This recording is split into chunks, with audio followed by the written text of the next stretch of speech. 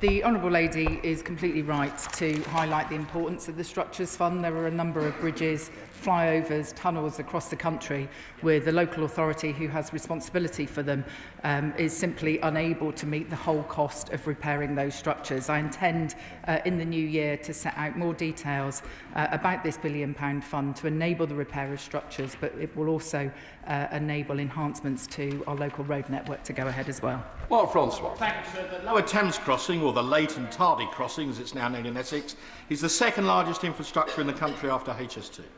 So can I ask the Secretary of State, when will the work actually commence? When will the crossing be open? Third time of asking to her at that dispatch box, which bank? Because many people in Essex are now beginning to believe it's never going to happen. I've said to the Honourable Gentleman before that we're exploring private finance options to deliver the Lower Thames crossing, having granted planning consent to the DCO application earlier this year. Enabling works, including utility works, could begin next year before 2027, and the Lower Thames crossing should be open to vehicles for use in the mid-2030s. Dave Robertson. Thank you, Mr. Speaker. The Midlands Rail Hub project, which was funded at the spending review, is going to bring huge benefits to Lichfield, Burntwood and the villages, doubling the number of hourly services to Birmingham. But my constituents are wary about big infrastructure projects because they've seen the mess that HS2 has caused in our area. What reassurances can the Secretary of State give to me that this government has learned from lessons of the previous government and will make sure that HS2 Limited acts swiftly and decisively to limit further disruption? My honourable friend is completely right. The previous government lost control of HS2. There is no doubt about it. This government commissioned the James Stewart Review, which has made a number of important recommendations to improve project delivery. These lessons are informing a fundamental review of HS2, which provides certainty to communities on how long future disruption will last. And the Stewart Review will also support improved practice on future infrastructure projects, including the Midlands Rail Hub. Sir Julian Smith. Question number 2, Mr. Speaker. Minister. Good morning, Mr. Speaker. The A59 Keckskill bypass scheme has been subject to delays and increased costs because of design changes, poor ground conditions and further incidents of landslips on the A59. The scheme is overseen by the Conservative-run North Yorkshire Council, which provides regular reports to the department on its progress. This link is vital for east-west transport. Could I urge ministers to talk more frequently with the council, because the cost overruns are now becoming quite a challenge for them, and it's vital that we get this project completed. So under the MRN programme, once the department has approved a scheme and agreed its funding contribution, it's entirely a matter for local authorities to cover any cost increases. The department has provided over £56 million towards the A59 Keckskill, and no further funding is available. However, of course, I'd be happy for my department to provide advice to the Conservative-run Council on how to deliver the scheme within the funding elements provided. Number 3, Mr. Speaker. Minister. Good morning, Mr. Speaker. In March, we published the Maritime Decarbonisation Strategy, providing the sector certainty to decarbonise. We support the Port of Dover's plan to electrify short straits crossings, which I know the Honourable Member discussed with the Secretary of State in September. Our colleagues in the Department of Energy Security and Net Zero are working on reform that will help reduce grid connection delays. Thank you, Mr. Speaker. UK ports are clear that large-scale electrification is essential for maritime decarbonisation, but the required grid capacity is severely lacking. The Transport Select Committee has urged the government to provide planning authorities with clear guidance to facilitate grid and substation upgrades. Will the department now prioritise ports building up their grid infrastructure before our ports fall behind international competition, and we will continue to lead maritime decarbonisation? Well, I thank the Honourable Lady for her question and agree with her about her ambition to decarbonise maritime. That's why, in my first week as Maritime Minister, I announced £448 million funding to decarbonise UK maritime. But she is right to note that electrification and grid capacity are enormous issues. DfT officials continue to work across the port sector to make sure that we can improve the grid connection process. And DESNZ are working on reform to the grid connection process to free up 500 gigawatts of capacity for our crucial sectors like ports. Jenko. Mr. Speaker, my port of Falmouth has benefited from government money to have plug-in power, but has been held back by the grid. My port is also trying to redevelop and expand to service floating offshore wind and bring in the freight line that we lost 15 years ago. Would the Minister support the port of Falmouth in these aims and maybe come and visit? Thank you, Mr. Speaker. Well, my honourable friend is a champion for the Port of Falmouth, and I applaud the work that they're doing to achieve decarbonisation. It is incumbent upon me to work with Ofgem and my interdepartmental colleagues in DESNZ to make sure that we do speed up the process for port capacity and connection to the national grid, and to work with Ofgem to do so. And I would be very happy to visit her port in the future to explore the fantastic work that they are doing. Judy Gosling. Question number 4, please, Mr. Speaker. Minister. Thank you, Mr. Speaker. Rail plays a crucial role in kick-starting economic growth, including by connecting communities through new and reopened stations. In July, the Secretary of State confirmed investment in new stations at Wellington and Clompton in the South West, in South Wales, and reopening Haxby Station in Yorkshire. Judy Gosling. My constituents in Nuneaton are delighted by the fact that Nuneaton and Bedworth Borough Council have approved a lease in principle for a site in Valeview in Stockingford for the Nuneaton Town Football Club to return to a home ground. Reviving the disused Stockingford rail station on the Birmingham to Leicester line could be transformational for teams, fans and residents of Stockingford and Camp Hill, and give a huge boost to local growth. Can the Minister outline what support can be offered to reopening the station and to build on the business case from 2022? Well, I know that my honourable friend has been a great supporter of her local team's plan for a new hometown stadium. Warwickshire County Council will receive £68.7 million through the local transport grant, which local leaders can use to support schemes in line with local priorities. The department will issue guidance later this year to support local authorities in deciding how to use their multi-year allocations. Victoria Collins. Thank you, Mr. Speaker. Although train stations like Harpenden and Berkhamsted are still open, to many of my residents they feel closed. Frankie says her train cost from Berkhamsted went from £19 to £37. She can no longer get to work. Oliver from Harpenden says the same thing. There is so much we need to do because residents cannot use their train stations. The costs are too high. Would the Minister then join Neil from Harpenden's calls for one step to make sure that contactless is linked to a network rail to make it easier and cheaper for our residents to be able to use those stations? Thank you. Minister. Well, as I am sure she knows, shortly we will have the Railways Bill coming before this House. We will be creating Great British Railways, which will make our railways much more convenient for people across the country, and I'm sure she will look forward to debating that bill when it comes. David Pinto-Trzynski. Question number 5, please, Mr. Speaker. Minister. Mr. Speaker, with your permission, I'd like to answer this question along with questions 16 and 20. We are taking ambitious steps to improve local buses, and our landmark Bus Services Act 2025 empowers local authorities to deliver better services. We're investing over £1 billion in 25-26, and in the coming weeks we will confirm multi-year allocations for local authorities to help improve bus services long-term. Thank you, Mr. Speaker.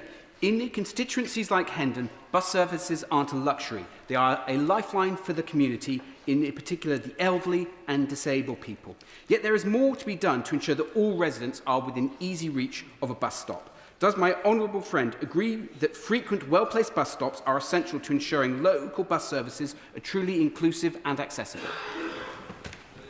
I agree with my honourable friend, and we are clear that everyone should have access to high-quality, accessible bus services. Responsibility for services in London sits with the Mayor, and 96% of Londoners live within 400 metres of a bus stop. To expand this progress made under London's Labour Mayor, we will be developing a new national strategy of stopping place guidance to support inclusive bus stop provision throughout England. Peter Prinsley. Thank you, Mr. Speaker. So, at a lively church hall meeting in Barningham, which is a quintessential Suffolk village, a number of my constituents raised concerns about the state of the rural bus provision. They highlighted not only the infrequency of the services, but also that the buses which do operate it are too large than the demand requires, with many seats unused. So, does the Minister agree that a more flexible approach, including the use of smaller, more frequent buses, potentially powered by electric motors, would be preferable in rural areas? I agree with my honourable friend that everyone should have access to reliable and frequent bus services. Whilst it's a matter for operators to manage their fleets, our ambitious bus reforms are giving local leaders the tools to deliver buses on which communities can rely, including by using flexible service models.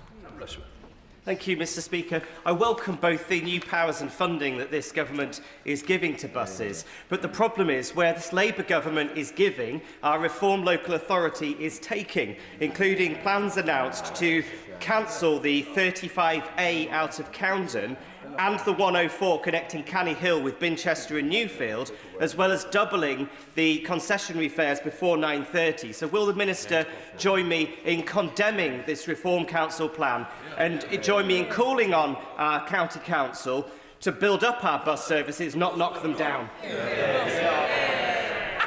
Thank you, Mr. Speaker. I will indeed join my honourable friend in condemning it. Obviously, there's no representation from that party here today. I would urge them to use the bus grant which we have given them to support local bus services in their area. Can I just say, if you've already had a question, unless you're exercising your knees, I wouldn't bother trying to catch my eye. So, Jeremy Hill. Thank you, Mr. Speaker. My constituents in Cranley, Shamley, Green, Bramley and Shalford find it very difficult to get to their local hospital in Guildford and the community hospital in Milford. There's no direct bus service. A quarter of older people don't have cars. What will the government do to help them solve this problem, which is becoming more and more difficult? Minister. Thank you, Mr. Speaker. This is why we brought forward the Bus Services Act, which gives local leaders the tools that they need to shape bus services around individual needs in their community. Vicky Slade. Speaker, the age of participation increased from 16 to 18 10 years ago, but the age at which funded bus travel is available stayed at 16 for those children who live too far away from the nearest school. I visited Purbeck School a couple of weeks ago, and many of those children live in villages, and this was their top concern. So will she look again at this anomaly? Is it simply not right that children should have to pay to get to their nearest school? Yeah. So obviously home to school transport is a responsibility for the Department of Education. However, we know how important affordable and reliable bus travel is, and we're committed to working with local authorities and bus operators to improve bus service for those passengers. We've already extended the £3 bus fare cap until March 2027 to help passengers continue to travel for less. And the substantial funding we've provided local authorities to improve bus services can be used on local fares initiatives. Joey Franklin. In my constituency of Guildford, my residents face the challenge of 4 different bus companies, 4 different tickets at potentially 4 different prices, with no ability to interchange tickets between providers, all to get to the same final location. Can the Minister outline what the government is doing to empower local councils to work with bus companies to create joined-up ticketing systems that make bus travel simpler, more affordable, and encourage local people to use bus services?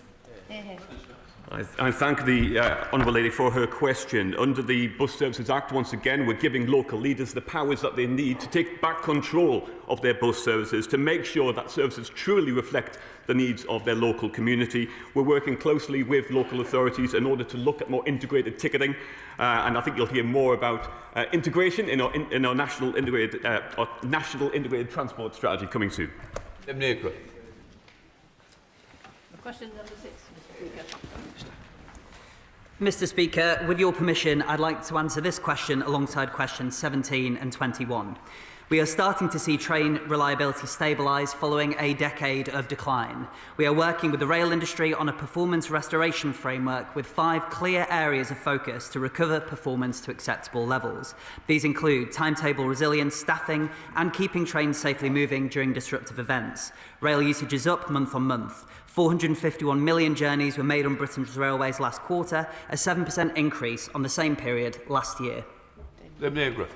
Speaker, I declare my interest in that I travel weekly between London and my constituency of Llanelli, but far too often GWR trains between Paddington and South Wales are delayed or cancelled at short notice, causing very significant inconvenience and distress to passengers, including those from my constituency, with problems often cited in the London to Reading area. So what more can the Minister do to make GWR and Network Rail make a lot more effort to significantly reduce delays and avoid cancellations? Well, my honourable friend is a champion for her constituents and their right to get to where they need to go. We are pressing Network Rail and Great Western Railway to improve reliability, which has at times fallen below expectations in recent periods, partly due to recent flooding issues. We expect Network Rail and Great Western Railway to work together in resolving these issues on this most critical route. Jeff Smith. Thank you. My constituents in Manchester are left constantly frustrated by delays and cancellations, not just on the West Coast Main Line, which you know all about, Mr Speaker, but on our east-west routes and all around services around Manchester. So what are the government doing alongside partners to drive improvements in services from our Manchester stations? Well, I thank my honourable friend for his question, and again he is championing the rights of his constituents to use the train and get to where they need to go. Alongside local stakeholders, the DfT created the Manchester Task Force in 2020 to identify solutions to performance problems throughout the city. The December 2023 timetable has delivered improvements in reliability of around 30%, and new infrastructure may enable more services to be introduced. But my honourable friend is fighting hard for his constituents on this issue. I hope this answer reassures him that we're moving in the right direction, but if he has any remaining questions or concerns, I would encourage him to write to me. Listen, Ben. Thank you, Mr Speaker. My mid-Sussex constituents are so frustrated by the level of cancellations, particularly on Thames-linked services. One of the reasons is driver shortages, and in particular sickness rates, which are running at 15 to 20%. The operator has told me that they are now paying private healthcare providers because NHS waiting lists are so long. Does the Minister think that this is a good use of my rail users' fares, and will he make representations to colleagues in the Department for Health to make them aware that this is happening? Well, I thank the honourable member for her very important question about reliability of train services in her constituency. We recognise that the current levels of cancellations are completely unacceptable and that train crew availability has been driving many of these incidents occurring. The department has commissioned work to understand in detail the impact of train crew availability upon performance. Issues such as staffing levels, recruitment, training, overtime and sickness do have an enormous impact, and I can reassure her that I'll work both with officials within the Department for Transport but also interdepartmentally with DHSC to make progress on this important issue. Josh Babrin. Mr Speaker, I'm delighted after leading a town-wide campaign to reinstate the direct Eastbourne to London Bridge service that it will be returning on the 15th of December. But something that many passengers and indeed staff on those trains, like Louise and Rhiannon, the onboard supervisors I've met, are very concerned about the level of antisocial behaviour and the lack of support from Southern Rail to help those onboard supervisors tackle that. Will the Minister outline what steps will be taken to help keep passengers and staff safe from crime and antisocial behaviour on our train services? Well, I congratulate the honourable member for the restoration of that service, and may he please extend my thoughts to Louise and Rhiannon if they have concerns over their experience on the railway. Any intimidation and abuse of railway staff or the passengers who use it is completely and utterly unacceptable, and the Department for Transport works closely both with our officials but also with law enforcement to make sure that it is stamped out absolutely wherever we can. If the honourable member would like to write to me with any specific concerns he has about issues in his constituency, I'd be very glad to follow them up with the relevant officials. Shadow Minister Jerome Mayo. Thank you, Mr Speaker. This summer, the Department for Transport wrote to the rail regulator The government firmly believes that the arrival of competition will benefit users of rail services by expanding the number of stations served, including new markets, encouraging greater differentiation in service provision, and promoting competitive prices. Now, that was for international rail. Why does the government believe that competition is good when travelling abroad, but should be replaced with nationalisation here in Britain? Thank you, Mr. Speaker. On no subject is the hypocrisy of the Conservative Party laid out more clearly than that of rail. We did not have a competitive rail system when the party opposite was in charge. We had a fragmented and broken rail service which did not offer passengers the service that they deserved. By having Great British Railways, we can integrate track and rail services together to make sure that these services are run in the interests of passengers. Competition can, of course, continue through open access, but we want to centralise the service being provided in the interests of passengers right across the United Kingdom. Well, I'm very interested to hear that mention of open access, because there is a risk of nationalisation, that the organisation focuses on its own union-led interests rather than the interests of passengers. It leads to bureaucratic inefficiency, delay and increased cost. And we may be seeing it already. South West Rail, nationalised in May, since then cancellations up by 50%, delays by 29%.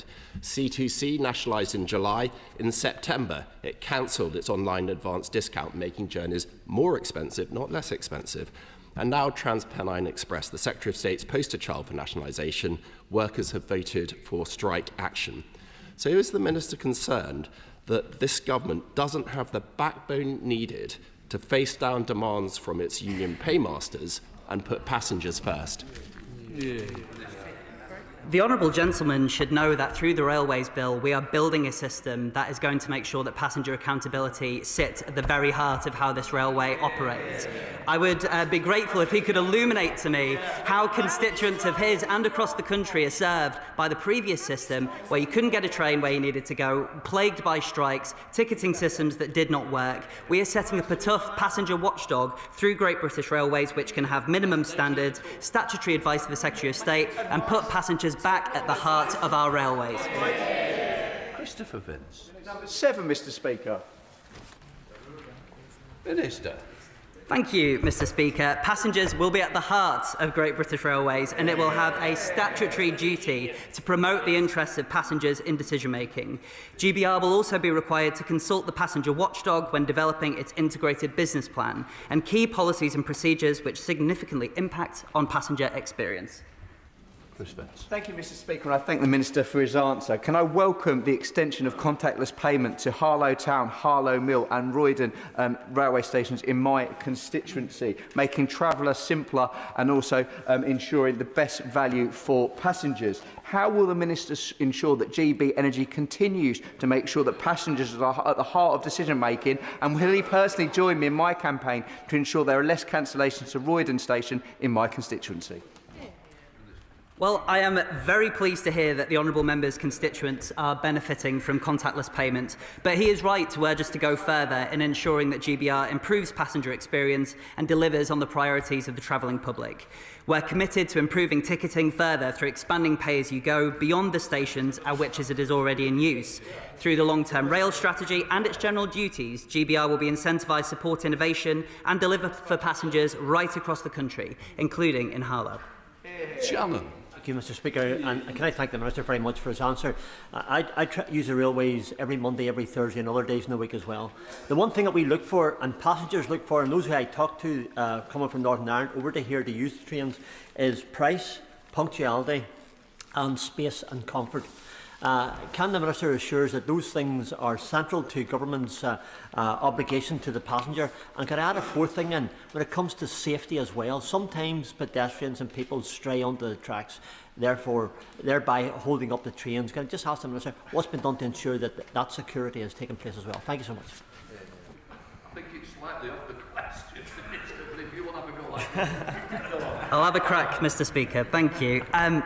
The honourable member is right to raise a number of issues which affect the experience of passengers on the railway. That is exactly what the passenger watchdog, which will be created through Great British Railways, is designed to protect. It will set minimum consumer standards which GBR and operators must meet as part of their licence conditions, but most importantly, that accountability will be public. The watchdog will publish reports and data on passenger experience and will be a statutory advisor to the OOR, which will carry out enforcement.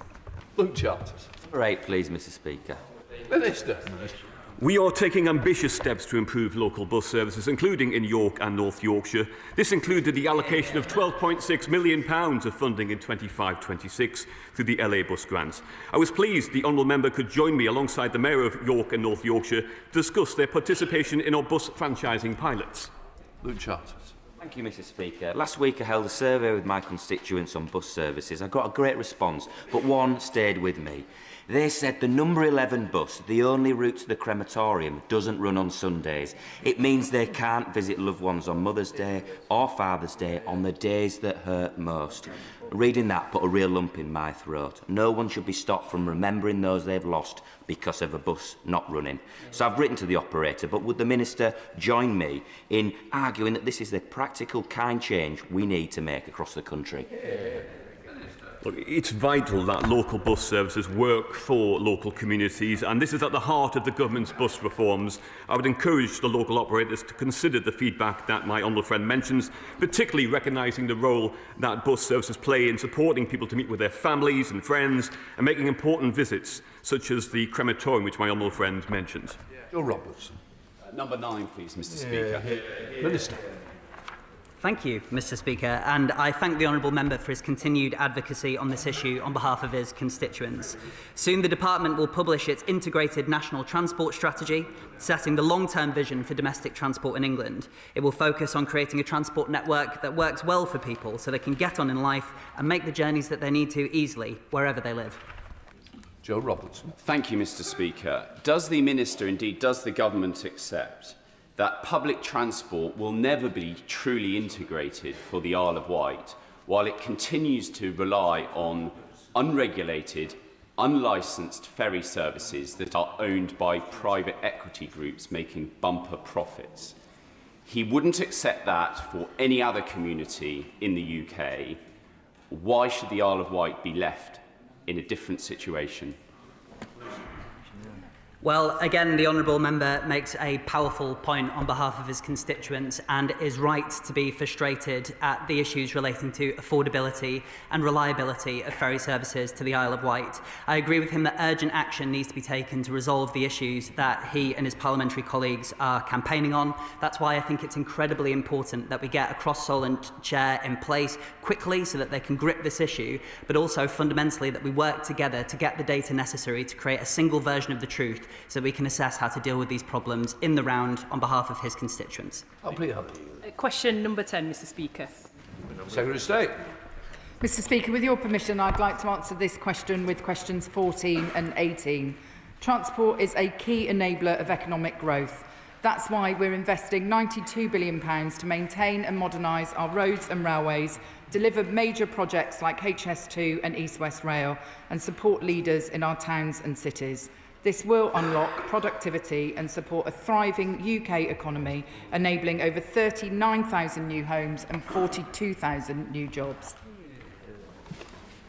Please, Thank you, Mr Speaker. As part of the Trans-Pennine route upgrades, 25% of the route has already been electrified, with 40% due to be completed by summer 2027. Huddersfield's famous railway station is also undergoing a £70 million reconstruction. Whilst there has been a 30-day closure, which has led to some disruption for residents in my town, can the Secretary of State set out how the government is ensuring the economic and social benefits of this investment will be utilised to help regenerate communities in Huddersfield? Mr Speaker, I would like to acknowledge that the honourable lady's constituents have had to put up with some significant disruption in recent months, but I'm confident that when the work is complete, that Huddersfield will have a railway station fit for the future. In answer to her question, the Trans-Pennine Route Upgrade Programme is working closely with local partners to ensure the £11 billion of investment delivers long-term social and economic benefits for Huddersfield and local communities along the route. This includes supporting skilled jobs, improving connectivity and creating opportunities right now for local supply chains. Collier. Mr Speaker, fragmented bus services, trains that refuse to show up before 3 p.m. on a Sunday in Uttoxeter and Tutbury, and an east-west road network that needs upgrading are all things that are holding back my constituents and economic growth in our region. Can my right honourable friend say how that she's going to unleash the kind of transport links that will support economic growth that my constituents, businesses and Staffordshire deserves? I do sympathise with my honourable friend and know that some parts of the country have been held back by poor transport links across years of Tory underfunding. I'm pleased, though, that with this Labour government, Staffordshire has been allocated over £39 million this year in highways maintenance funding, plus £92 million in local transport grant from 2026 onwards. It's now up to the local authority to use this funding to deliver for their residents, and I know he will continue to press them to do so. No law. Mr Speaker, I'm grateful to the Secretary of State to the recent boost to the local transport grant for my constituents in mid-Cornwall, but one of the barriers to more transformative rail investment in Cornwall remains the lack of shovel-ready projects to proceed with, which is something I've been talking to residents in the Western Clay Country and Foy about. So what steps is the Secretary of State taking to ensure that we can get Cornwall's railways back on track?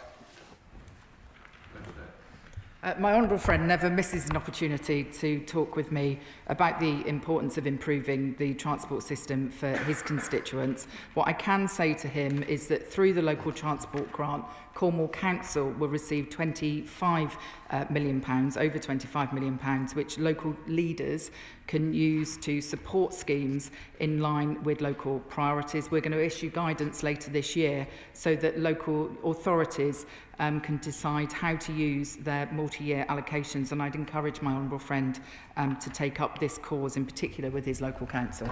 John Glenn. Thank you, Mr Speaker. Following the decision to cancel the 303 improvements at Stonehenge, the focus in Wiltshire is what else can be done, particularly around Salisbury, to remove some of the enormous congestion that exists that clearly impacts economic growth. I was very grateful for the engagement with National Highways last night on the Windham Bridge plans, but could the Secretary of State set out what she sees as an alternative investment in Salisbury and South Wiltshire following the 303 decision? I believe the honourable gentleman has met with my colleague, the former Minister for the Future of Roads, and possibly discussed at that meeting the A36 bypass around Salisbury. I'm very happy to meet with him and talk to him further about any other ideas that he may have in addition to the conversations he's already had with National Highways. Thank you, Mr Speaker. In terms of economic development and transport, aviation is absolutely vital to the Highlands and Islands. The European Geostationary Navigational Overlay System would be a massive benefit to improving the security of those flights and the reliability of them being able to land in different conditions that they can't currently do. What is the progress that's being made towards that at the moment? We are working on this issue at pace. I know the Aviation Minister is cognisant of the benefits it can bring, and we'd be happy to keep the honourable gentleman updated. Ramsey. Thank you, Mr Speaker. Upgrading the Ely and Hawley junctions would enable a substantial shift of freight to the rails, which is important for net zero targets, for relieving congestion and for supporting haulage and logistics businesses. So will the Secretary of State meet with me, regional business and political leaders, cross-party, Suffolk Chamber of Commerce, to look at the options for funding and upgrading this project as outlined by Network Rail? I recently visited Norwich, where business leaders and representatives made the case to me there for improvement works at the Ely and Hawley junction. I'm very aware of the importance of freight on those lines, given the adjacency to the port of Felixstowe. We have had to take some difficult decisions in this spending review about the rail enhancement programme. Whilst we understand the benefits of this scheme, it hasn't been possible to fund it in this spending review period, but it is part of a future pipeline of work work that we will be looking at for the future. Richard Oldham, Shadow Minister. Thank you very much indeed, Mr. Speaker. No passenger growth commitment in the rail bill, just the expectation of inflation-busting fare rises in the budget. Holiday makers used like a piñata with 13% APD rises already in prospect, plus airport business rates to be passed on to them too. Ports throttled by delayed decisions on connectivity with the rail infrastructure. Motorists facing the potential fuel duty rises, insurance premium tax rises, paper mile all hanging over them. Which of these above measures is supporting rather than hammering economic growth? I can tell the honourable gentleman what this government is doing to support economic growth when it comes to the transport system. We've given the green light to over 50 road and rail projects in the spending review. We've given planning permission to airport expansion at Luton and Gatwick and invited proposals for a third runway at Heathrow, in stark contrast to the dither and delay approach of the previous government when it came to the aviation sector. So I'm not going to take any lectures from him when it comes to economic growth and improving the transport system in this country. Shadow Secretary of State. Thank you very much indeed again, Mr. Speaker. Now, everyone I've spoken to in the UK automotive sector knows that the government's 2030 targets for EVs are unachievable, will cost good UK jobs and are a boon to China, as we see BYD sales up 350% year on year to 3,500 in the latest October figures. In fact, while the government said that these targets would deliver certainty, the head of one major car manufacturer told me the only certainty is a terminal diagnosis for the automotive sector in this country. Wow. So when will the government abandon these damaging targets that are hammering UK jobs and UK economic growth? The honourable gentleman really does need to get with the programme. We've seen the best month ever when it comes to sales of EVs and hybrid vehicles. He talks about Ford. In fact, since launching our electric car grant in the summer, over 30,000 drivers have been helped to purchase an EV, including the Ford Puma and including the Ford e-Tornado Courier. That means a discount of £3,750 for individuals buying those models. Glover, Liberal Democrat spokesperson.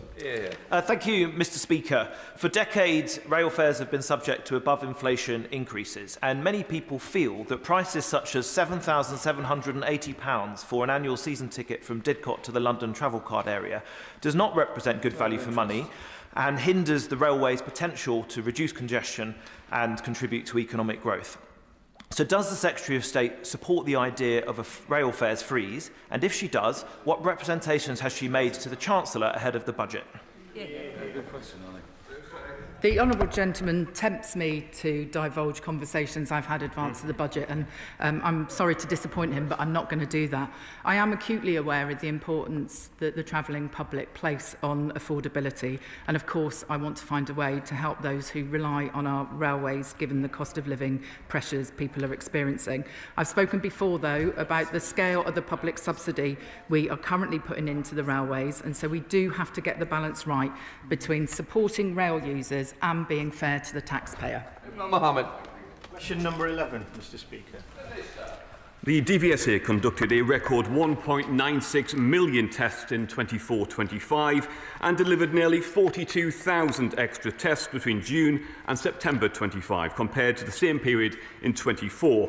Waiting times remain too long, however, which is why last week the Secretary of State announced measures to prevent tests being booked up and resold by bots, and bringing in support from the Ministry of Defence to bolster examiner numbers.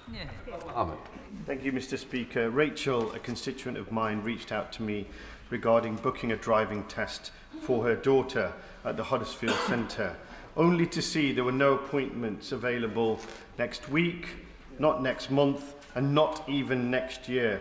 Young people across the country are facing similar delays since the COVID pandemic, forcing them to pay for months of extra lessons just to stay test ready. Can the Secretary of State tell the House what steps the Department is taking to tackle the severe backlog in practical driving tests, increase examiner capacity and ensure that test centres like Huddersfield and Hetman White are accessible to learners within a reasonable time frame? Thank you, Mr. Speaker. The DVSA has introduced measures delivering that 10,000 extra additional tests a month, recruiting 450 new driving examiners to increase capacity, introducing incentives for everyone delivering driving tests and encouraging qualified DVSA staff to return to frontline roles, doubling the number of trainers and extending the cancellation notice period from 3 working days to 10 working days, on top of the stuff that the Secretary of State announced just the other day. In the Honourable Gentleman's constituency itself, we have an additional examiner in Heckmondwike who's conducting tests already. We've got another additional one in Heckmondwike due to complete training by December, and an additional examiner in Wakefield, all helping to drive down those waiting times. Mr Speaker, can I warmly welcome the tough action being taken by this government to cut that backlog in driving tests. But one of the things that will help drivers more than anything, and help pedestrians too, is a crackdown on drug drivers. Drivers like Leon Clark, who crashed his car and killed his 8-year-old son while driving under the influence of cocaine. Does the Minister agree we need to change the law on roadside drug tests to stamp out this rising menace? I thank my humble friend for his... I think the question is about driving tests. As important as it is, I'm sure you might have a better try on the topicals. Right, Dr Elson-Garden. Question number 12, please, Mr Speaker. Minister. On the 3rd of November, the Government launched a consultation to inform the development of the third cycling and walking investment strategy, CWIS 3. This follows the announcement of £616 million of capital funding for active travel at the spending review, with allocations and details concerning revenue funding to follow in due course. Dr Elson-Garden. Mr Speaker, my constituents in Stoke-on-Trent South have told me that they cannot move safely around their community because vehicles parked on pavements force pedestrians into the road. And Staffordshire Sight Loss Council have similarly raised with me the dangers that pavement parking creates with people for vision loss. And of course, this impacts on parents with buggies and wheelchair users. Will the Minister ensure that active travel planning and investment tackles pavement parking and puts accessibility at its forefront so no one is excluded from safely moving around their community? Well, earlier this year, we announced £300 million of funding for active travel for local authorities, supporting the delivery of high-quality pavements across England to enable more people to walk and support 20 million new walk-to-school journeys by children and their parents. But my honourable friend is absolutely right. Pavements must be clear and accessible. This government recognises that pavement parking can endanger pedestrians, especially children, disabled people and those parents trying to walk with prams and buggies, and that's why I intend to publish our consultation response and announce our next steps for pavement parking policy very shortly. Charlie Jurist. Number 13, Mr Speaker. Mr Speaker, this government is on the side of drivers, focusing on making journeys safer and smoother and saving motorists money. Over the past year alone, we've invested an extra £500 million in road maintenance, given the green light to over 30 road schemes and committed £650 million to cut the purchase cost of electric vehicles. Charlie Jurist. Thank you, Mr Speaker. Would the Secretary of State agree with me that the introduction of a pay-per-mile charge for motorists in next week's budget would disproportionately impact rural constituencies like my own, because people are more reliant on cars to get about and represent yet another slap in the face from this government for the countryside and for our motorists? There are no proposals to introduce a national pay-per-mile scheme. This government is firmly on the side of drivers. As I've set out already, we're pumping £24 billion of capital into motorways and local roads, a record £1.6 billion into local roads maintenance this year, 500 more than last year, and we are further repairing run-down bridges, decaying flyovers and worn-out tunnels. Red Beavers. Question number 15. You're welcome. Minister. We are committed to providing a rail network that delivers reliable connections for people and unlocks growth across the country. In addition to building HS2, we're providing £10.2 billion over the spending review period to enhance the railway, reducing congestion and travel times, connecting more people to work, education, retail and services. Red Beavers. Thank you, Mr Speaker. The cul-de-sac of Thornton and Fleetwood in my constituency once had a rail line that served the local community well. Now there is only one main route in and out by road. It is acknowledged that the lack of connectivity is a determinant of health, wealth and educational inequalities. Will the Minister meet with me to talk about reinstating the Fleetwood to Poulton railway link to open up opportunities for the people in my community? Well, I thank my honourable friend for her question. She's a great champion for her community, and the Rail Minister has said that he would be happy to meet with my honourable friend to discuss the benefits and challenges of this project. She'll know that we've had to prioritise funding during this spending review, and I'm afraid that currently none is allocated to this project, but it's for Lancashire Combined County Authority to consider developing this proposal further, and I'm sure the Rail Minister will be happy to talk to her. The picture. Thank you, Mr. Speaker. Question 19, please. Welcome, Minister. Thank you, Mr. Speaker. The Government is committed to supporting aviation. We are advancing airport planning decisions, modernising airspace and reviewing the airport's national policy statement on Heathrow expansion. And to make sure this growth is sustainable, we've introduced a sustainable aviation fuel mandate, supported production through the Advanced Fuels Fund and are legislating for revenue certainty. Mr Holden, you've had your question. I'm sure you might want to go for a walk if you're going to carry on. Please leave it. Thank you. As the work to reopen Doncaster Sheffield Airport takes off, the focus now turns to ensuring it succeeds in the long run. A key part of that is building the next generation of pilots and aviation professionals, and I'm already working with training providers to hopefully launch Pitcher's pilot programme for our young people. Can the Minister set out what steps the Department is taking, working across government, to make sure the next generation of aviation professionals are ready to take to the skies? Well, I applaud the honourable member's ambition to train the next generation of aviators.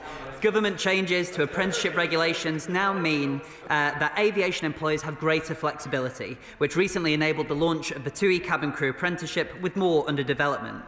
Through our Aviation Industry Skills Board, DFT works with industry and across government to address barriers to access. We also fund the CAA's outreach programme to attract the next generation into aviation careers. And I would like to reassure him that making sure more young people have access to careers that they are passionate about is a subject in which I have a keen personal interest. Excellent. And we got through questions. Well done, team. Sarah Coombs, topical. Topical one, Mr. Speaker. Mr. Speaker, I'd like to start by placing on record my deep gratitude to the brave railway staff and emergency responders who dealt so heroically with the that LNER staff member Sam Zutuni is now continuing his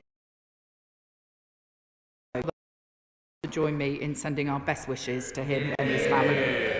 Mr. Speaker, we're getting on with the job of improving our transport system with a record £1.6 billion of funding in our roads, investing in our country's economic future with the approval of 50 road and rail upgrades, and turning our railways around with growing passenger numbers and legislation introduced to create Great British Railways.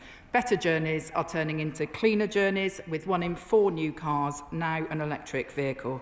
And with the Bus Services Act passed, backed by £1 billion of funding, we're improving our bus network too. This is only the start. Transport is at the heart of rising living standards, greater opportunity and national renewal, all things that this government promised and is now delivering.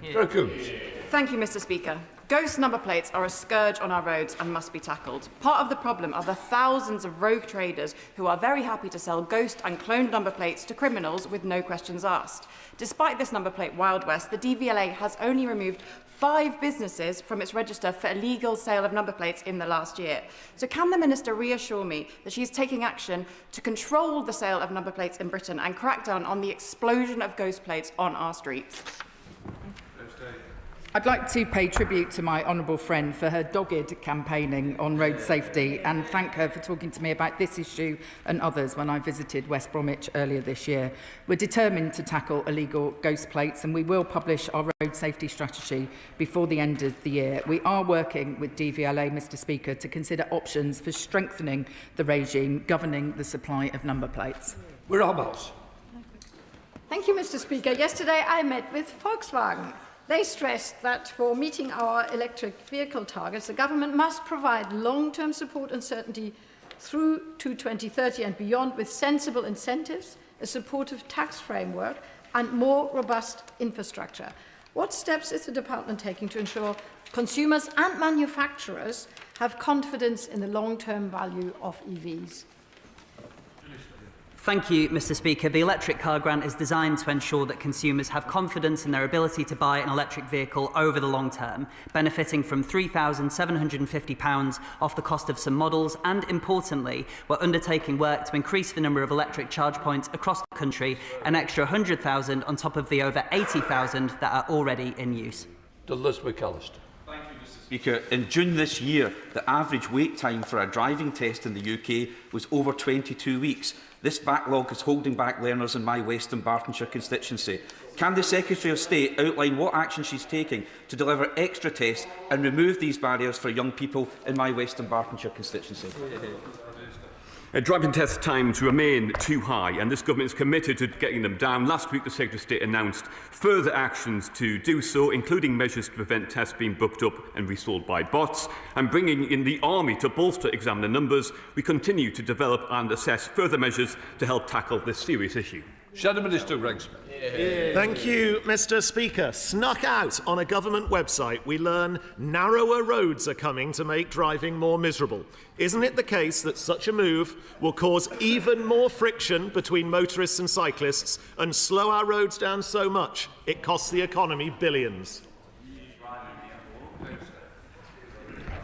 Mr. Speaker, claims that government guidance mandates a certain road width are false and misrepresent Active Travel England guidance. There have never been legally binding standards for road widths, and that remains the case. It's obviously right that each road should be designed to meet the needs of local use, and that includes on road width. These decisions are for local traffic engineers. If the honourable member is saying that we shouldn't design roads to help avoid fatalities, I would suggest that he's out of step with most people across the country.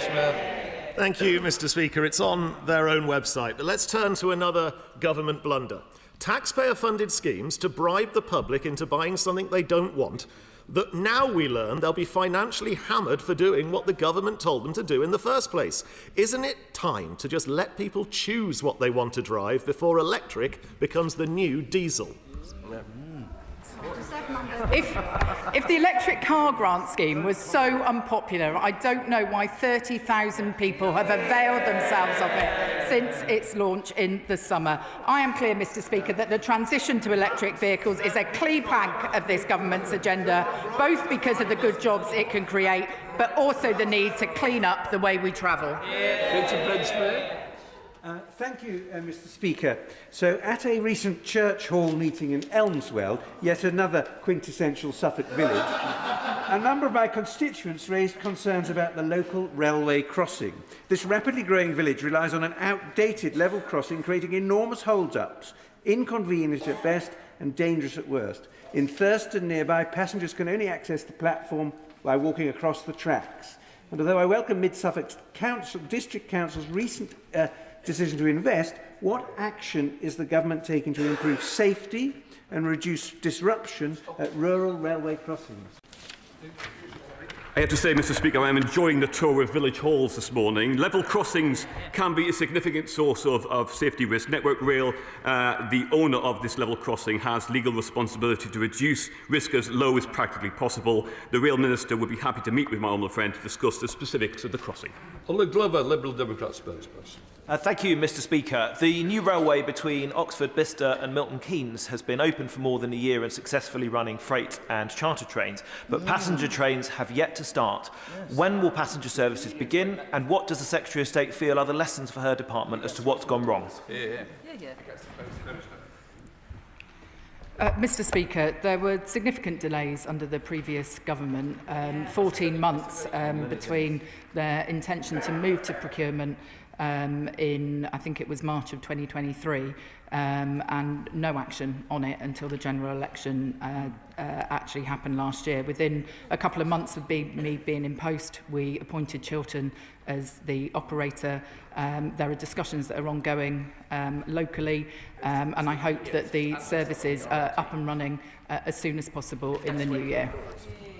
Laura Kirk-Smith. Thank you, Mr. Speaker. It's great great news for train travellers in Aylesbury this week, as the government has announced that contactless pay-as-you-go ticketing will be rolled out from Aylesbury Station from the 14th of December. So will the Minister join me in encouraging Aylesbury residents to give it a try, and can the Minister assure me that they'll get the best value ticket when they do? I'd be very happy to encourage local people to give it a try, and I'm delighted with the announced expansion of pay-as-you-go to 50 additional stations, including Aylesbury Station next month. I can assure the member this offers local residents greater flexibility, convenience and the best price for their journey for on-the-day travel. Andrew Ross. Thank you, Mr. Speaker, sir.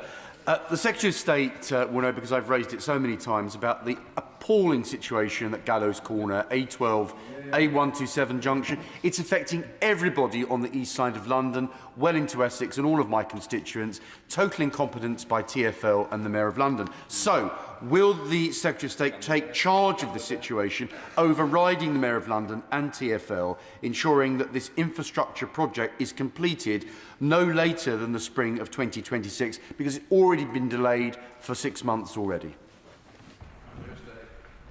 I fully appreciate that everyone in the constituency that he represents will want to see progress on this as soon as possible. I would point out that Gallows Corner has been in a state of disrepair for many years, and in fact, under the previous Conservative government, Transport for London received no substantive support, but this Labour government has put over £50 million to finally make the structure safe and reliable again in the spending review. Responsibility now sits with TfL.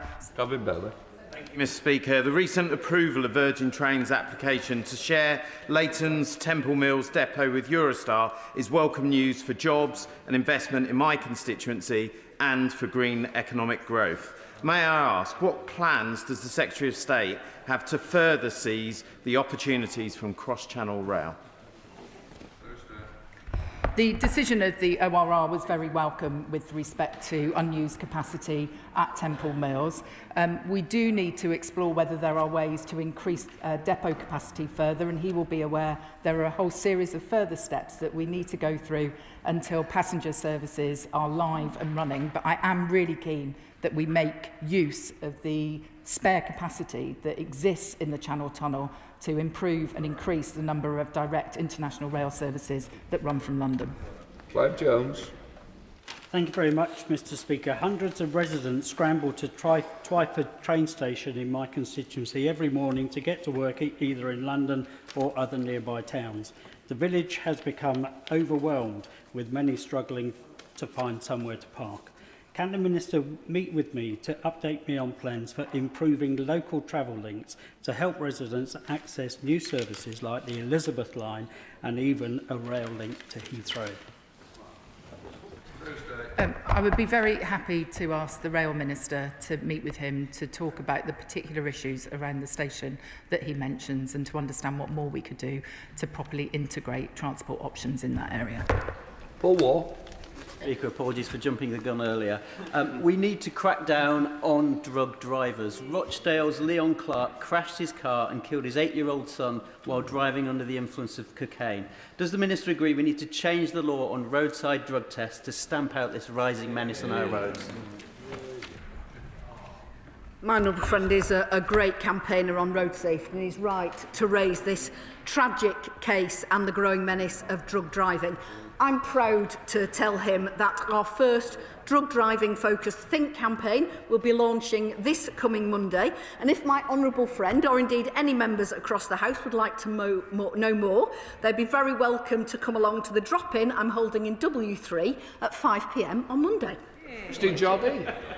Mr. Speaker, the City of Edinburgh Council's consultation on a new tram route has just closed, but there are newspaper reports in the City that officials are now in discussion with government advisers about potential funding options.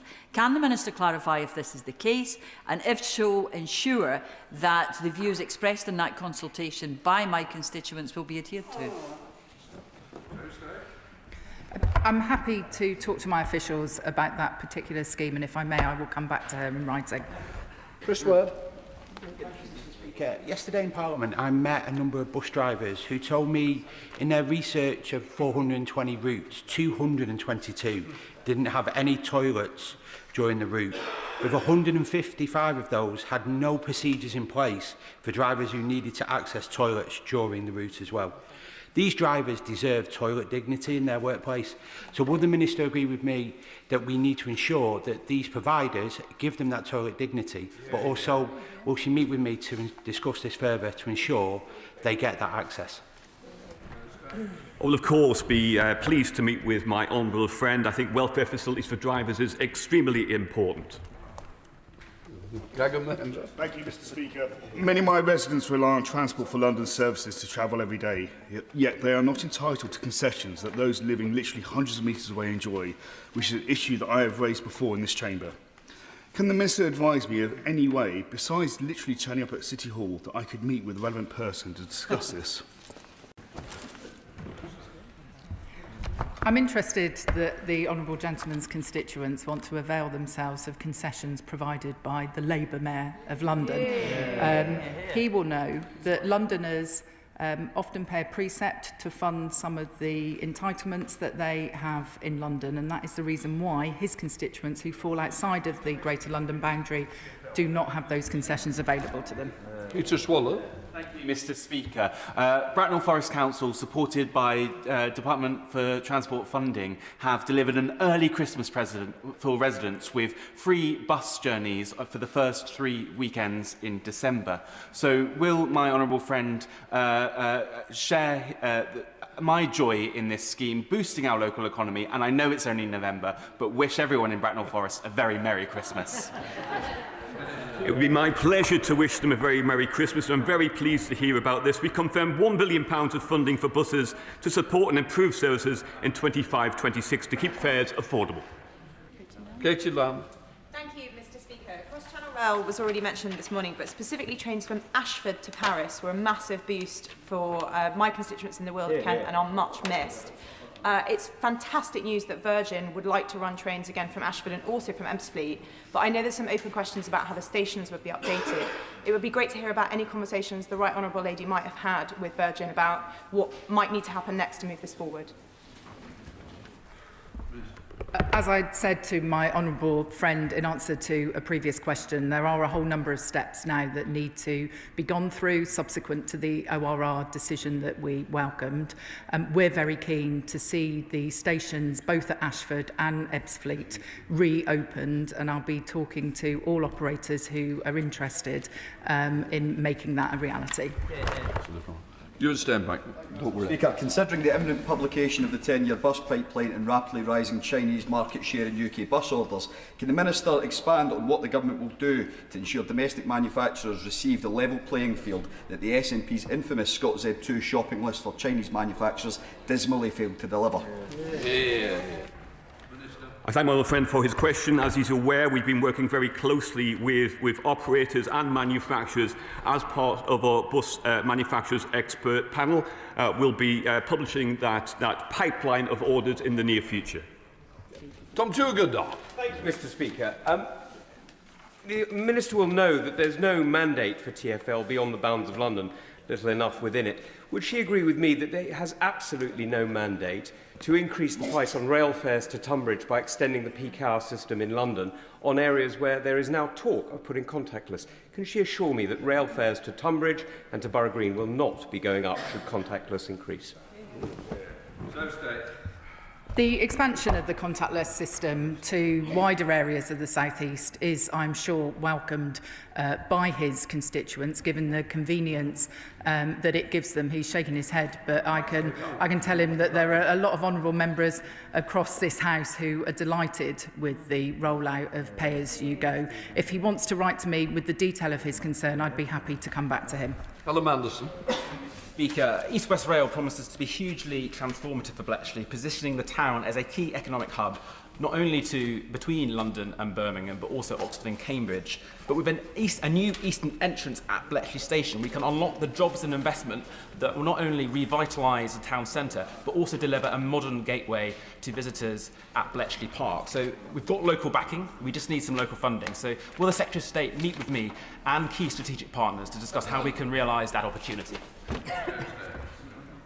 I'd be very happy to help asked the Rail Minister to meet with my honourable friend. I do think East West Rail could be transformative for his constituency. Indeed, I saw a recent Instagram post that he did explaining some of the improvements at Bletchley. That probably says more about what I'm viewing on Instagram than anything else. But I have full confidence in the ability of this railway to transform the travel experience for his constituents. Max Wilkins. Thank you, Mr. Speaker. The Spring Bridge in my constituency was designed by Isambard Kingdom Brunel. The previous County Council administration put off vital work to fix the bridge after a landslip. What can the government do to help the current Liberal Democrat administration speed up work to get the work completed?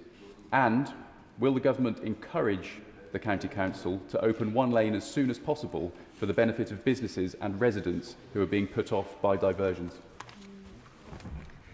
He may wish to suggest to his council that they consider the Structures Fund and the process for securing money from the Structures Fund when we make that announcement in the new year, as it is designed to help resolve the sorts of situations that he describes in his own constituency. Martin Vickers. Thank you, Mr. Speaker. There's a growing body of evidence about the dangers caused by headlight glare. The department, I know, is doing its own research on this. Could the Minister give an indication of when new regulations might be brought forward to reduce the risks? Well, I thank him for this important question. He'll know that last year we commissioned groundbreaking independent research to better understand the problems of headlight glare. We're looking at that and considering how we might take this forward, although, as I'm sure he knows, that these are subject to international vehicle regulations. OK, that completes questions.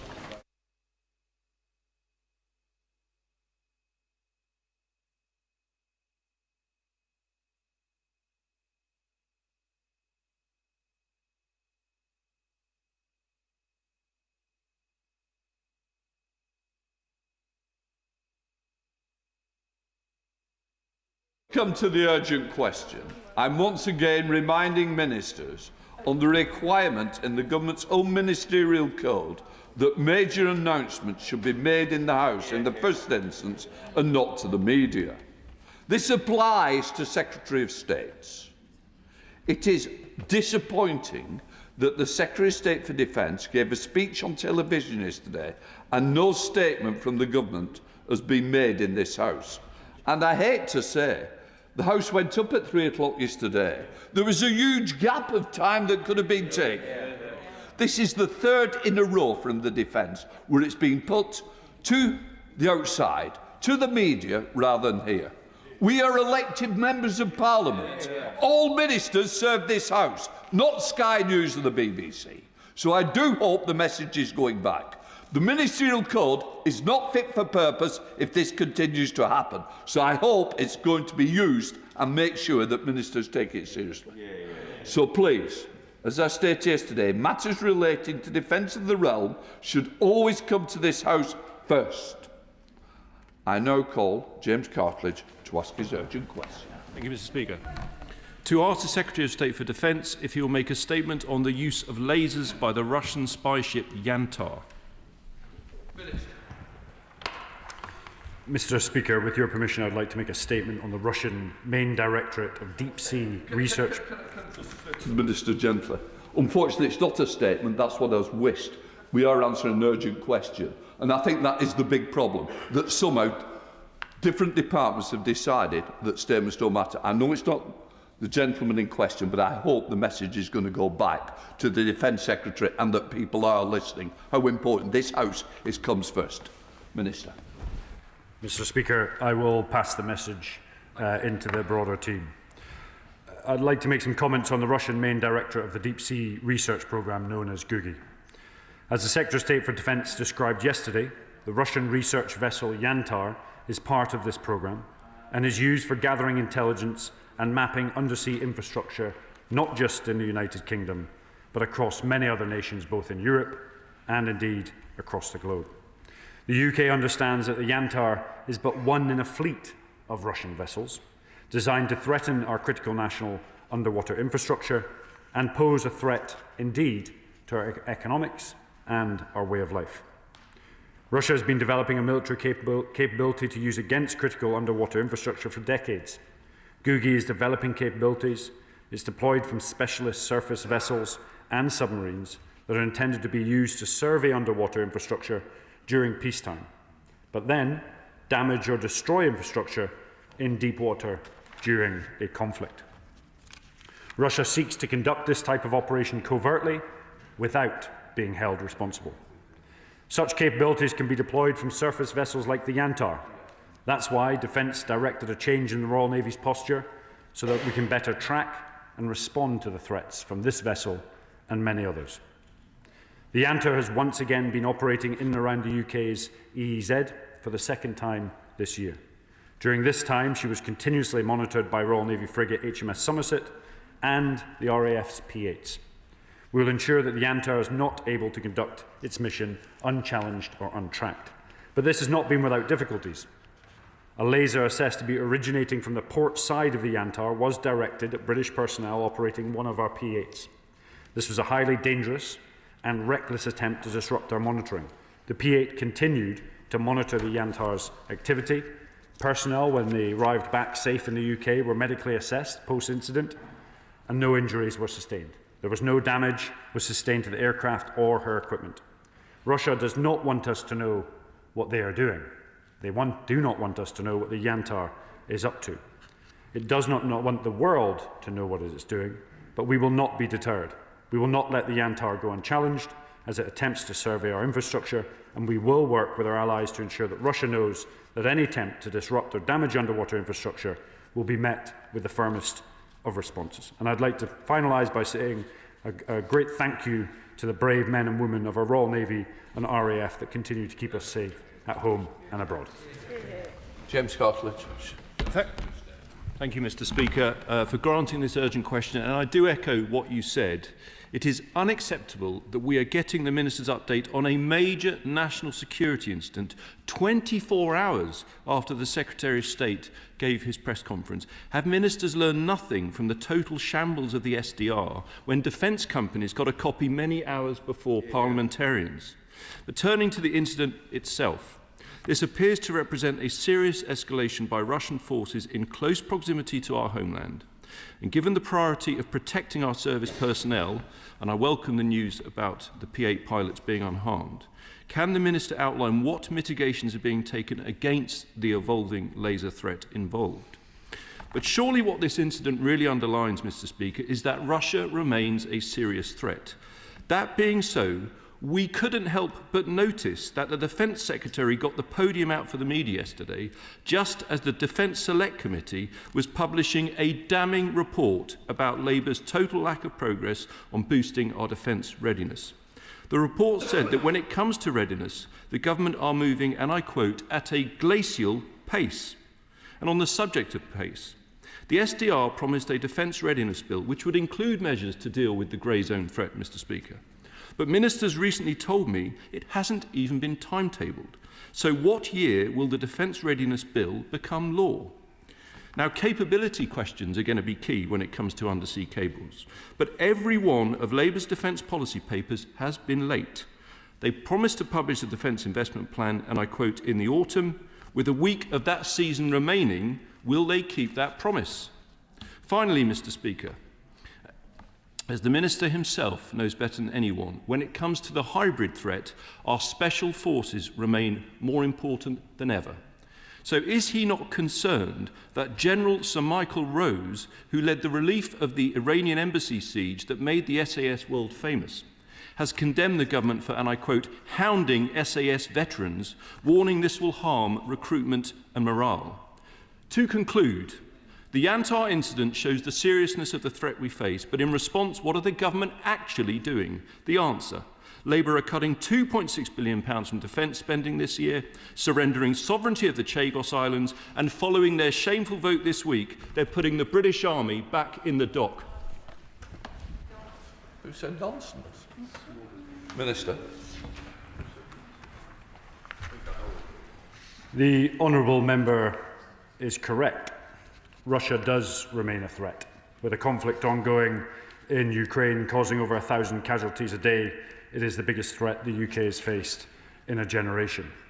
It's worth noting, though, as we progress, from my perspective, the criticism to the government about not doing anything.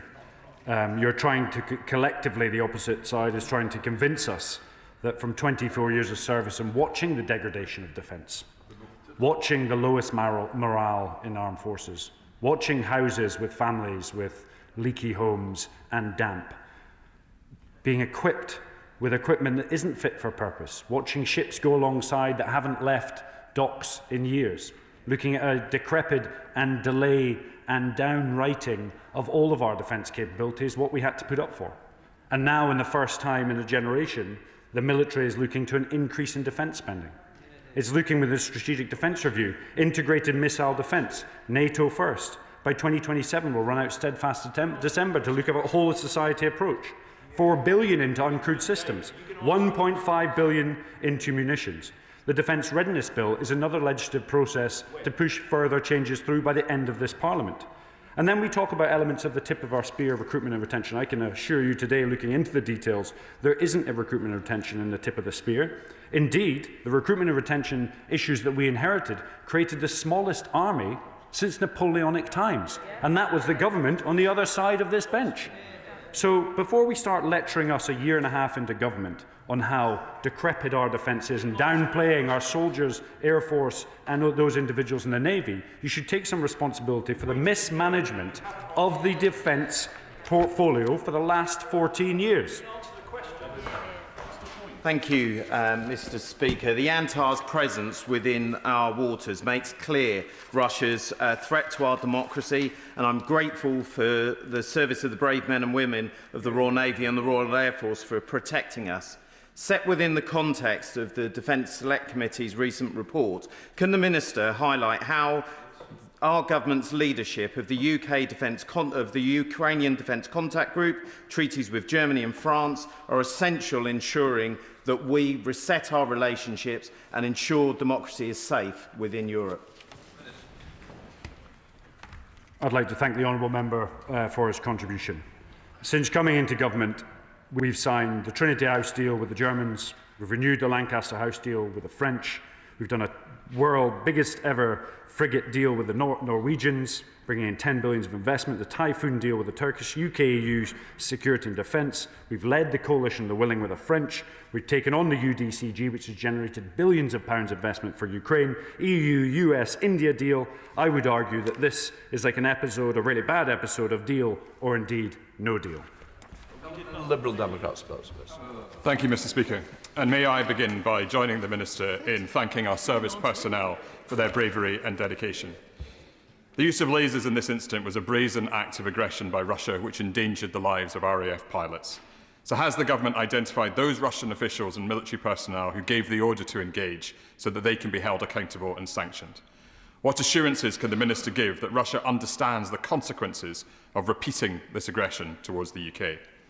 Mr. Speaker, this episode has shown once again the lengths to which Putin will go to undermine Britain's defence. It follows the reports of Russian sabotage of Poland's civilian railway this week. So can the Minister tell the House what conversations ministers have had with fellow European ministers to agree a collective response to Russia's hybrid attacks, including to protect Europe's critical undersea infrastructure? And Mr. Speaker, recognising also that our Ukrainian allies are on the front line of Putin's aggression, will the Minister take forward my bill for the unilateral seizure of Russian assets in the UK so that these can be used to fund Ukraine's defence? Minister. The honourable member brings up a really valid point that the Antar and the Gugi programme isn't just a UK issue, neither is the asymmetric threats that we collectively face across Europe. It's an international issue. In particular, on Gugi, these vessels operate all over the world, and we will collectively work together to gather evidence, in particular, show them that we know exactly what they're up to, and if indeed expose any nefarious activity. And I would like to make the message to be in absolutely no doubt, we will hold people, states, organisations accountable should any of our critical national infrastructure be threatened in any way. Nick Smith. Thank you, Mr. Speaker. Given both the previous Baltic Sea incident in 2024, where underground cables were said to be sabotaged, and the latest provocation, where the Antar is said to be mapping underground undersea cables, Could the Minister please outline how Allied coordination, particularly with our Nordic and Baltic partners, could be strengthened? Minister. The honourable member raises a really valid point. We've seen several cables in the Baltics be severed or cut. I would argue that the Yanta and its intelligence gathering capability maps these cables, and then perhaps accidents take place at a later date. We're working really well with our Norwegian, in particular, partners and the US to ensure that we understand the exact capabilities, and I mean the exact capabilities that sit on some of these vessels. So if it were to happen, we can attribute it and indeed expose it, not just from a UK, but from an allied perspective. Responding to that directly, if the government is trying to map the capabilities of the vessels, can it tell us whether it knew in advance that it had this laser capability, and if it did, whether steps are underway personnel against the effect of such laser attack, not to fall for the bully's playbook of the killer in the Kremlin. It's no coincidence that this incident happened now, just at a time that the Americans are coming up with a peace plan, inverted commas, that plays into the hands of Putin and betrays our Ukrainian friends. Minister. I'd like to thank the right honourable member for his contribution, as always very focused and meaningful. The honourable gentleman, apologies. The specific capabilities, I won't go into detail. From our perspective, there's been no impact on the aircraft, no impact on the crew. And we've also expanded and broadened out our rules of engagement to ensure that no vessel can operate oversea over our critical national infrastructure without being watched and monitored in the most closest and sophisticated way. Sarah Coombs.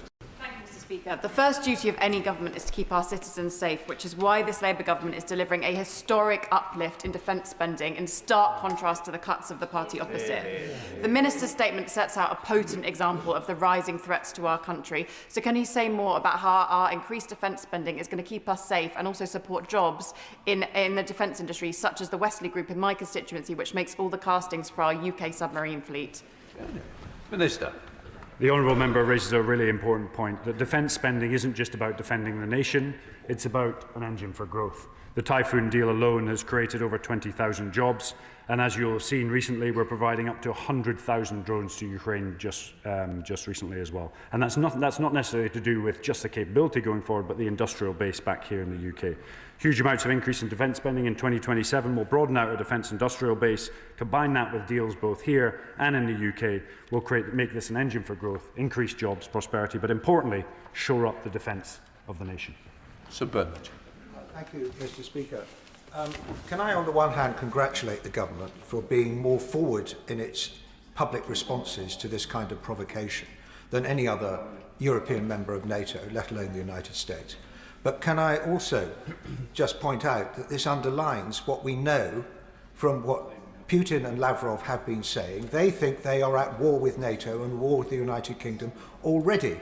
And the question is not how we retaliate directly, but how we retaliate in order to put pressure on Putin and Russia, and that is by increasing our military assistance to Ukraine, to tip the balance in the favour of Ukraine, to change the calculus, to get the Russians to come to the peace table and to agree a proper ceasefire, which even President Trump's appeasing plan seems most unlikely to achieve. Minister. The honourable member is right. We must push as hard as we can to impose cost on Russia.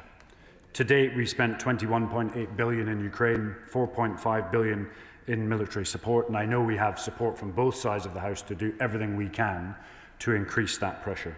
I mentioned previously we've upped our drone production to 100,000 drones this year, and we're increasing our training of Ukrainian troops up to 61,000 in total. We will do whatever it takes to enable the Ukrainians to win the peace. Total crime. Thank you, Mr. Speaker. The Yantar was intercepted in the North Atlantic, which is the UK's new front line, but for my constituents it is their backyard. And we're very assured by the preparedness of the RAF and the Royal Navy, and grateful for that in defending our airspace and sea space. But what kind of assurance can the Minister give to my constituents about preparedness and resilience to meet these kind of hybrid attacks? Because these cables don't just run across the Atlantic, they run between our islands too. Minister. Honourable Member highlights a really valid point. The northwest of Scotland plays an invaluable part in our defence architecture, but also sustaining economic growth with a variety of different undersea infrastructure. We have some of the best ships, the best personnel, the best aircraft, and the best members in the Air Force that are going to continue to monitor, track and deter any Russian aggression anywhere near our territorial waters and within our EEZ. Mr Speaker, firstly can I associate myself with the comments about the bravery and the professionalism of the military personnel involved in the response to the Yantar's presence, many of whom are based in my own constituency with Lossiemouth. Yesterday the Defence Select Committee published a report which recommended that the UK Government needs to accelerate and deepen defence relationships with the EU in the face of Russian threats. But the EU are unsurprisingly now charging the UK to enter agreements that we had EU member access to prior to Brexit, and this leaves these isles more isolated. So in the face of this very real Russian threat, what is the risk to RAF pilots and crews from Lossiemouth, and can you tell me the specifics of any plans to work closer with European allies to ensure safety and security of our North Sea and to ensure the protection of Scotland's coast from Russian vessels? I'd like to thank the Honourable Member for his question. We're working really closely with our European allies to get both access to the START programme, but also EU and UK partnership when it comes to defence. And that's primarily for two reasons. One is so we end up with a far more collaborative and interoperable defence capability, but secondly, to ensure that the economic benefits of both are seen south of our coast and also here in the United Kingdom. Really important from a P8 perspective is they play such an important role in our anti-submarine warfare fleet and will continue to do so until the threat has gone. Jacob Collier. Thank you, Madam Deputy Speaker. Can I thank the Minister for his statement and also join him in thanking the Royal Navy and RAF personnel and other civilian staff that have been involved. I wonder if he could comment on our air defence, as there is a possibility that vessels like the Yantar could be used to launch drone attacks on the UK.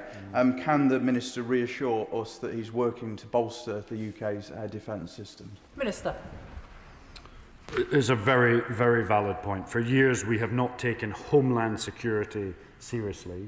In the SDR, you will note we've invested in integrated missile defence, which is both important for very sophisticated systems, but also those low-grade systems that we've seen flying in our airspace that are sometimes more difficult to track and defeat. So you absolutely have the assurance we're investing in integrated missile defence as we move forward with the Strategic Defence Review and the Defence Investment Plan.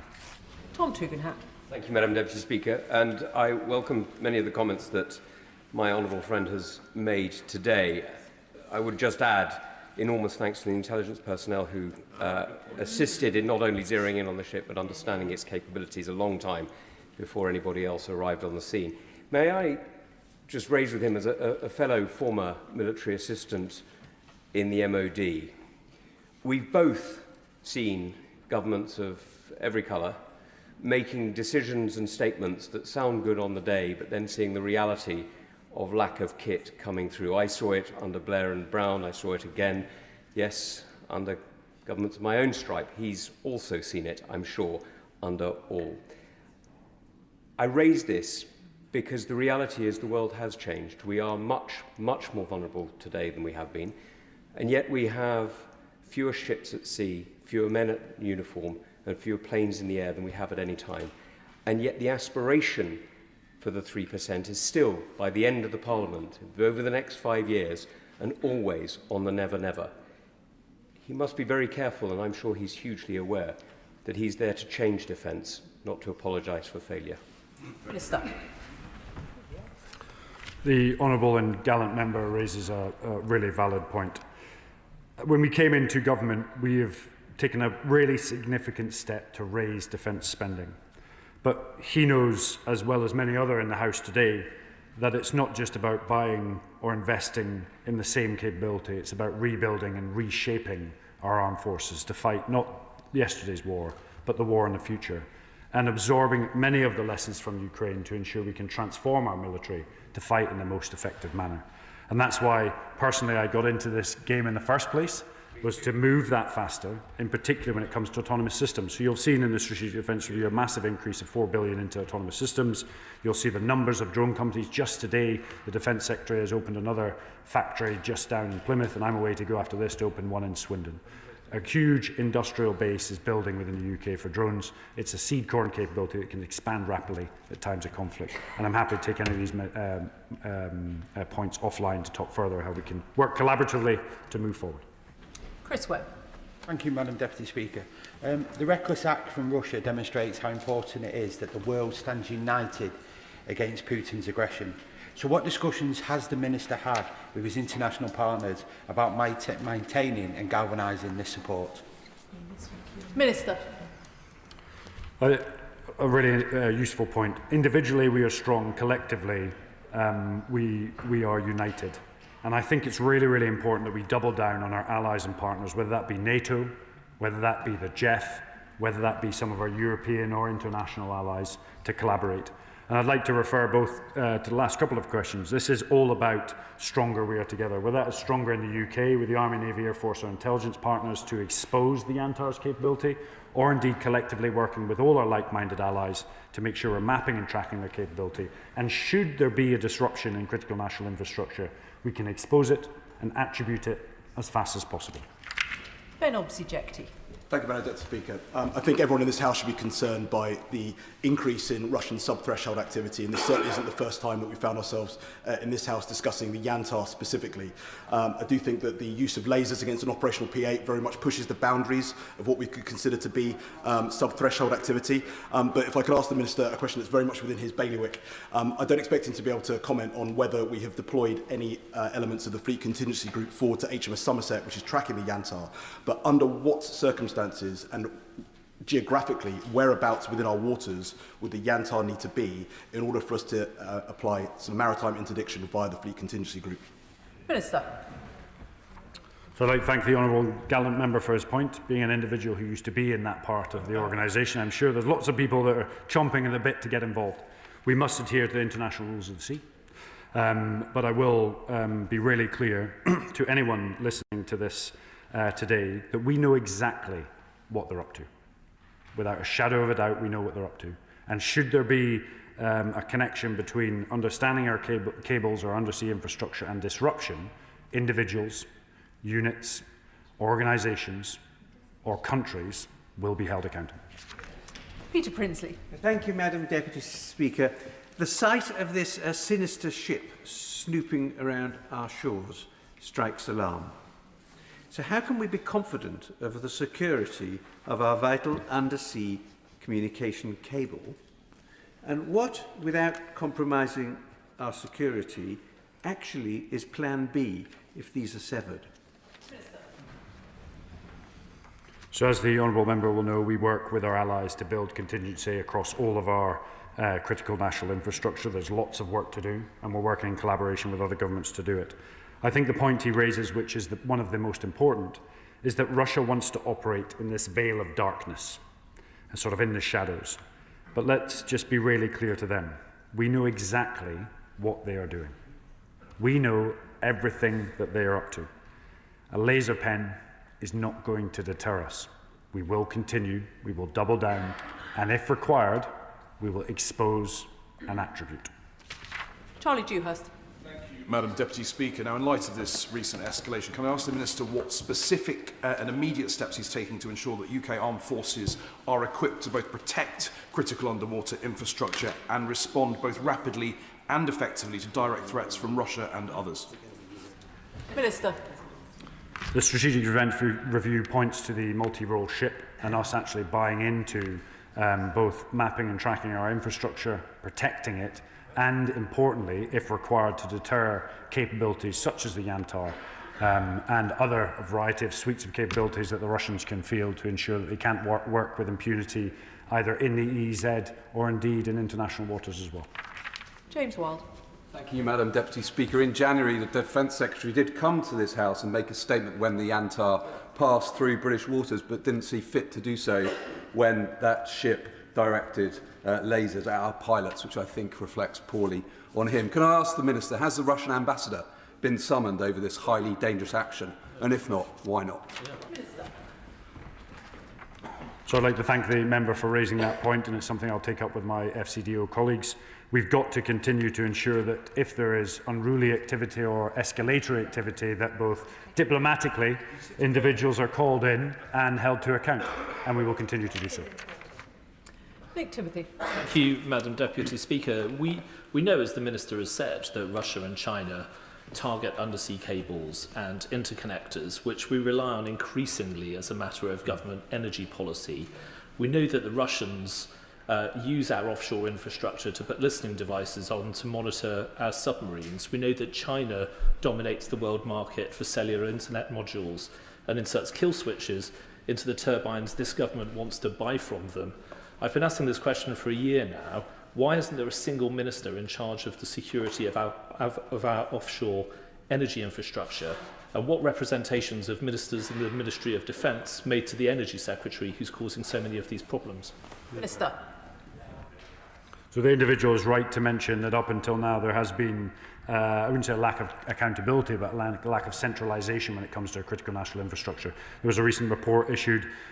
We now have very clear lines of accountability. Defence is part of that. We're building our capability within the Strategic Defence Review to ensure we fulfil our roles within it, and working collaboratively across government to ensure that our critical national infrastructure is protected. And should there be an incident, there is accountability. Final question, Jim Shannon. Thank you, Madam Deputy Speaker. Can I thank the Minister very much for his strong words and his answers. I think they encourage us all in this House, and they encourage those outside this House who are listening. Let us be quite clear and succinct. Twice now Russian ships have entered British sovereign waters, and to add to this aggression, they have been tracking our RAF pilots with lasers. Our enemy has breached our waters disgracefully and have disregarded neutrality and showed disrespect, and the facts and the evidence are there. So can the Minister confirm that this is a form of attack? And to quote Winston Churchill, who I loved as a boy, he certainly would have been my hero, we shall defend our island whatever the cost may be, and that the might of our armed forces is poised, the equipment is trained, and they're ready to go. Thank you. Minister. I'd like to thank the honourable member, as always, for his insightful question. Be in no doubt we will defend every inch of this country and our territorial waters, and if anything is taking place in our EEZ in particular, we will expose, we will attribute, and be in absolutely no doubt we will hold people, organisations or countries accountable should there be any impact on our critical national infrastructure or there be a disruption. Thank you. I thank the Minister for his responses this morning. Order, order. I will now announce the result of the deferred division that took place yesterday on the draft radio equipment amendment Northern Ireland Regulations 2025. The ayes were 376, the noes were 16. So the ayes have it. Which brings us to urgent question. Dame Priti Patel. Deputy Speaker, to ask the Secretary of State for the FCDO if she'll make a statement on the future on the war in Ukraine and the forcible removal of children to Russia.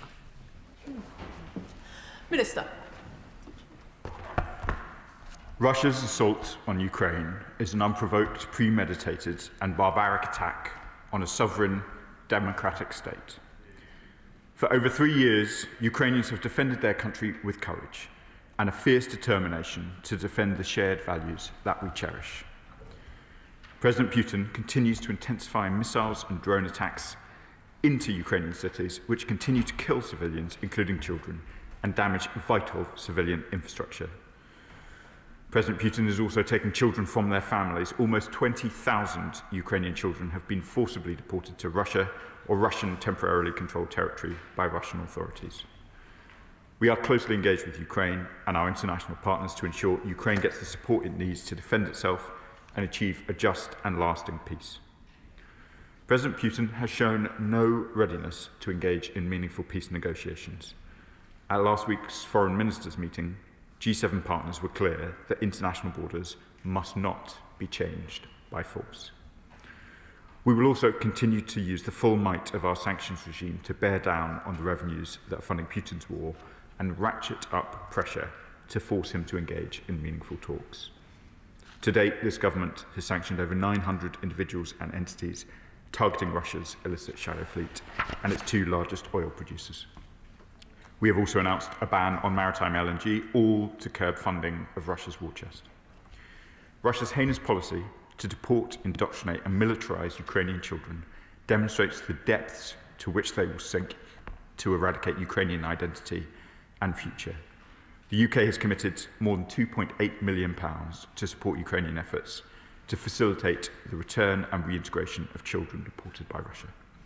Since the beginning of September, Ukraine's pilot tracing mechanism, which the UK is co-funding, has already identified over 600 additional children who were deported to the Russian Federation or relocated within the temporarily occupied territories. The Foreign Secretary discussed this issue with the Ukrainian Foreign Minister during last week's inaugural meeting of the UK-Ukraine Strategic Dialogue. We're working internationally in support of Ukraine and Canada, who are co-chairing the International Coalition for the Return of Ukrainian Children.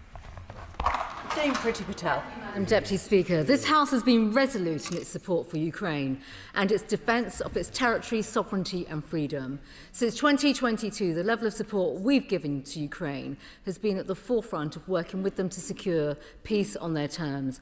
With US military officials in Ukraine today, we need to know what role the UK government and the coalition of the willing is playing. So can the Minister tell this House what is the government's position on the reports that the United States is brokering a deal with Russia that will involve Ukraine making territorial concessions to Russia, with Russia gaining territory or holding some of a lease arrangement where they effectively control the east of Ukraine? Were the UK involved in drawing up these proposals? The report suggests that the Ukrainian armed forces will be reduced and limited as a result of these proposals. What is the government's view on this? Are these reports accurate, or are there proposals on the table that align more closely with our view and the Ukrainian view that Russia should leave Ukraine? Can the Minister give an update on the steps being taken to pressure Russia and its economy? We know of the sanctions measures and they're being kept under review, but are proactive steps being taken to press countries to stop refining Russian oil? Turkey, India and China all have refineries and are significant importers of Russian oil.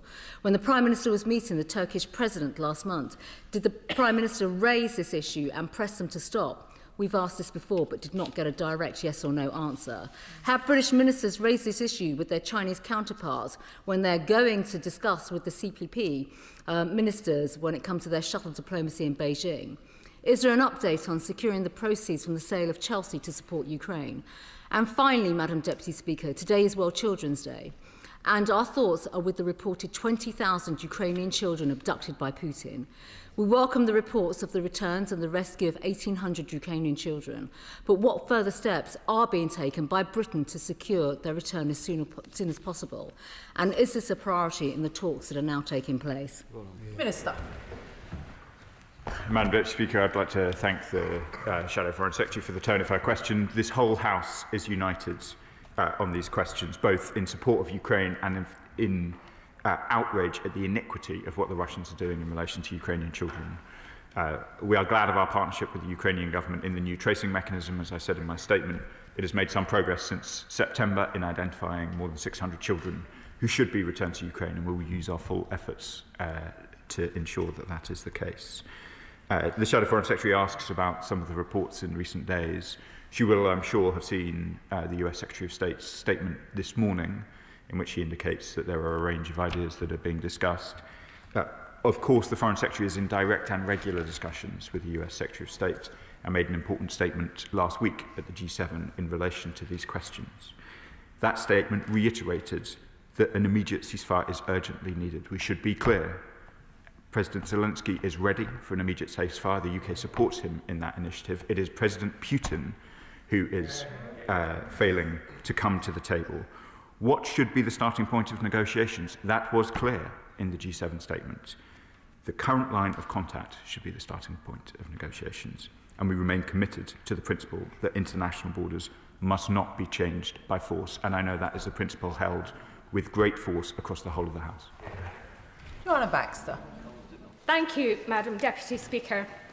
Today, on International Children's Day, we are reminded that safeguarding the next generation isn't just a value we hold dear, it's a responsibility of every member of this House.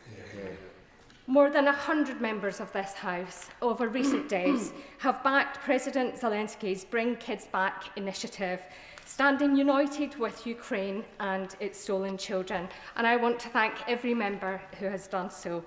I also want to thank the Minister for working with me on supporting the Ukrainian government's launch of a new pilot programme, Tracing the Children, which found 600 of those children. But, Madam Deputy Speaker, if media reports over the last 24 hours are to be believed, that is the US brokered peace deal, it should trouble every single one of us. Because a deal that trades away Ukrainian territory, that trades away Ukrainian security and makes no mention at all of the 20,000 children that Russia have stolen from Ukraine, is not peace. It is capitulation, and this House should stand united in rejecting that proposed deal. Can the Minister assure this House that before any peace deal is considered, that the future of Ukrainians' 20,000 stolen children will be top of that agenda? Stop. I know that the whole House recognises my honourable friend's work on this issue ever since she's arrived in this place and before. It is at the top of our minds, the atrocities that have been conducted against Ukrainian families. The removal of children must be first among them. This remains a priority for this government. I described the tracing mechanism, as did my honourable friend. We are pleased with the results since the pilot began in September. I can confirm that the Foreign Secretary discussed it with the Ukrainian Foreign Minister during his visit last week, and we will continue to work on these issues. It cannot become the norm in international relations to kidnap children and relocate them. That is what we have seen from the Russians, and that is what we oppose, and that is why we will continue to work in the way that we are. I've already provided some response on the questions of negotiations, but to set out the very obvious, Madam Deputy Speaker, the Ukrainian flag flies from the building of the Foreign Office. It flies from many churches in Lincolnshire, as I know it does, across constituencies represented in this House this morning. The UK is steadfast in its support for Ukraine. It will be for Ukraine to determine the negotiations into which it is prepared to enter, and that is what the Foreign Secretary was discussing with the Ukrainian Foreign Minister, the US Secretary of State, and a range of her other international partners last week. Liberal Democrat spokesperson Callum Miller. Thank you, Madam Deputy Speaker. Donald Trump's latest proposals for securing peace in Ukraine might as well have been written in the Kremlin. Indeed, they probably were. Those in Reform UK who have been paid to repeat Russian propaganda may disagree, but I believe those in the House today will see this for what it is. If Kyiv is pressed by Moscow and Washington into accepting these terms, which include the surrender of the Donbass and a halt on vital weapons supplies, it would be no less than a betrayal of our Ukrainian allies. So will the Minister publicly express the government's unequivocal rejection of these proposals, including the sacrifice of Ukrainian sovereign territory? Will the government urgently convene a coalition of the willing with a view to generating fresh support for Ukraine? The abduction of tens of thousands of Ukrainian children by the Kremlin is the clearest and most grotesque evidence of Putin's cruelty and his desire to erase a whole nation. It will go down as one of the gravest crimes of the war. So what further financial support is the government offering to bring back kids? And will the Minister back my bill to seize Russian assets in the UK and make those proceeds available to help Ukraine's children, women and men? Minister. Madam Deputy Speaker, I thank the Liberal Democrat spokesperson for his question. I won't answer on Reform's approach to these questions. They haven't made themselves available this morning, unlike many others who I know have a deep commitment and interest in these questions. The Liberal Democrat spokesperson asked me about the funding that we have committed to tracing and reunited Ukrainian children. We have provided more than 2.8 million in support of these efforts. He asked about the latest reporting about what a deal might look like. I'll draw his attention to the very most recent statement in which both the US, UK and the G7 were committed, which I read from earlier, which was last week, and indeed the US Secretary of State's statement this morning as well. Dame Nia Griffith. Thank you very much indeed, Madam Deputy Speaker. Well, I congratulate my honourable friend for Pacing in Future for her excellent work in respect to the stolen Ukrainian children. And we all want to see them returned as soon as possible. But does the Minister agree with me that it's only through greater resolve, unity and support from the West that will drive back Russia's outrageous demands for Ukrainian territory and pave the way for a peace which represents Ukraine's interests? And what more can he do to encourage greater support for Ukraine from our allies? Madam Deputy Speaker, I think there is resolve in Ukraine amongst its allies, and there is very significant unity. There have been a range of steps in recent weeks, including the sanctions that the Shadow Foreign Secretary referred to, the steps announced over the weekend in relation to Ukrainian children, and of course the strategic dialogue with Ukraine that the Foreign Secretary conducted here in London last week. We will continue to press. There is an illusion, I fear, taking root in Moscow, which is that one more push, yet further military operations will lead to a weakening of resolve in Ukraine, in the UK and across the West. That is an illusion. We will remain steadfast in support of our Ukrainian friends. Sir Bernard Jenkin. Thank you, Madam Deputy Speaker. Can I just remind the Minister that I'm looking forward to tabling a motion for a backbench business debate on the subject of Ukraine, which will refer to the 20,000 abducted children, and I join with him in congratulating the Honourable Lady for Paisley and Renfrewshire for the work she is doing on this subject. But it will also draw attention to the other atrocities.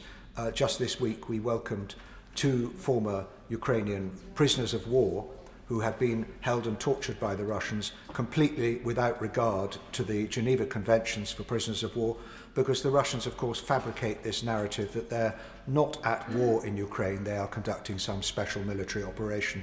So they have no regard for any of the norms of warfare which we would expect any civilized country to have.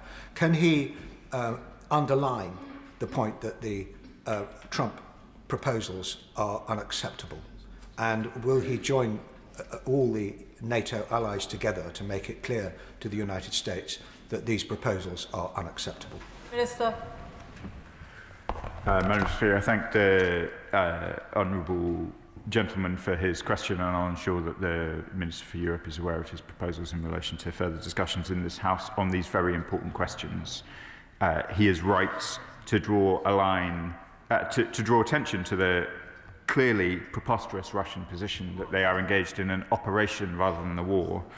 I am less well versed in military matters than the Minister for Armed Forces, but this is clearly not an operation. Some years in, thousands upon thousands of casualties of men, women and children in, and a very significant loss to Russian forces even over the last month. He asked about our position in relation to some of the media speculation. He'll understand why I'm reluctant to be drawn in great detail. I can point him to the very clear statement from the G7 last week, and indeed to the latest comments from the US Secretary of State this morning. Nick Smith. Thank you, Madam Deputy Speaker. The stealing of 20,000 children like this is an outrage. Can I thank the Minister for his statement? Does he agree with me that the Bring Kids Back campaign is right to emphasise the return of these children as non-negotiable in any future peace deal? Minister. I thank my honourable friend. It is non-negotiable. You cannot steal children in 2025. I think that is an acceptable way to conduct war. The relevant international legal provisions are absolutely clear, and I know that this whole House and indeed the whole country is genuinely outraged by what the Russians have done. Sir Julian Lewis. Putting forward proposals that could have been drafted by the killer in the Kremlin himself, it seems that President Trump has finally given up on the Nobel Peace Prize and is content to settle for the Lenin Peace Prize instead. Does the government share my concern at the remarks, admittedly aspirational, by the US ambassador to NATO that his long-term hope would be to see Germany take over America's role at the heart of the alliance? Doesn't that betray the decades of peace after the Second World War that NATO was created to preserve? Minister. Member Speaker, I'm not familiar with the Lenin Peace Prize. I will Google it afterwards. I've been clear on the position. I've been clear on the basis of negotiations. Clearly, it is for Ukraine, as a sovereign nation, to determine the position that it takes in negotiations.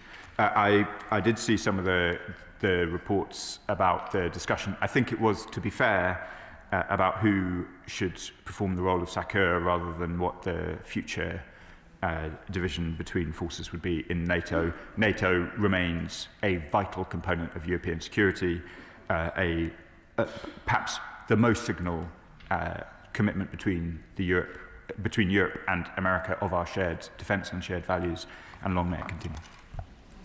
Rachel Hopkins. Thank you, Madam Deputy Speaker. Russia is enduring significant financial pressure as a result of their illegal war in Ukraine. Does the Minister share my view we must impose maximum economic pressure on Russia to force Putin to the negotiating table? Madam Deputy Speaker, I do. I feel great sadness for the Russian people, because the truth is President Putin appears to be happy to endure their hardship at almost any cost. The Russians are suffering terribly, both on the battlefield and in their standards of living across Russia. The sensible thing for President Putin to do, the thing that he has refused to do, is enter into the ceasefire talks that President Zelensky, the UK, and many of our allies have called him to enter into. This is not complicated, this is not difficult. We will continue to apply financial pressure on the Russians until he does so, and it is with great regret that some of those sanctions will put further pressure on the already suffering Russian people. That is what we must do, that is what we will continue to do until those ceasefire talks begin. Dave Dugan. Thank you, Madam Deputy Speaker. The Minister is very well read, and so therefore I wonder if you can identify at any point in history where the appeasement of an aggressive expansionist autocrat has ever worked out well. And can he explain to the population of these isles and the rest of Europe, who've endured those energy prices for the last 3 years, who took Ukrainians into our homes, and who listened to his government and the previous government unite the House, saying whatever it takes and however long it takes, we'll get Ukraine's sovereign territory back. And here we are with the United States apparently in bilateral talks with Russia about how to carve up Ukraine. Does he have any positive message around about what the UK's role is in rejecting that? And if he doesn't have a positive message for me here today, what's the message from the UK to our allies in Norway, in Finland, in Lithuania, Latvia, Estonia, Poland and Moldova, who know very well what appeasement of Russia looks like and feels like? Minister. Madam Speaker, I thank the honourable member for his kind words. This is my message for the people of Eastern Europe. This is my message for the people of the UK. We remain committed to the principle that international borders must not be changed by force. Russia will not win. They are not winning. They are suffering terribly in trying to pursue a so-called operation which is bringing nothing but misery to the Russians. I hope that they realise that swiftly. I hope that they start ceasefire talks on the basis of the line of contact, and that Ukraine is in a position to secure its full and sovereign rights, and that is what the British government is committed to. Kirsten Sullivan. Thank you, Madam Deputy Speaker. Using the kidnapping of children as a weapon in its illegal invasion of Ukraine is absolutely abhorrent and wicked, and may I commend my honourable friend, the member for Paisley and Renfrewshire South, and her sterling efforts to make sure that these children are not forgotten in this place. But unfortunately, this isn't the first time that children have been used as a weapon of war. We've seen it in Nigeria and other places in recent years. What more can this government do to ensure that this isn't normalised by dictators and despots across the world, and that children cannot be used as a weapon of war? And what more can be done to ensure the return of Ukraine's 20,000 stolen children? Minister. My honourable friend asks an incredibly important question. She is right that it is children who are bearing the worst brunts of conflict. I was in Yemen this week and appalled to see so many children with both moderate and severely acute malnutrition. That malnutrition is in very significant order created by the Houthis, who have restricted aid access into North Yemen and indeed detained UN aid workers and seized their offices.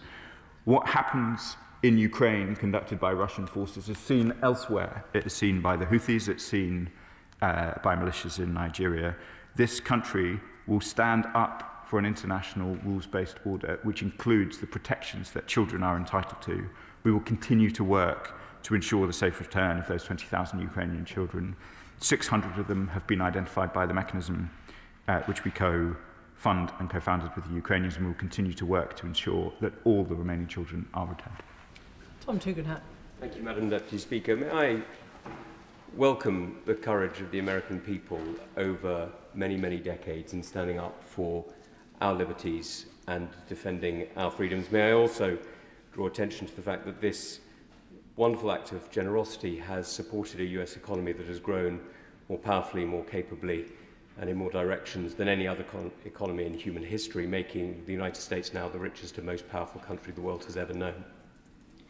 Would he agree with me that that stance on the side of truth and justice genuinely has been a great blessing for all free peoples, and that standing against people traffickers, child traffickers, calling out, for example, folk like Jeffrey Epstein, but seeing here the world's largest child trafficker almost getting away with it, would be a betrayal of those great American values that have literally led to the happiness and prosperity of one of the wonderful countries of this world.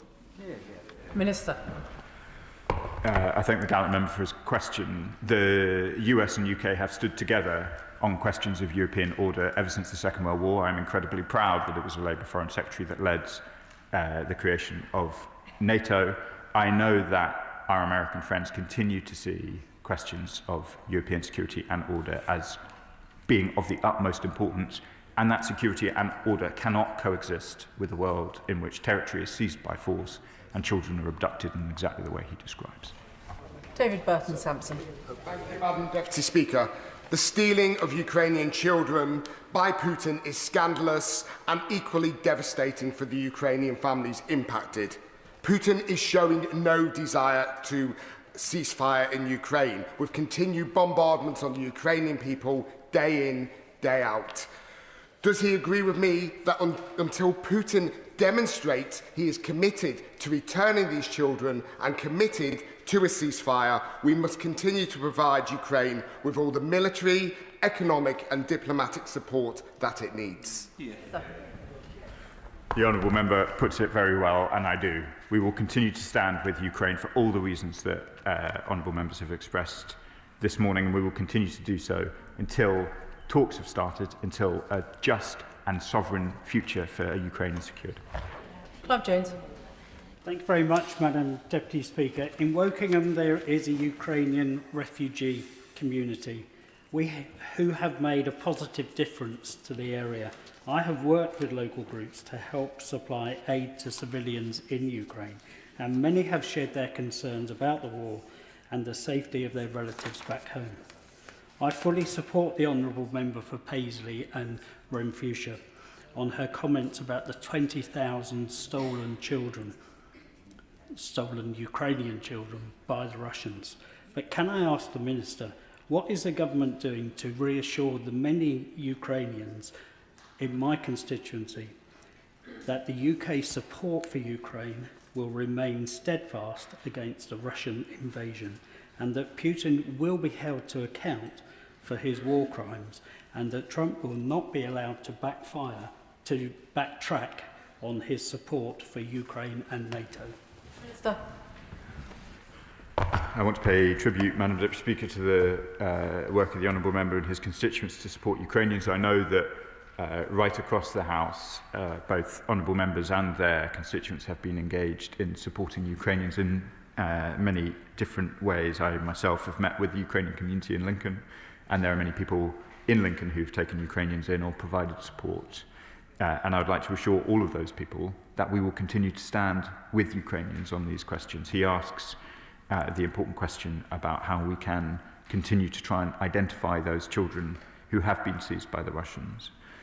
There is work ongoing using often Russian databases themselves, which are relatively freely available, to identify where Ukrainian children are likely to have been taken in Russia.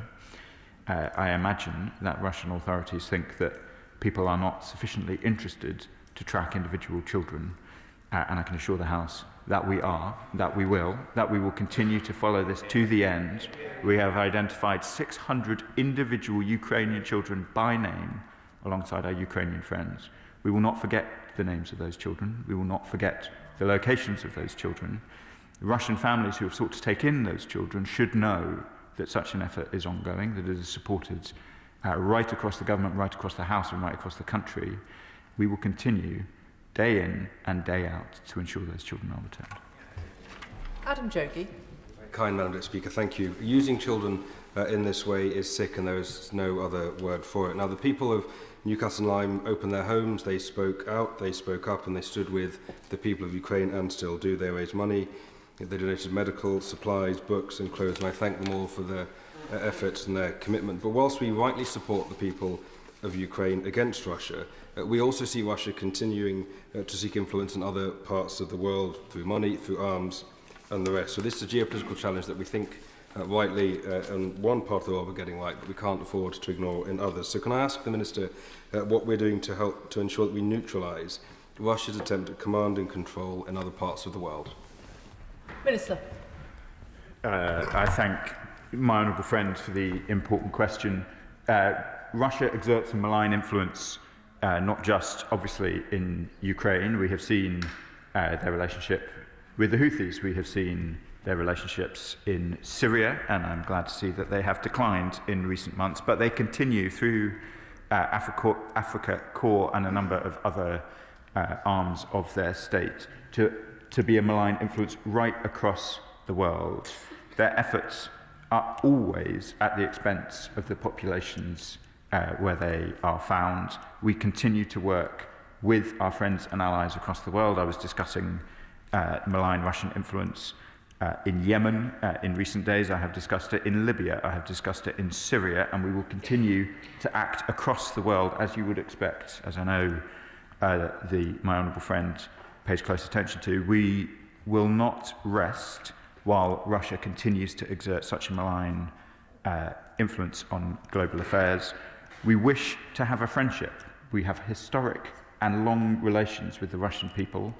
I know that nothing would give greater pleasure to so many in the UK to have a more normal relationship with the Russian state than we currently do, but that will require significant changes from the Russian state, who continue to exert such a malign influence on global affairs.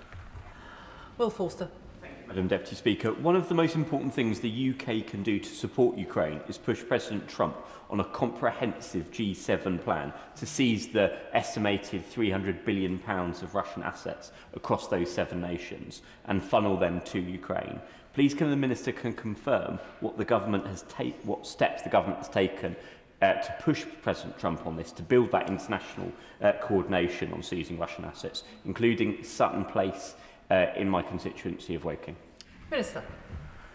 Honourable Speaker, I thank the Honourable Member for his question. We have worked across our allies and friends in order to ensure that there is a robust and unified approach to these issues. I've described some of the statements that we have made in recent days, and I can confirm that the Foreign Secretary discussed the questions engaged in Ukraine at some length with the Secretary of State on the sidelines of the G7 last week. We will continue to do all that we can and everything that it takes to ensure that we are putting the pressure on Russia that is required to ensure that this war comes to an end.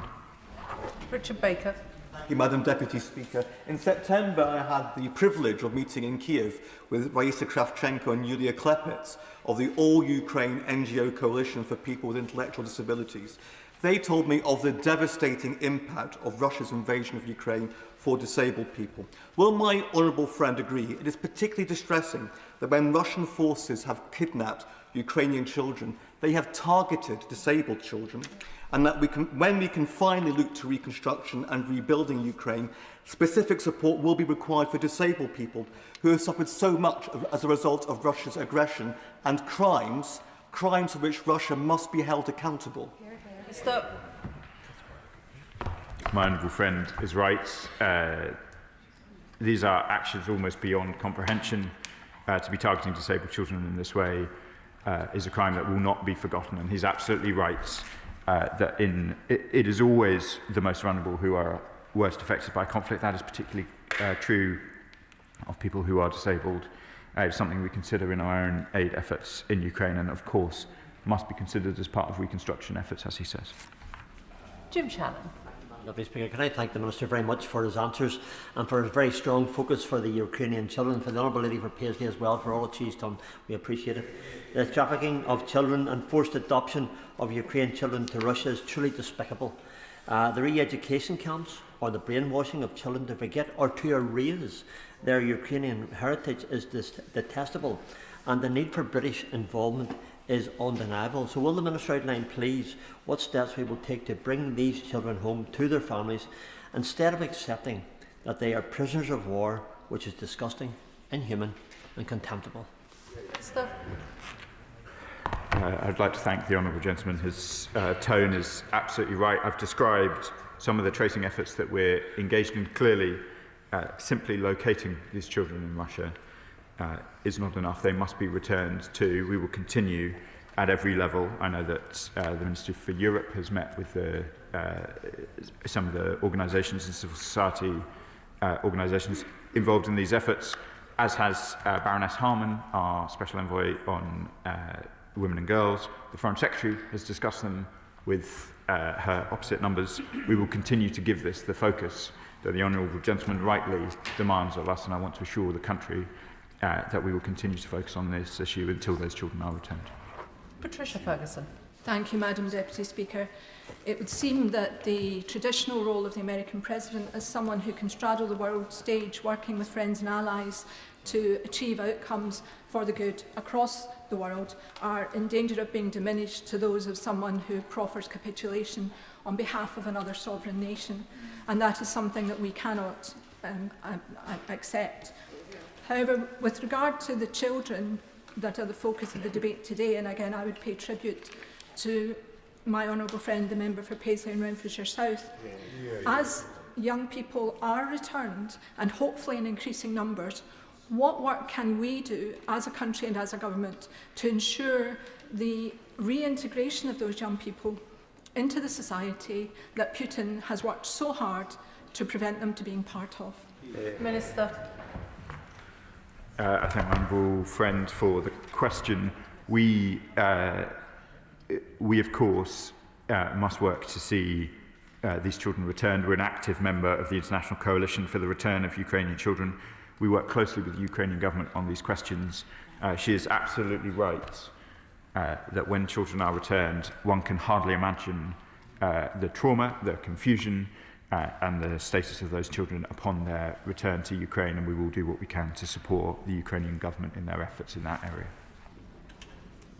Jacob Collier. Madam Deputy Speaker, all of us want to see peace in Ukraine, but it must be on the terms of the Ukrainian people that they are fully behind. Russia cannot gain or be seen to gain from their illegal and unprovoked invasion. So what assurances can the Minister give that this government will stand fully behind Ukraine in making sure that it is a peace agreement on their terms? Minister. My honourable friend has been a doughty champion for Ukraine's interests in this House, and he is right. We are working with our friends and allies, particularly at the G7.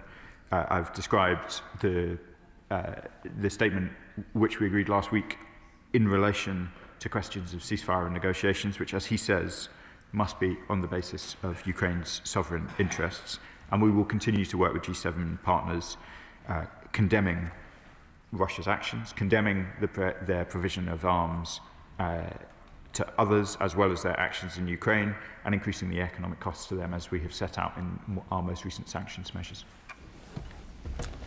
Can I thank the Minister for his responses this morning, and I will allow a few minutes for the front benches to swap over, during which time it might be helpful if I reminded members that in an urgent question, the questioner gets 2 minutes, the Minister gets 3 minutes to respond, the Liberal Democrat spokesman gets 1 minute.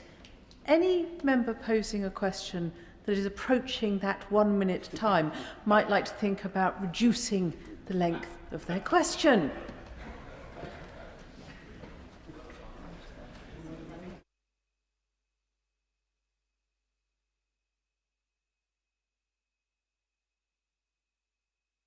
Question, Robert Jenrick. Madam Deputy Speaker, to ask the Secretary of State for Justice if he will make a statement on the implications for national security and the management of terrorist offenders following disruption to the separation centre regime. Madam Deputy Speaker, the Right Honourable Gentleman raises a very important question. Separation centres are a vital part of our strategy to manage those posing the most significant terrorist risk. Following the horrific attack at HMP Frankland in April this year, we took immediate action to ensure safety in our separation centres.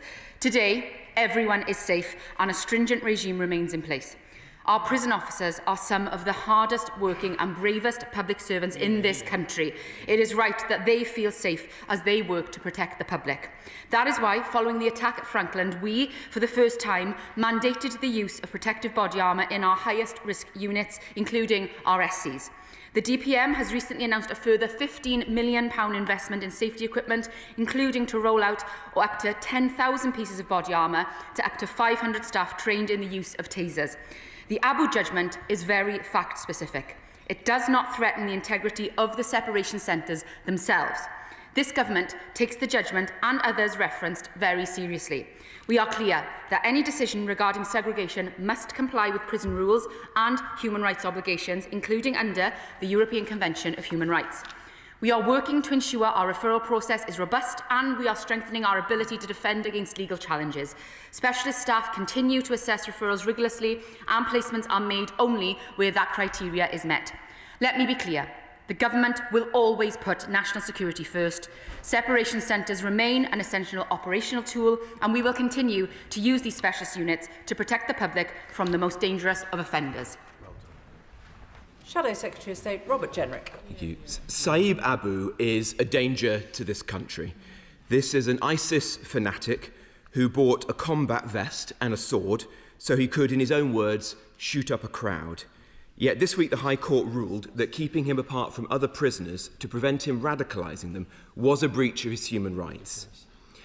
We've reached the perverse situation where a terrorist's mental health is prioritised over national security and the protection of the very men and women in uniform who are targets for these dangerous individuals with very little to lose. He's now in line for a payout from the taxpayer. This isn't an isolated incident. This is the latest in a line, including the double murderer and extremist Fawad Awali and Denny De Silva. Every extremist housed in a separation centre may now be able to deploy this judgment to escape being housed in these units and get a payout. Terrorists are weaponising the ECHR and the public sector equalities duty to milk the state, and the Ministry of Justice is signing the cheques. I note that the Minister did not say that she would be appealing this judgment. The separation centre regime was created to counter highly subversive terrorists recruiting inside jail and to ensure the protection for prison officers. That is effectively collapsing. Prison governors are being paralysed just when there is a crisis of extremism and extreme violence in our prisons, necessitating more separation centres and more segregation. So I ask the Minister, will she finally publish Jonathan Hall KC's review into separation centres, which was produced as evidence in court, but which has not been published to this House or the country? Will she say that under no circumstances will any terrorists be rewarded in this manner, and bring forward emergency legislation to override this judgment, prevent payout, protect national security and protect our prison officers? I've said many times, it is only a matter of time before an officer gets killed by one of these monsters. Will she bring forward this legislation? If she does, she'll have our support. If she doesn't, we will. Thank you, Madam Deputy Speaker. The Right Honourable Gentleman will very well be aware that I am unable to preempt the decisions that are yet to be taken by the courts. The Government will always ensure that taxpayer money is used responsibly and effectively. In relation to the most recent judicial review announced just yesterday, the Government is considering all of the available options, including the right to appeal. So I just want to put that on the record. But, Madam Deputy Speaker, I find it quite disingenuous that the Right Honourable Gentleman, the almost leader of the opposition, talks about leaving the European Convention on Human Rights. But can I ask him, if he feels so strongly about this, why his government did absolutely nothing on this when in government for 14 years? Where they talk about action, it is this Labour government that is acting. We have been very clear that we will not fail to act regarding reform of the ECHR. In fact, the Sentencing Minister is in Strasbourg right now having discussions with partners on a range of topics, including reform of the ECHR. He mentions the findings of Jonathan Hall KC's independent review of separation centres. The Government commissioned this following the attack on HMP Franklin, and Mr Hall's report and our response will be published in due course. But let me just say, Madam Deputy Speaker, for the avoidance of any doubt, it is the priority of this government and should be the priority of all governments to keep the public safe and to protect national security. And this government will always ensure that that is done. Chair of the Justice Select Committee, Andy Slaughter. Thank you, Madam Deputy Speaker. Can I thank the Minister for reaffirming the government's support, which should not be necessary, for the rule of law and for the ECHR? And would she concentrate on what are the key points here? One is making sure that the most dangerous prisoners are held securely, and the second is ensuring the safety of prison officers. Will she say what the status of Jonathan Hall KC's review is? I understand it has been with the Lord Chancellor for some months. When are we going to see that, and when are we going to implement the recommendations of that report? Yeah, I thank my honourable friend, the Chair of the Select Committee, for that question. Like I've stated, the Government is committed to ensuring that separation centres continue to prevent those posing the highest terrorist risk from influencing the wider prison population. That is precisely why we commissioned Jonathan Hall's independent review following that appalling attack at HMP Franklin. Mr Hall has delivered his findings, which we and the Lord Chancellor are grateful for, and we are considering very closely with the utmost seriousness. We will publish this review and the Government response very shortly, but we are taking all relevant steps to ensure that our prisons and our prison staff are safe. Liberal Democrat spokesperson Will Forster. Thank you, Madam Deputy Speaker. What a sorry state of affairs. This case highlights the consequences of an overstretched and under-resourced prison system, including separation centres by the last Conservative government, of which the Right Honourable Member for Newark was a prominent member who now has forgotten that. Please can the Minister confirm what assessment the Ministry of Justice has made of the decade of Tory underfunding and overcrowding, leaving prisons unable to safely manage violent extremists like we have been talking about today? Can the Minister outline how Abu's own ideology and violent behaviour escalated the need for extreme segregation measures? And finally, violent attacks on prison staff are on the rise. We have seen high-profile cases of prisoners, including one from my constituency of Woking, be accidentally released. So what assurances can the Minister give us as MPs that the public safety and protection of prison staff will be prioritised in the under-resourced prison system that they inherited from the Conservatives? I thank the Liberal Democrat spokesperson for his questions and his constructive way in which he asks them. He is right to highlight the chronic underfunding of 14 years of Tory austerity on our prison service and on our criminal justice system. It is right that if you degrade in your duty to look after our criminal justice system, this sadly is the result of what happens. We are slowly beginning to pick up the pieces of what was left of our criminal justice system when we came into office 18 months ago, but this yet again is just another example of where the previous government have failed to keep us safe, failed to invest in our prison service, and this is the result. Look, we realise that more needs to be done here, and we are committed to doing so. As I've stated, I want to pay tribute again to the brilliant prison staff, prison officers who are working in intolerable conditions in our prisons. We are committed to investing in them, making sure that they are safe, as I've already stated, that effective body armour, that better training. We are listening to them and the governors of the prisons directly as well about what they need, because they are the best people on the ground to identify those needs and that reassurance. We are working with them, and I extend that hand across the aisle to work with him and the party opposite to ensure that we get this right for the sake of everyone. Thank you, Madam Deputy Speaker. The European Convention on Human Rights has safeguarded the lives and rights of many people. Can the Minister please tell the House what the Law Society of England and Wales thinks about the opposition's plans to leave the ECHR? I mean, my honourable friend makes a very valid point here. This is a convention who has served in the past the victims of John Warboys, the families of the 97 killed in the Hillsborough disaster, British troops who died in Iraq. It underpins the Good Friday Agreement, and it is frankly quite astonishing that the party opposite, after 14 years of failing to do anything on the ECHR, are seeking for us to withdraw when the only other country to have withdrawn is Russia under Vladimir Putin. Is that the company the party opposite want to keep? We are working to ensure that our referral process is robust, and we are strengthening our ability here to defend against any legal challenges. The specialist staff continue to assess referrals rigorously, and placements are made only when that criteria is met. But to answer his question specifically, the Conservative government, as we've already heard, left our prisons at breaking point. They were at 99% capacity, and the Law Society of England and Wales has stated that the answer to that is not leaving the ECHR. Father of the House, Sir Edward Lee. Well, when it comes to terrorists, I think what's worrying a lot of us is the fact that people are pouring across the channel illegally and there's absolutely no check whatsoever on them. She may not be able to answer this now, but I'd be interested in the state of the law. Surely this is really a very risky thing for our nation, that our enemies could be infiltrating our country in this way. So would it be possible under the convention, the Refugee Convention, to detain all illegal migrants, do full background checks, put them in separation centres or whatever you like, so that we can check that these people are actually safe?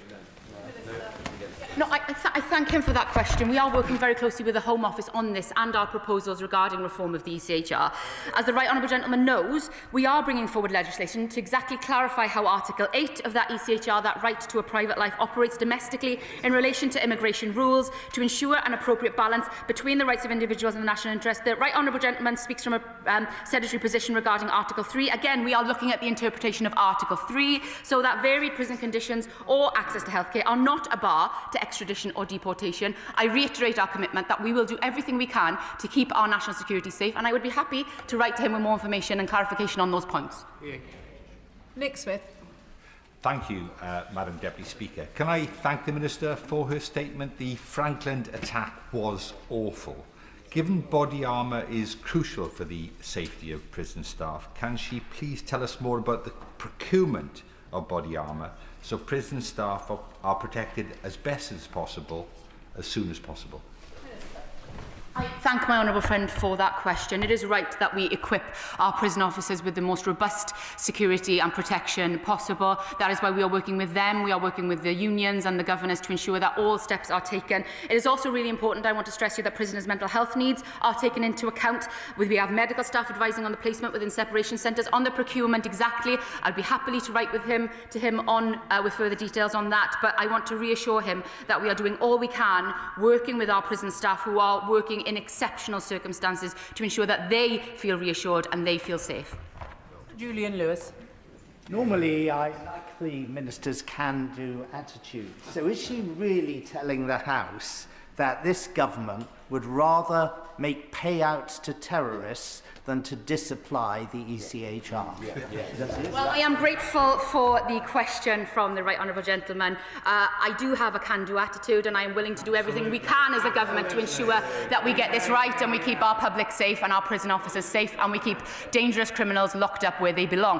What I can tell him is he will be aware that the legal proceedings are still ongoing. As I reiterate, we are looking at all options available here, including the right to appeal, because we will be as responsible and effective with taxpayers' money as possible. Andrew Snowden. Thank you very much, Madam Deputy Speaker. Hashim Abedi was in a separation centre at HMM Franklin when he attacked 3 prison officers with hot cooking oil. Under these rulings and these interventions on European courts determining the human rights of these convicted and violent terrorists, does the Minister really think it would be appropriate for this individual to be given access to a kitchen? Yeah.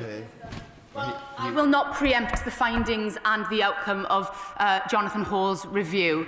But what I will tell him is that we believe in separation centres. They are a valuable tool, as the judgments state. What we are ensuring is that all of our prison officers are kept safe, and once the recommendations are published of Jonathan Hall's review and the government has carefully considered those recommendations, I will happily speak with him and work with him to ensure that they are followed through.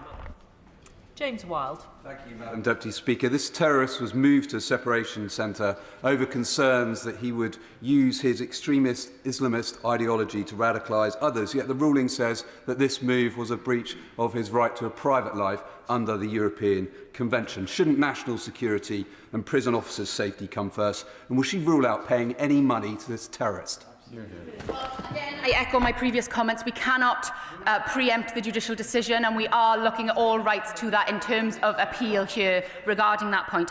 But on the separation centres, look, there is select criteria for prisoners dedicated to going into a separation centre. Prisoners will only be selected if other options have all been considered, and that this is not the case if it is the most desirable location. They are entitled to challenge their selection and raise complaints if needed. However, our priority remains, as I have stated, to the safety and security of our prisons, our prison staff and the general public. Bob Blackman. Thank you, Madam Deputy Speaker. The key issue here is that, of course, making a decision about whether someone goes into a secluded area and kept away from other prisoners is a judgment call. So what assessment has the Minister made of the implications of this judgment on what will happen to terrorists who should be separated from other prisoners? I thank you for that question. Look, separation centres were never intended for use with all terrorist offenders. They exist to separate the most pernicious radicalisers, and we are achieving this aim successfully using the current separation centres capacity, which is kept under regular review. We are awaiting the findings of the Jonathan Hall review, and we will be looking at the judgment from yesterday's decision closely to ensure that all steps are taken and that we are working with governors, prison officers to ensure the best steps forward. But we are determined to ensure that prisons are kept safe. Final question, Jim Shannon. Thank you, Madam Deputy Speaker. Can I thank the Minister very much for her answers? And Minister, always trying to be helpful, of course, in relation to it. In Northern Ireland, we've dealt with the spread of extreme forms of paramilitarism within our prisons, and have learned that the most hard-line prisoners, their influence easily and completely spreads to those who enter prisons for perhaps petty crime, and we're coming out the other end with hatred that they never felt before. Those with extremist views should not be able to consolidate and proselytise or convert people to extremist views, and younger inmates in particular. Others have referred to legislative change. Could I ask the Minister, perhaps, because of what we've learned in Northern Ireland, would it be helpful to contact the Prisons Minister in the Northern Ireland Assembly to get their ideas of how they've done it, and perhaps we can be helpful for each other? Thank you. I am grateful to that question and the extension of an offer to help. I will ensure that that is followed up with our counterparts in Northern Ireland. Look, we will follow the evidence and do what works in order to keep our prisons safe. We will assess the risks of any further radicalisation within our separation centres and our prisons to ensure that this is not happening, that anyone with a danger that these individuals pose to extend their views to the prison population or to the public are kept under review. And I look forward to working with counterparts in Northern Ireland to share knowledge and expertise to ensure that we get this right for everyone across the United Kingdom. Can I thank the Minister for her short, sharp answers this morning, perhaps a masterclass for what is to follow. Business questions will run for an hour and no more this morning. I'll allow a few moments for the front bench to swap over.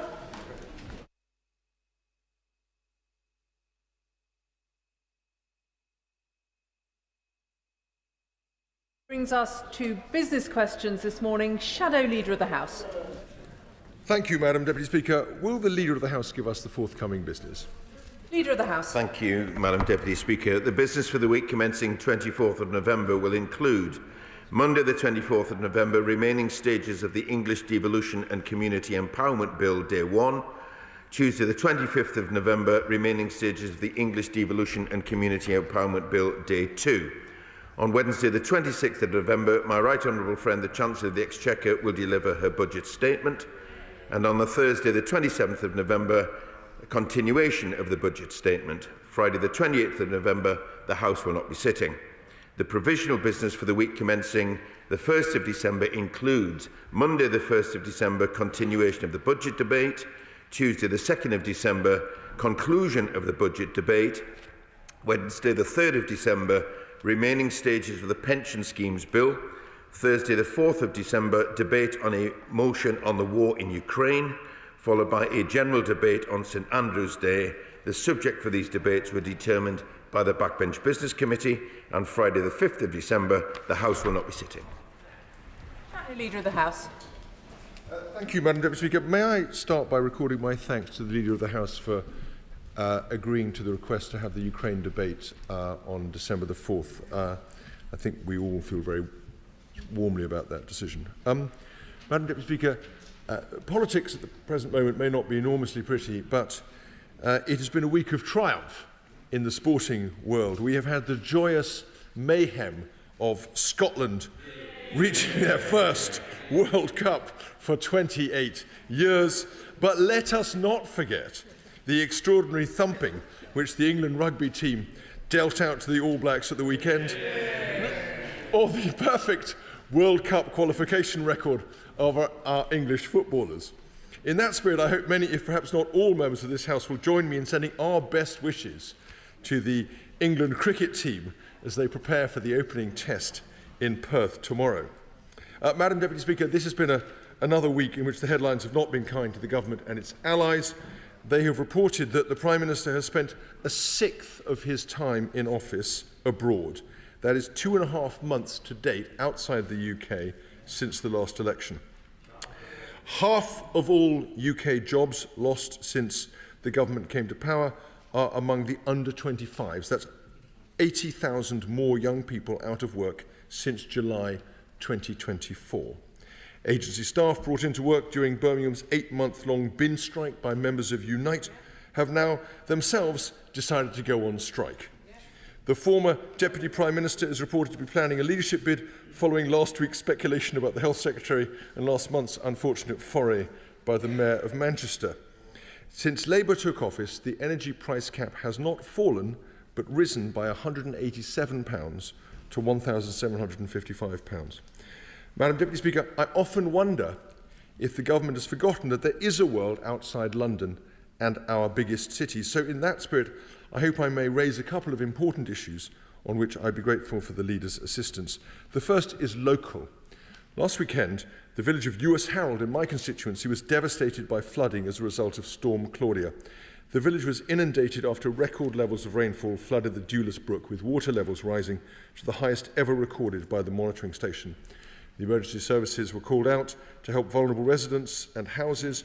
Local pubs and other businesses were severely damaged. Many local people have been involved in clearing up the mess, in particular the brilliant Young Farmers Club, but it will take months for the village to get fully back on its feet.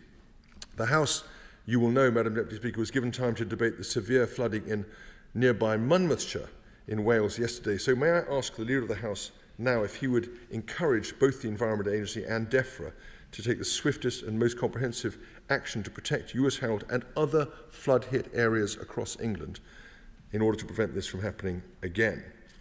The second issue is a national one.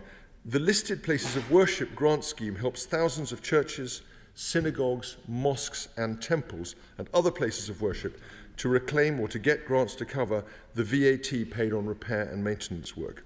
It's a small but very useful and cost-effective institution that has quietly worked away over more than 2 decades to preserve the historic fabric of our nation. Unfortunately, since the last election, the size of the scheme has been cut in half and a new cap imposed on the level of individual grants. It's a feature of these repairs that if they are not made, the damage often leads to enormous further costs. Government seems determined to maintain or increase public spending in other areas. Given that and the very small relative sums involved, could I ask the Leader to pick this matter up with the Department of Culture, Media and Sport and see if this scheme cannot be quickly restored to its previous glory? Thank you, Madam Deputy Speaker, and can I thank the Shadow Leader for his questions. Can I first of all, through you, Madam Deputy Speaker, thank Mr Speaker for his timely reminder this week of our responsibilities in this House regarding national security. As the House will know, the Security Service issued an espionage alert to Parliament highlighting targeted outreach by Chinese Ministry of State Security to individuals in our community. This is a very serious matter which the government takes very seriously, and I know Mr Speaker does too. So I would urge all MPs to heed this advice and report any suspicious activity immediately. Next week, Madam Deputy Speaker, is Parliament Week, where we encourage young people and the public to engage with the UK's democratic system and institutions. And in that spirit, I was delighted yesterday to meet with children from East Hunsbury Primary School, winners of the Kind School Award, this week after the Honourable Member for Northampton South raised the school during business questions. It was a great pleasure to meet with them. They were a credit to their school, their parents, but most of all to themselves. And it's a reminder to us all of the importance of being kind. And you will be pleased to know, Madam Deputy Speaker, that I've been made an honorary kindness ambassador. Which I have to say, Madam Deputy Speaker, is an honour which I never received during my time as the Chief Whip. I was, as the Honourable Gentleman has already said, pleased to announce in this week's business that the Backbench Business Committee has chosen Ukraine as a subject for their forthcoming debate on the 4th of December, and I thank the Shadow Leader, I thank the Liberal Democrat spokesman, the member for Carshalton and Wallington, and the Honourable Member for Harwich and North Essex for their representations to help secure the debate. And members will welcome, Madam Deputy Speaker, the publication of the Men's Health Strategy this week, an important topic which again has been raised frequently during business questions. The strategy will address the stark inequalities in men's health to create a society where men and boys are supported to live healthier and happier lives. And I would encourage members to engage in the debate later today on International Men's Day. And as the Honourable Gentleman has said, it's been a good week for sport. And I want to congratulate Scotland for qualifying for the World Cup for the first time since 1998. And just remind the House that the only time that a home nation has actually won the World Cup was under a Labour government.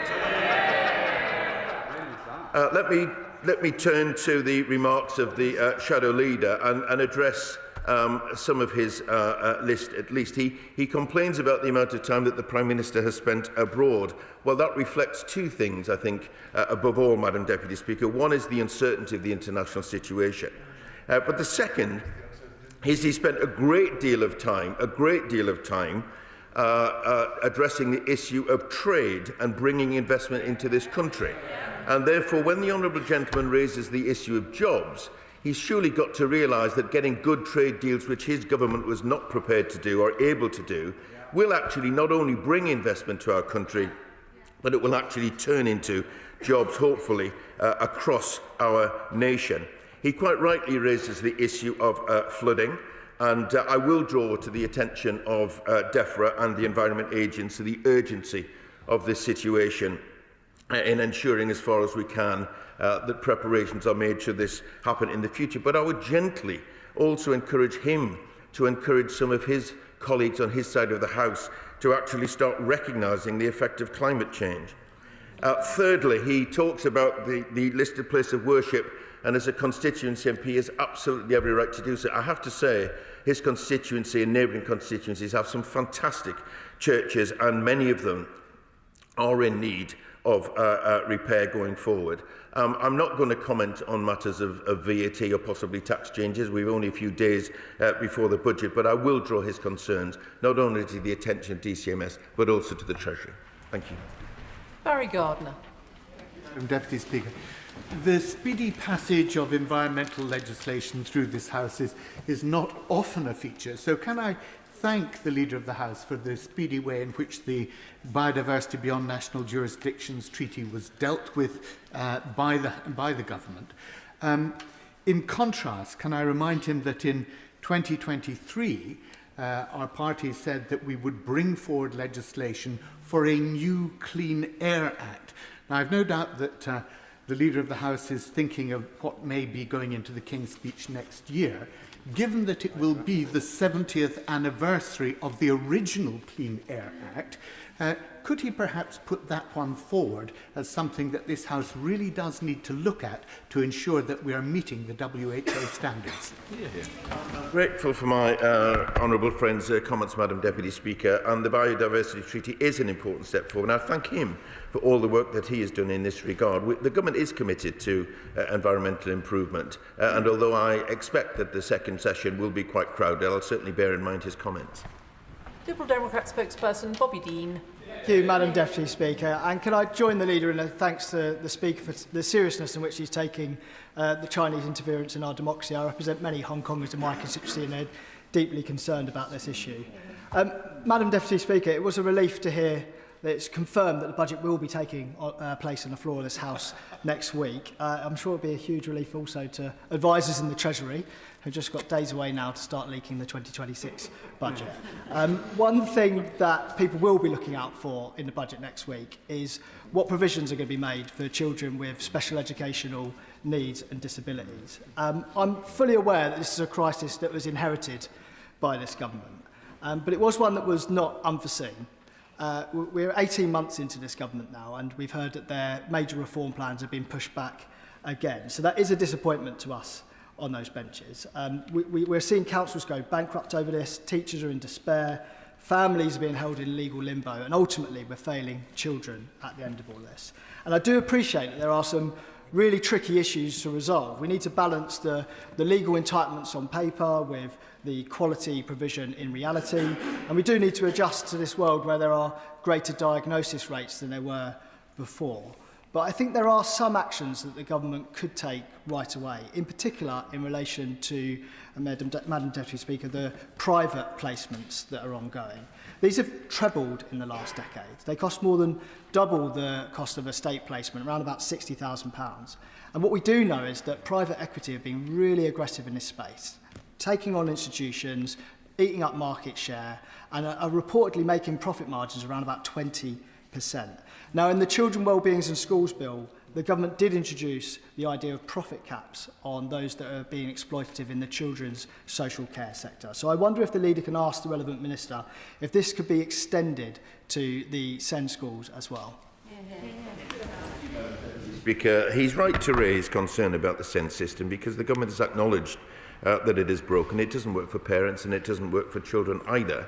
He's also right to say that there were signs that things were not as they should be, but it's one of the many issues that when we came to government we discovered was even worse than we'd anticipated beforehand. I'm not going to comment on what might or might not be in the budget, but I would gently point out that we've already invested an additional £1 billion into SEND.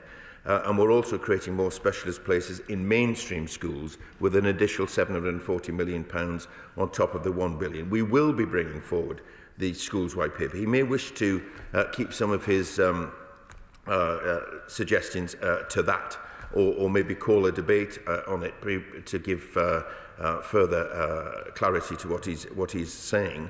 We're bringing that forward early in the next year. I know it is frustrating. It's frustrating for our constituents as well. But the important thing is we need to work with parents and we need to work with teachers. And it's the most important thing is that we get it right. Where is he writing? Thank you, Madam Deputy Speaker. On that note, since being elected, the number of constituents who've raised difficulties and delays in the SEND system with me has been staggering. So I asked my constituents to fill in my SEND survey online so they can feed in to the government's schools white paper. That survey now has 250 responses, which I think shows the extent of the problem. So will the Leader of the House join me in thanking those parents in Kettering, but across the country, who are using their own experiences to feed in to this government's mission to fix a broken system we inherited? Very pleased to do that, Madam Deputy Speaker, and I would like to thank everyone who has responded to my honourable friend's survey. That is the way one of the very best ways of getting information from parents, and the scale of that demonstrates the scale of the problems in the system. But I also want to pay tribute to her for the work that she has done on this issue. As I said previously, we are committed to creating a SEND system which truly works for children and for parents. As the white paper comes forward, I'm sure my honourable friends' constituents' comments will be reflected in that process. Chair of the Backbench Business Committee, Bob Blackman. Thank you, Madam Deputy Speaker, and I thank the Leader for announcing the business for the 4th of December in the Chamber. I understand that there is a potential that the House may suspend for a period of time because of a state visit. So I would ask, could he give consideration for protected time, because these are two very heavily subscribed debates. Also, if he can give us an indication as to whether we'll get the 11th of December in the Chamber, because we're now in the position whereby, with our backlog of debates, if we have every Thursday between now and the Easter recess, we can fill every single debate. I note that the House rose very early yesterday, and if the government is having a problem with business, we can always put on debates to allow colleagues from the backbenches to debate what they wish to debate in government time. If we're given Thursday the 18th of December, it will be the traditional pre-recess adjournment debate for Christmas. The business in Westminster Hall next week, on Tuesday the 25th, will be a debate on potential impact of immigration reforms on humanitarian visa routes. And on Thursday the 27th, there'll be because of the budget debate in the Chamber, there will be a Select Committee statement from the Business and Trade Committee, followed by debates on the impact of extended producer responsibility for packaging, followed by a debate on protecting children from domestic abuse. On the 2nd of December, there'll be a debate on the adequacy of funding to support homeless people. And on the 4th of December, a debate on comprehensive acquired brain injury action plan, followed by a debate on seafarers' welfare. Now, Madam Deputy Speaker, today is the 80th anniversary of the start of the Nuremberg trials. And earlier this week, we had a very good briefing at the All-Party Parliamentary Group for the Holocaust Memorial and Education Centre from Adam Wagner. He's a renowned human rights lawyer. 24 Nazis were put on trial, and the trial lasted for 11 months. At the end of that, 22 of them were sentenced to either very long-term prison sentences or death. 2, amazingly enough, were acquitted. So it would be, I think, very helpful if we could have a statement from the Education Secretary on incorporating the business of the Nuremberg trials into the national curriculum, because this was the first time when human rights law started to come to the fore, particularly on war crimes and crimes against humanity. So I would ask the Leader, could he arrange for that to happen? Thank you, Madam Deputy Speaker. I certainly welcome the honourable gentleman back to his place and thank him for raising these important matters. On the later matters that he raises, the Nuremberg trials do mark a reassertion of justice, human rights and accountability, and the 80th anniversary is a stark reminder of the need to commit to international criminal justice, and it is one of the government's top priorities in supporting the international legal order. I'll give consideration to what he says about a statement, but also make sure that the Secretary of State for Education is aware of the honourable gentleman's comments. On the question of protected time, I would certainly give consideration to that. He knows that I'm sympathetic to that. I don't think it's appropriate in every occasion, but I do think it's sympathetic should the House be adjourned for any, suspended for any particular reason. And I'll let him know about the 11th of December at the earliest opportunity. But just let me gently say to him, yes, of course, this week has been a little bit up and down in terms of the hours and the debates and the statements that we had. It's always a slight difficulty in getting balance into that, but it's not a problem for the government and its business. It's a problem for the opposition. If they can't turn up in numbers to hold the government to account, what are they doing? Chris Hinchliffe. Thank you, Madam Deputy Speaker. Nearly 2/3 of the land in our country is owned by a handful of aristocrats, oligarchs and bankers who often hide their wealth in trusts and corporations which never die. So can we have a debate on how we may raise more revenue from these ultra-rich landowners and so afford some more generous proposals on agricultural property relief for the farmers who are essential for our food security, nature restoration and climate action?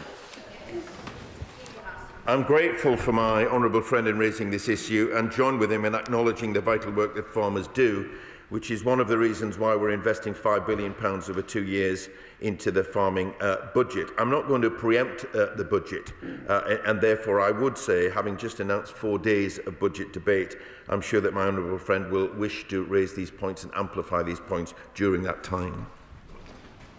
Clive Jones. Thank you very much, Madam Deputy Speaker. Brain tumour research state that 1 in 3 people are likely to know someone with a brain tumour.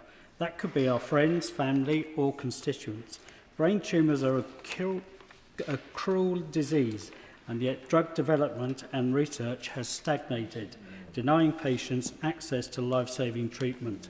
Will the Leader of the House allow a debate in government time on the immediate investment needed to improve brain tumour research and improve outcomes?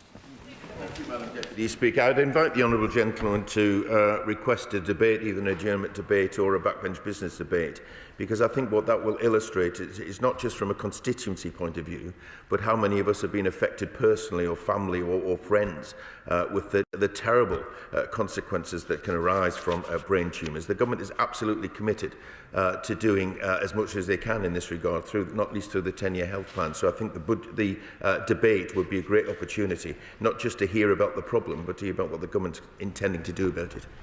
Kirsty Sullivan. Madam Deputy Speaker. Churches are the bedrock of our communities and play a particularly strong role at the heart of our villages. St Philomena's Church in Winchborough has been a centre of spiritual, community and cultural life for 100 years and celebrated this milestone with a special Mass led by Archbishop Leo Cushley on the 26th of October. Will the Leader of the House join me in congratulating Father Deacon, Father Henderson and Deacon Robertson, as well as the congregation of St Philomena's, and wish them all the best for the years ahead?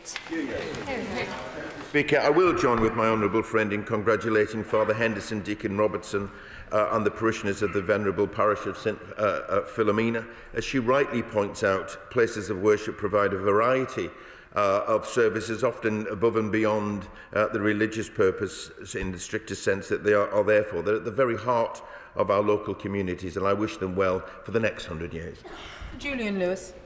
Last Thursday, there was a heavily subscribed debate in Westminster Hall about the terrible problem of rogue and con men builders who fleece people of thousands upon thousands of pounds for work never completed and often not done at all. May we have a statement from an appropriate minister on the need to consider criminalising this process whereby people are robbed of their money but told afterwards that it only constitutes a civil offence? Speaker, the Right Honourable Gentleman raises a really important matter, and he will know, having been in this House for quite some time, it's a perennial problem. I will draw it to the attention of the Minister and see whether a statement or perhaps he might wish to seek a debate on these matters. David Burton-Sampson. Thank you, Madam Deputy Speaker. At this time of year, the fireworks debate always rages. As a dog owner, I too share the views of my constituents in Southend Western Lee that we need safer, more controlled firework legislation, not just for the sake of animals, but for people too. I recently met with the Fireworks Impact Coalition, who are also calling for a review. Will the Leader grant a debate in government time to discuss this important issue further?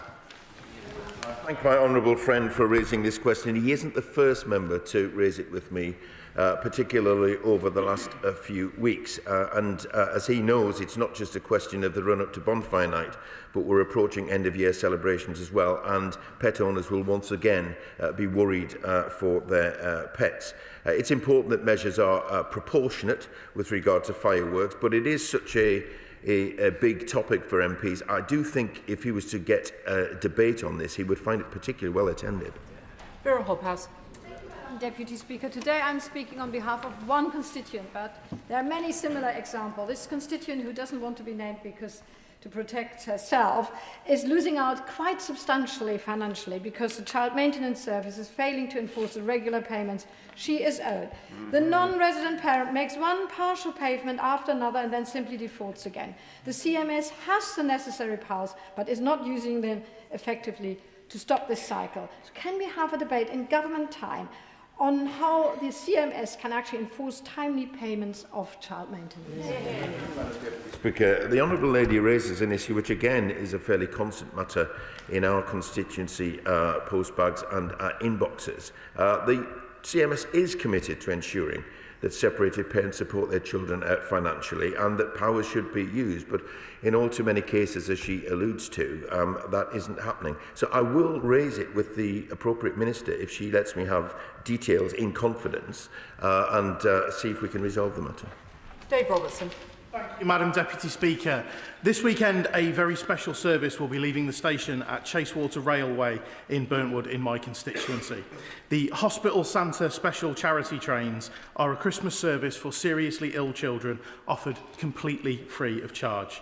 This year, 1,300 kids and their families are expected to attend. So can I ask if the Leader of the House will join me in congratulating Chasewater Railway, their trustees and their fantastic volunteers for the wonderful work that they're doing, spreading the festive spirit. I'm happy to do so, Madam Deputy Speaker, congratulating Chasewater Railway for spreading this joy this holiday season. He talks about a huge number of people that will be part of that, and I thank Chasewater Railway for that. But of course it happens, these initiatives happen, not just because of the rail, but the volunteers that play their part. So I want to place on record our thanks to them and indeed volunteers across the country. Wendy Morton. Deputy Speaker, this week the Birmingham bin strike escalated further, and now even the agency workers who've been keeping a minimal service going have voted to join the strike from the 1st of December. I did raise this with the Leader of the House previously. I've been promised a statement, but the situation has only gotten worse since then. So can the Leader assure me that we will get that statement before this new wave of action begins to take place next month? Thank you. Deputy Speaker, the Honourable Lady knows that our priority has always been Birmingham residents, and it's an issue in the first instance for employers, but it is important that the Council works with Unite to end the strike, which is the end of the strike is long overdue, and to work with the Council to tackle the concerns regarding agency and long-standing issues of equal pay. We remain in close contact with the Council. We continue to monitor the situation. MHCLG are looking into this and will update the House at the earliest opportunity. Ms Twist. Thank you, Madam Deputy Speaker. Yesterday evening I had the privilege of hosting the British Standards Institute at a reception in Speaker's House to mark the launch of the UK's first national suicide prevention standard, Suicide in the Workplace. It's a huge step forward in making suicide prevention everybody's business, and I want to thank all those involved. Can we have a debate in government time on how we can support employers and other organisations to implement and make the most of this important guidance? Madam Deputy Speaker, I want to thank my honourable friend for her tireless campaigning on this topic. As she knows, the government is committed to reducing the number of lives lost to suicide. It remains the biggest killer of men under 50. And we have announced investment in suicide prevention projects for men as part of the first ever men's health strategy for England. I think her concerns will be shared across the House, and I would suggest that she should call for a debate in Westminster Hall. Thank you. Dave Dugan. Because I don't understand the mindset of an absent parent that would try and renege on their financial responsibilities to support their children. Neither, it seems, does the CMS understand their mindset either, because one of the manifold issues with the CMS is absent parents reneging on the payments, then they start the payments, then they stop the payments, then they start the payments, and the CMS resets the clock every time. So the receiving parent has to start from the very beginning every time. Can we please have a debate on the manifold issues with the CMS on government time and try and find a way forward from this deeply dysfunctional agency? Very much indeed, Madam Deputy Speaker. I will draw the honourable gentleman's comments to the attention of ministers, because as he's just heard, it's the second time that it's been raised this morning. He wished to initiate such a debate, however, because as I suggested before, concerns are shared, I'm sure, across the House. Nick Smith. Madam Deputy Speaker, coal miners powered our great country in the 20th century. They need justice in this century with their pensions. Labour put right the mine workers' pension scheme, but parity is needed for the British Coal Staff Superannuation Scheme. Here, here. Here. Can the Leader of the House please ask the Treasury for a statement on pension justice for our mining communities to right this historic wrong? Hear, hear. I thank the honourable gentleman for all of his work on this issue, Madam Deputy Speaker. He's raised it a number of times with me, and indeed colleagues have raised it a number of times in business questions, so there is a real interest there. Ministers continue to meet with the BCSS trustees, but as my honourable friend knows, I've just announced the future business, and there'll be two opportunities. The first is that we will have a debate following the budget where he may wish to go into more detail about this, but also there's some pension legislation coming down the track too. Andrew Rossendale. Madam Deputy Speaker, concerns have been raised across the country by animal lovers, most especially by Katie Amos, the daughter of our late dear friend, who's continuing the battle for animal welfare across the country. The concerns are that 7-day statutory period of many healthy dogs are not being offered for adoption in homes that take in stray animals, but instead they are euthanased without transparency. For example, one shelter receiving dogs from several councils lists only a handful available for rehoming, despite far higher intake figures. This lack of accountability is deeply troubling. So, will the Leader of the House make time for members to examine whether stronger reporting requirements and safeguards are needed to protect these animals? And may we have a debate on the welfare of stray dogs transferred by local authorities to contracted shelters? The honourable gentleman raises very sad and often abhorrent cases, actually, where this happens, and he's absolutely right to raise this. Should he seek a debate, he could perhaps amplify his message, and others could join with him, so that anyone who is engaged in the practices that he's talking about recognises the scale of the concern. And if they can't change their, the way in which they work or the way in which they operate, then the government will need to consider whether or not legislation is adequate. Chris Blow. Jerry Marsden has been collecting for the Poppy Appeal in Redditch for 40 years. Since becoming the Poppy Appeal organiser, he has helped to raise over £500,000. At the same time, he has readily stepped in to lead the local Royal British Legion to ensure our town celebrates and marks the sacrifice made by those to protect our freedoms. Jerry will hate me doing this, but would the Leader of the House join me in thanking Jerry and all those that support him for his incredible contribution to Redditch and for all those that have served? Delighted to do so, Madam Deputy Speaker, and let me say a big thank you to Jerry and indeed everyone else involved with the Redditch Royal British Legion fundraising campaign. But let me also extend that, Madam Deputy Speaker, to all the volunteers across our country who do such a fantastic job, particularly at this time of year, but of course throughout the year. Thank you. Helen Morgan. Deputy Speaker, my constituents are no strangers to flooding, whether that's from the Rivers Severn and Vyrnwy in villages like Melverley, or from surface water or inadequate infrastructure in Gabowen and Hadnall. But the Environment Agency says that another 1,600 properties in my constituency will be vulnerable to surface water flooding by 2050, and the Planning and Infrastructure Bill has failed to address flooding or climate change at all. So given that the government voted down my amendments and those of my Lib Dem colleagues intended to tackle this problem, can we have a debate or a statement from the relevant minister on how the UK is going to build flood resilience in the future? Madam Deputy Speaker, it is a concern across many constituencies. I'm sorry to hear what's happening in the Honourable Lady's constituency, but again, I'd invite her to seek a debate, because there are many areas that will share their concern, and she can put those questions directly to ministers. Thank you, Madam Deputy Speaker. 110 years ago this month, Mary Barber, who was born in Cobarkin in my constituency, led the Glasgow rent strikes, standing up to improve housing conditions for working people. The legacy of that strike gave us the Rent Restrictions Act, a landmark safeguard that shielded tenants from exploitative profiteering right up until the wave of Thatcher-era deregulation.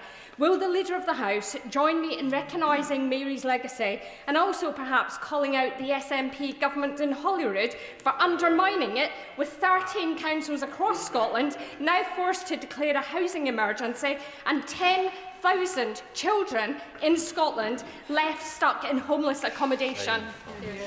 Thank you very much indeed. I will join my honourable friend in recognising the important legacy of Mary Barber. I would invite her perhaps to seek an adjournment debate in which she could not only highlight the housing emergency which she refers to in Scotland, but she might also want to put on record that Scotland has secured a record funding settlement this year, and therefore they should be held to account for that. Vickers. Thank you, Madam Deputy Speaker. Yesterday I attended the drop-in session in aid of those who suffer from Huntington's disease. And as is often the case when you attend these events, they sign you up as a champion, which they duly did with me. So my first role as champion is to highlight the new NICE guidelines that have been issued for those suffering from this disease, and hope that the League could perhaps ask the Health Secretary to bring forward a statement to explain how quickly these new guidelines can be implemented to help those suffering from this awful disease. Congratulate the honourable gentleman in being a champion. It's been a good week for awards for us, really, between us, kindness and champion. Huntington's disease is a terrible disease, and it's fantastic work by people across communities that have kept this in the mind's eye, and also that NICE guidelines are addressing that, and the need for speed, I'm sure, is in the minds of those who are involved. So I will raise this matter with the Health Secretary. Marinda Just. Thank you, Madam Deputy Speaker. Last weekend I attended the annual conference of Interfaith Wolverhampton in my constituency of Wolverhampton West, who have done much to bring different faith communities together, including those of no faith, and to celebrate diversity, which is so needed at a time when we are facing division and hate crime.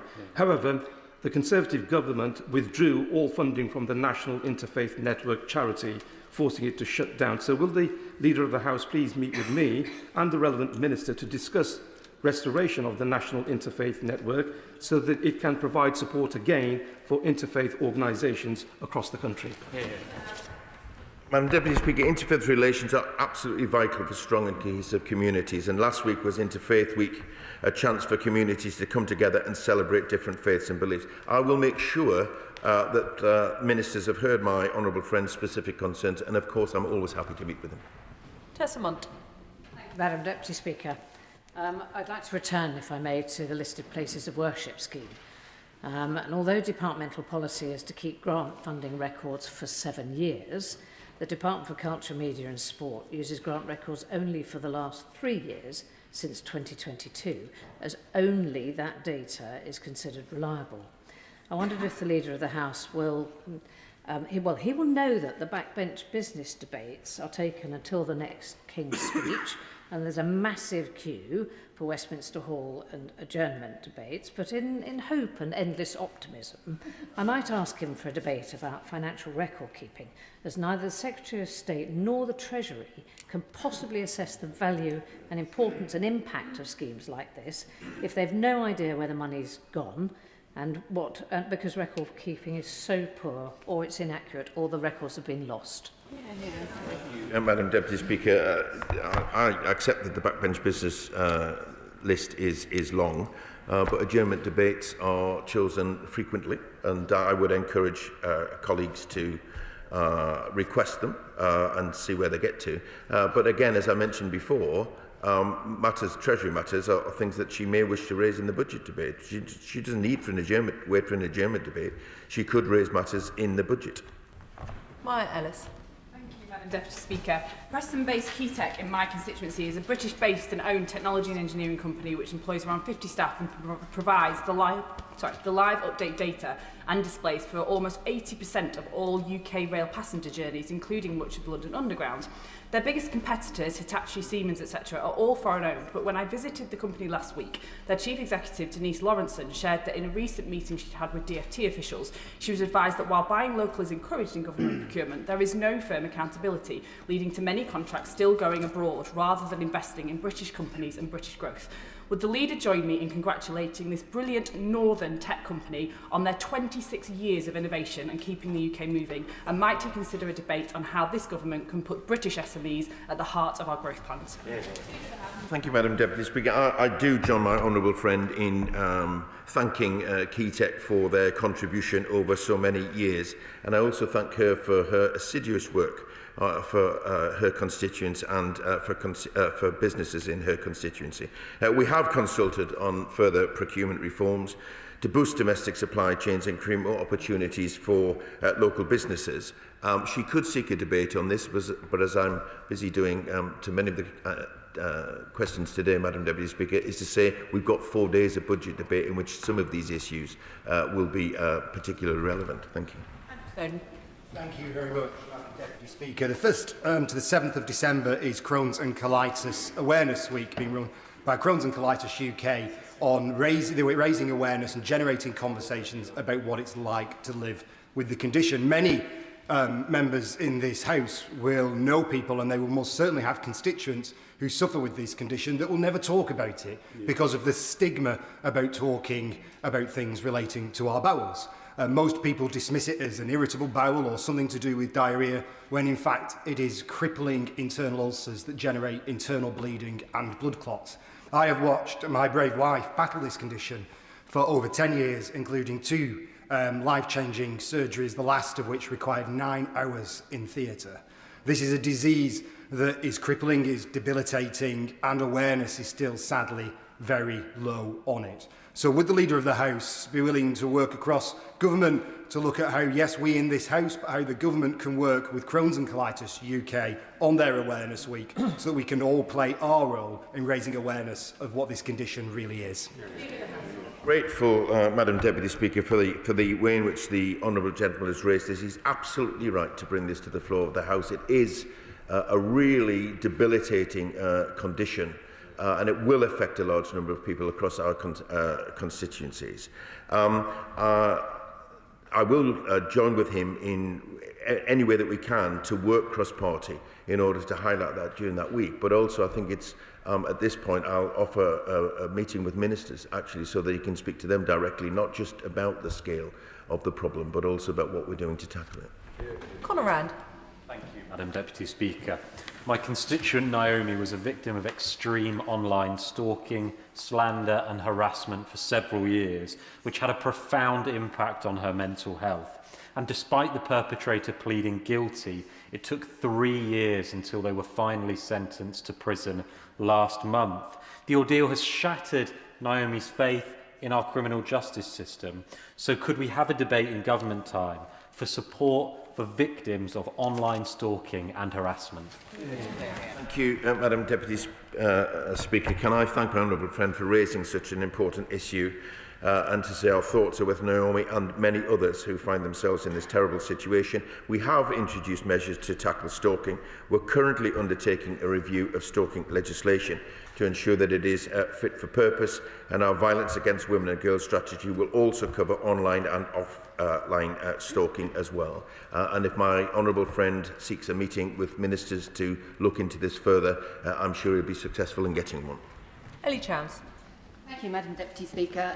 The UK is coming under intense scrutiny at COP30 for saying one thing in public but doing the opposite in private by apparently blocking progress on the Belém action mechanism to secure fossil-free jobs, to secure workers' rights, communities and our planet. And this is despite the Prime Minister, his statement to COP saying, literally, the UK is all in on embracing opportunities. So can we please have an urgent debate on how a shift in the backroom position of the UK could unlock negotiations, rebuild trust and align the government's actions with its public commitments?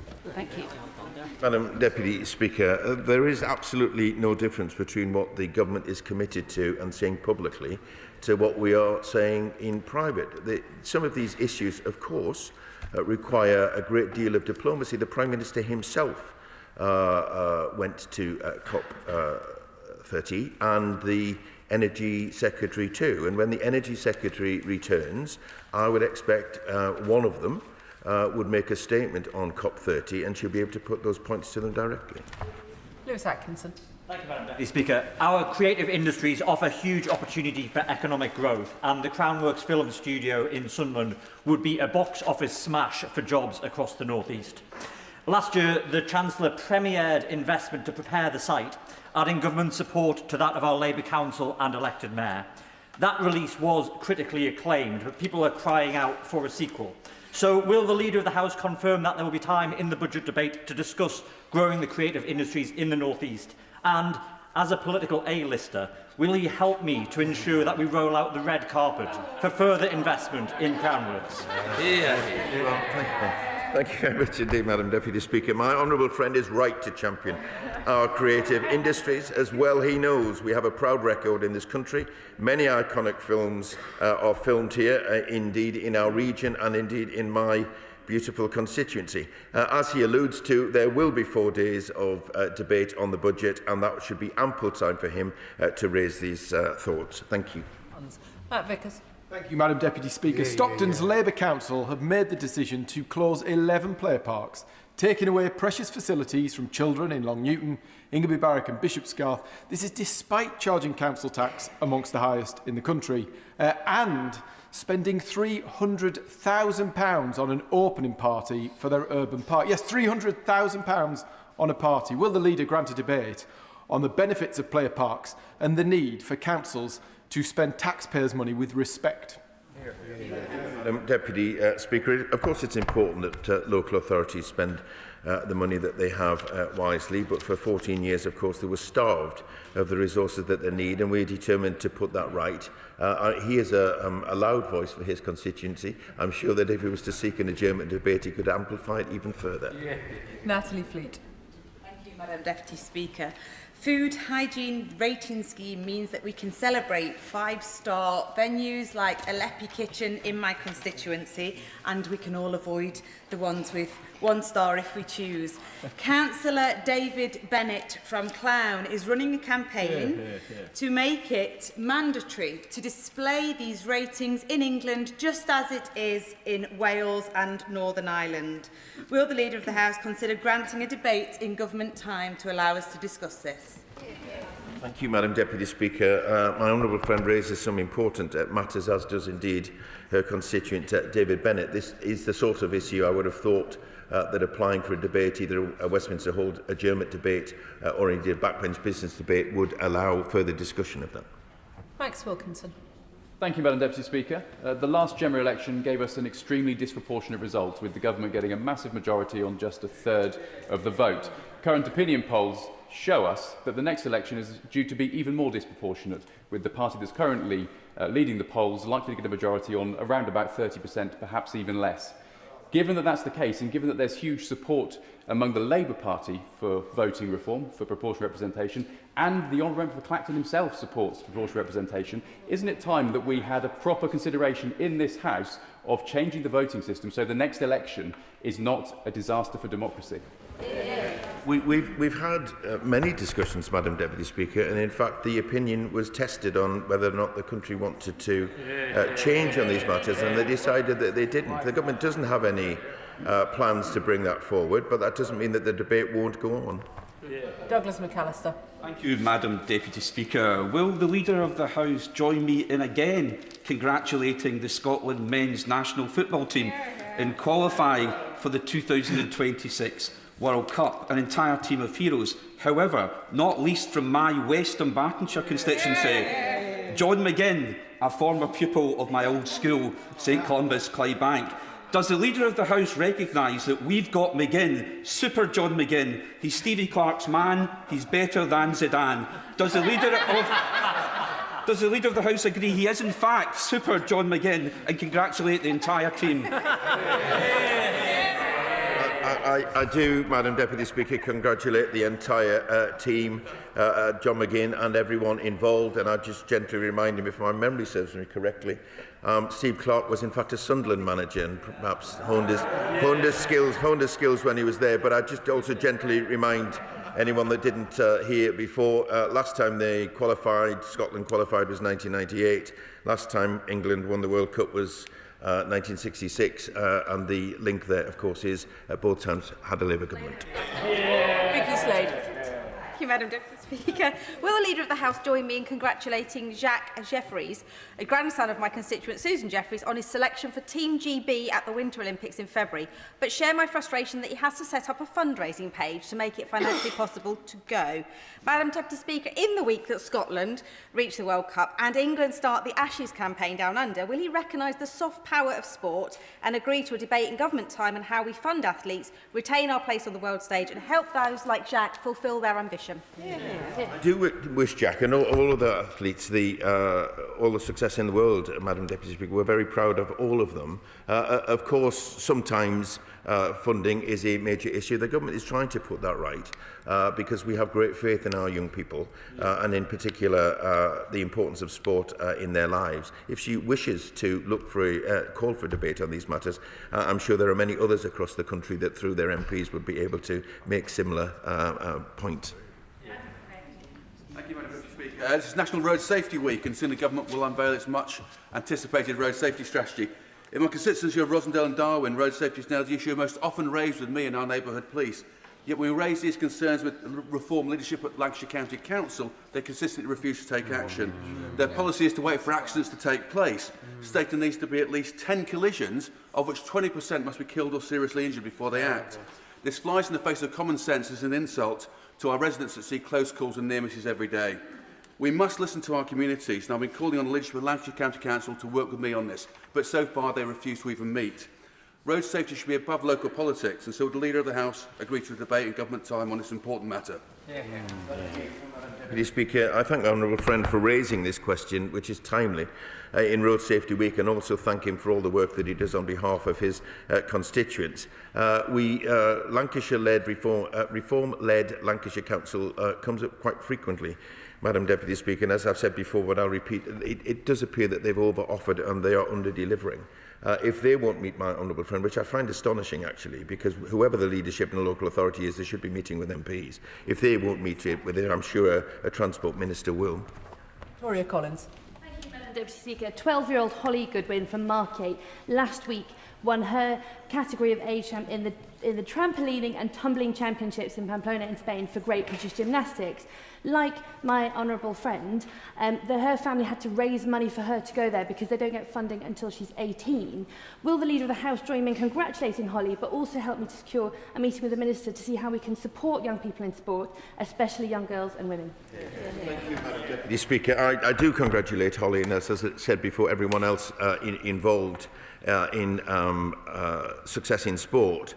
So there's two from the same side of the chamber, so that's the beginnings for perhaps a debate. But actually, she raises an interesting point. I think ministers will be available to meet with the honourable ladies so that they can raise these issues with them directly. Chris Webb. Thank you, Madam Deputy Speaker. Blackpool Council have asked for residents' views for the most ambitious and exciting regeneration project in our town's history. In less than a week, over 2,500 residents have signed my petition calling for Blackpool to build a world-class arena on the empty site on the Blackpool Central area, backed by local industry experts and local artists. A venue like this could hold major concerts, e-sport tournaments and international sporting events and secure Blackpool's legacy as a destination for world-class entertainment. Does the Leader agree with me that a project of this scale could be transformational for my hometown, which is in desperate need of an economic boost to tackle the highest level of deprivation in a place in this country? He knows I share very much his concern about the state of some coastal towns, but also our ambition to make them better as we go forward. He is a tireless campaigner for Blackpool. There is clearly potential in the scheme that he talks about for economic growth, investment and jobs in his constituency. They are all things that this government wants to see in every part of the country and including in coastal areas like Blackpool. I think this probably falls within the parameters of a contribution to a budget debate, actually, because supporting coastal towns is a very, very important part of what the government is seeking to do. Babarindi.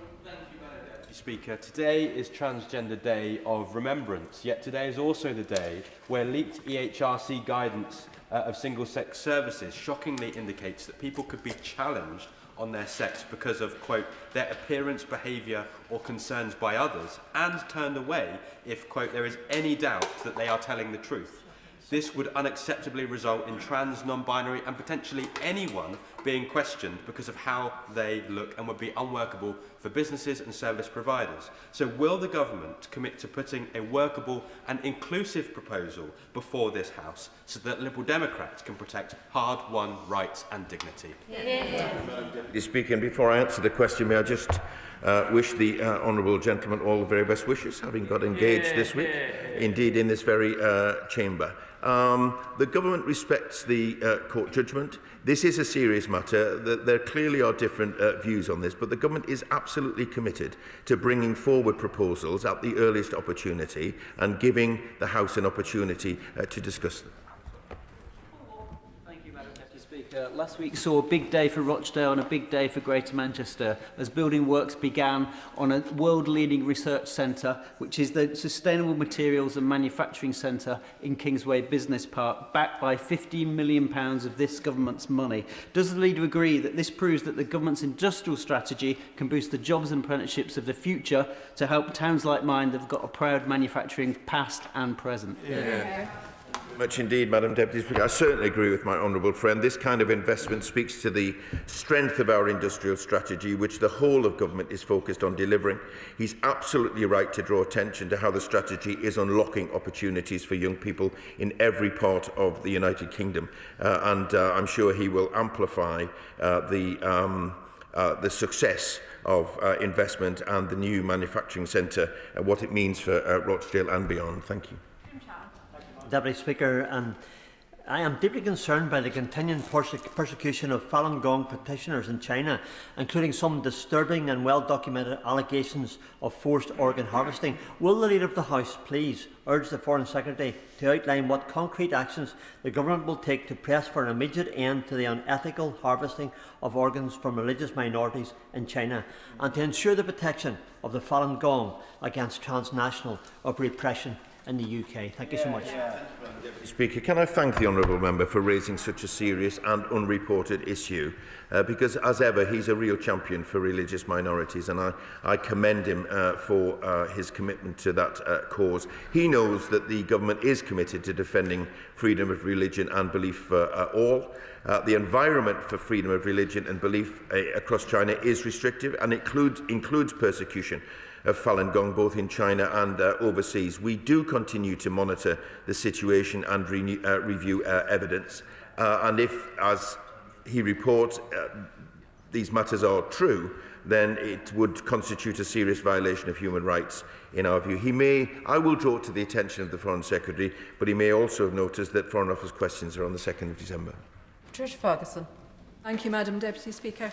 As we celebrate International Men's Day, can I ask the Leader of the House to join me in thanking the staff and volunteers of Men Matters in Drumchapel, who offer social, financial and emotional support to men.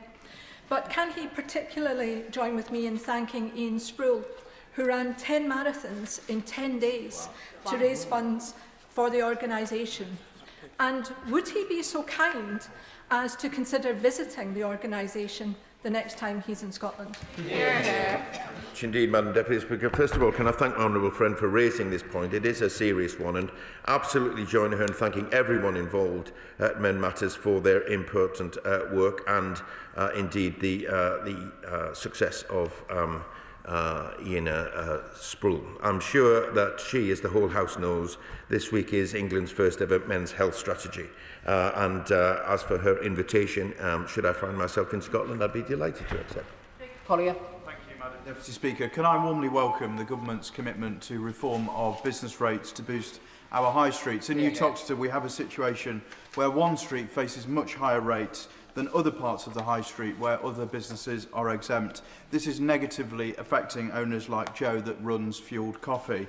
Could the Leader of the House find a time for a debate on how we can support community businesses like Fuelled before the new system comes into place?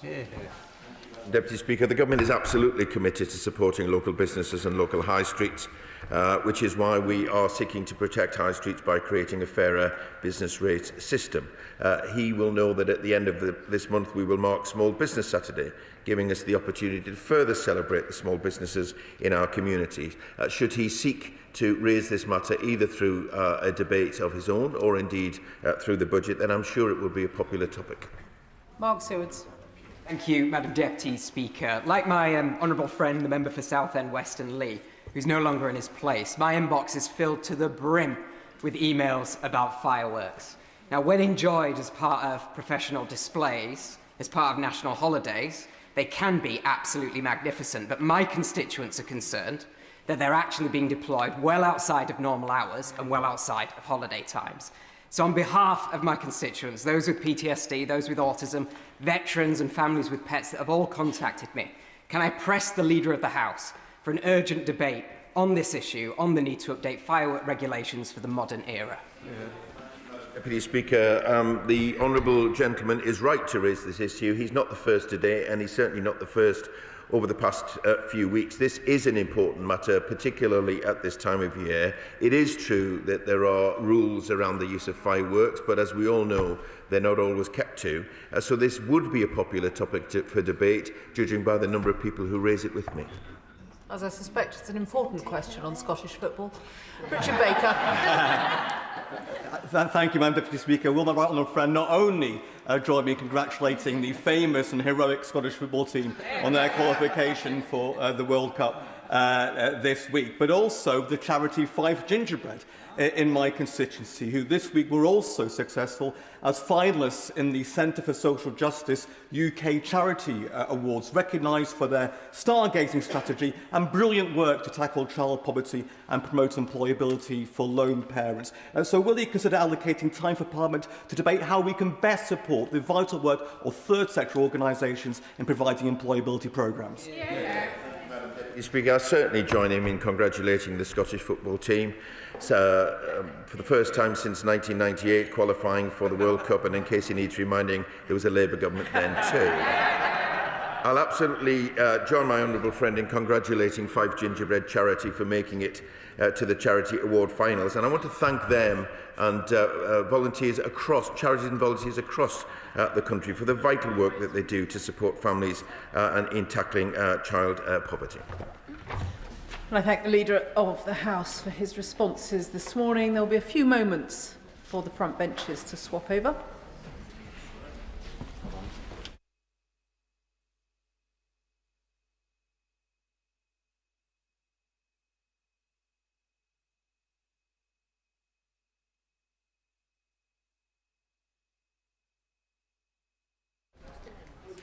Which brings us to a statement, a fairer pathway to settlement. The Home Secretary. Thank you very much, Madam Deputy Speaker. With your permission, I will make a statement on a fairer pathway to settlement for migrants. The story of migration in this country is woven through my own. My father came here in the early 70s, my mother a little less than a decade later. Both came to seek a better life, and they found one here. In time, while always proud Kashmiris, they became British citizens themselves, Brummies too, and they brought up 4 children just as proud to be a part of this country and that great city as them. This is not just my story. This is the story of many of my constituents in Birmingham Ladywood, and it is the story of many millions more across this country. I, and so many others like me, are patriots. Mine is a love of a country that is forever changing, while something essential about us always endures. It is a patriotism that finds room for those who trace their roots back many generations and those who, like me, do not. But I worry that this broad patriotism is, for some, narrowing, and that a vision of a Greater Britain is giving way to that of a littler England, as anger turns to hate. Some will choose to scorn this analysis. They would rather we simply wished it away. But those who look like me do not have that luxury. Our lives and the lives of our families are more dangerous in a country that turns inwards. So we have no choice but to ask, what is the cause of our division and how might this country be united? As I said earlier this week, the pace and scale of migration in this country has been destabilising. I spoke on Monday of the 400,000 who have claimed asylum since 2021. But that figure pales in comparison to the net migration figure in the same period. In that time, 2.6 million more people moved to Britain than left. To place that in perspective, around 1 in every 30 people in this country arrived in those 4 years. This is the result of the extraordinary open border experiment conducted by the last Conservative government. In that period, now sometimes called the Boris wave, immigration controls were drastically lifted. This was most notable in the case of the health and care visa, where minimum salary requirements were dropped. An attempt to fill between 6,000 and 40,000 jobs led to the arrival of 616,000 individuals between 2022 and 2024. Over half were not even filling jobs in the sector at all, but were rather dependents of those who were. And abuse, as any Member of Parliament can tell you, was rife. I would think my support for migration need not be stated, but after some of the questions I faced on Monday, I think I had better do so. Migrant communities have, for generations, been woven into the tapestry of British life. While I will never believe in assimilating communities, we have achieved cohesion because different communities have integrated, retaining their distinction within a single pluralistic whole. This makes demands of those already here to remain open to new arrivals, but more than that, it demands something of those arriving. To settle in this country forever is not a right, but a privilege, and it must be earned. Today, that is not the case. Settlement, or indefinite leave to remain, comes almost automatically after 5 years' residence in this country. At that point, a migrant gains access to many of the rights of a British citizen, including to benefits. As a result of the unprecedented levels of migration in recent years, 1.6 million are now forecast to settle between 2026 and 2030, with a peak of 450,000 in 2028. It's around 4 times higher than the recent average. That will now change. As this government announced in its immigration white paper, the starting point for settlement will move from 5 years to 10. To ensure this is earned, new criteria will be added, which will act as a disqualifying bar for those who do not meet them. Firstly, the applicant must have a clean criminal record. Secondly, they must speak English to A-level standard. Thirdly, they must have made sustained national insurance contributions. And finally, they must have no debt in this country.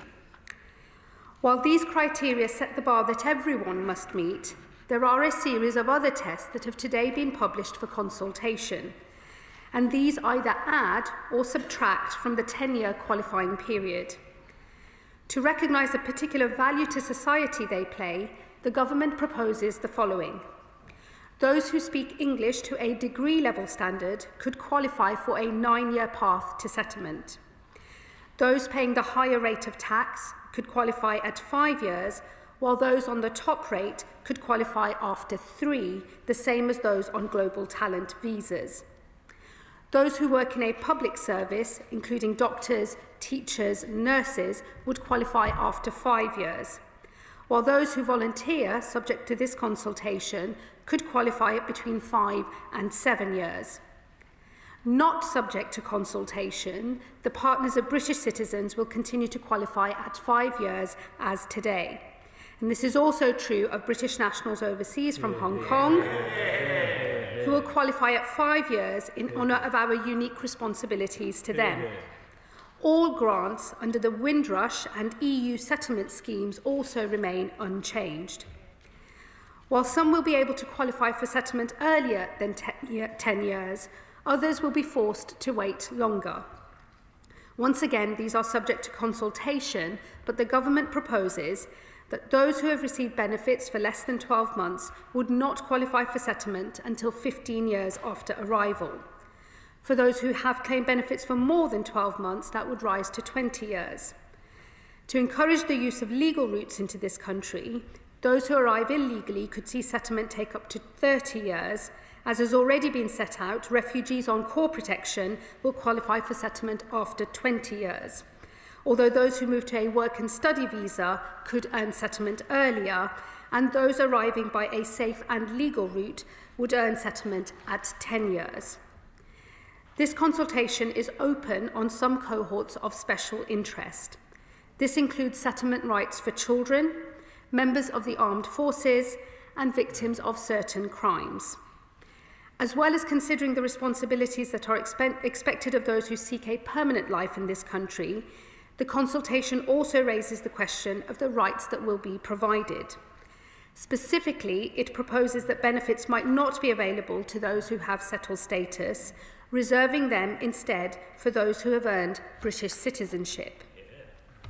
Finally, this consultation addresses the question of the so-called Boris wave, specifically the cohort of lower qualified workers who entered the country along with their dependents through the health and care visa, some of whom are never expected to be net economic contributors.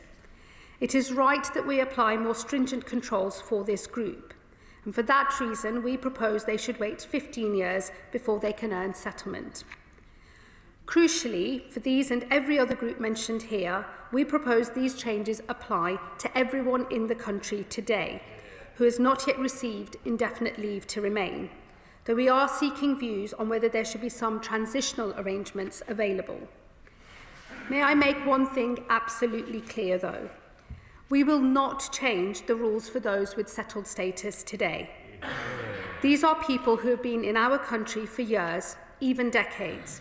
They have families here, wives, husbands, children. They have worked in our hospitals, taught in our schools, and have been contributing to our society for years. Fairness is the most fundamental of British values. We made a promise when we gave them settlement, and we do not break our promises. The Reform Party, I note, not present today, have said they will do this most un-British of things. The Tories have said that they will, but then said that they won't, and I am left in as much of a muddle about their policy as they are, that perhaps the Shadow Home Secretary might enlighten the House today. But I can be clear that on this side of the House, we won't change the rules for those with settled status.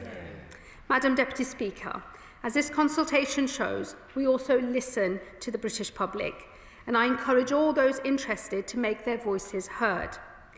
Today, I have set out what we propose, and perhaps more importantly, why. I love this country, which opened its arms to my parents around 50 years ago, but I am concerned by the division I see now, fueled by a pace and scale of change that is placing immense pressure on local communities. For those who believe that migration is part of modern Britain's story and should always continue to be, we must prove that it can still work, that those who come here contribute, play their part, and enrich our national life. While each will always retain something of who they were and where they came from, they become a part of the greatest multi-ethnic, multi-faith democracy in the world. And with that, Madam Deputy Speaker, I commend this statement to the House. Shadow Home Secretary Crisfield. Thank you, Madam Deputy Speaker, and I, as always, thank the Home Secretary for advance sight of her statement. Well, she's had a busy week. I wonder if this burst of hyperactivity has anything to do with her leadership bid. But as her shadow, I will say this: I am rooting for her. I am rooting for her in her tussle with the Health Secretary as to who gets to replace the Prime Minister, although I fear my endorsement may not be entirely helpful with her colleagues on her side of the House. Now, let me start by saying this. Immigration under successive governments has been far, far too high. That has included illegal immigration, which since the general election across the Channel has surged, with 10,000 illegal immigrants crossing just in the 75 days the Home Secretary has been in post alone. Last year, the first year of a Labour government, there were a record ever number of new asylum claims, and the number of illegal immigrants accommodated in hotels has gone up under this Labour government, even though they promised they would reduce numbers. But of course, besides illegal immigration, on which this government is so clearly failing, legal migration has been far, far too high as well, absorbing the equivalent of half the new housing supply in recent years. Allowing mass low-skilled migration is actually bad for the economy, not least when we have 9.5 million working-age people here out of work. And mass low-skilled migration without integration has placed all kinds of pressures on society, not least because there are 1 million people here who don't speak English at all or properly, or the fact there are 10,000 foreign citizens in prison. Where I suspect we do agree is that limited, very limited, high-skill migration is a good thing, but the days of mass low-skill migration must come to an end. Now, Madam Deputy Speaker, there is much in this statement I support, not least because so much of it is so familiar. The idea of a 10-year route to ILR is something that we proposed in amendments to the government's bill, I think around about 9 months ago. Inexplicably, the Labour Party inexplicably voted against those measures here just a few months ago, and now they've adopted them. We also proposed removing benefits from foreign citizens, including those on ILR who don't have British citizenship, and this consultation document now looks at doing the same thing. So I am delighted, Madam Deputy Speaker, to see that the Shadow Home Secretary, upon arrival at number 2 Marsham Street, has got out the copy and paste function on her laptop and started copying and pasting conservative policies. Now, I do, however, have one or two detailed and specific questions, which I am asking in a spirit of constructiveness, given she has adopted so many conservative policies. Now, she said importantly that these policies on ILR qualification would apply to those people here already. She is absolutely right to say that, and I support it. She mentions transitional arrangements. I would just urge her to be very cautious about that, lest it creates loopholes. But does she have an estimate she can give to the House as to when these new measures will be implemented? Because the rules that she referred to took effect, I think the previous rules around legal migration started in January 2021. So those people arriving on those rules will become, under the present ILR rules, eligible from January 2026, just a few weeks' time. So when will these changes get implemented? I hope as soon as possible. Now, she also mentions that to qualify for ILR at 10 years, you need to have made national insurance contributions. I've tried to get through the consultation document in the last half an hour.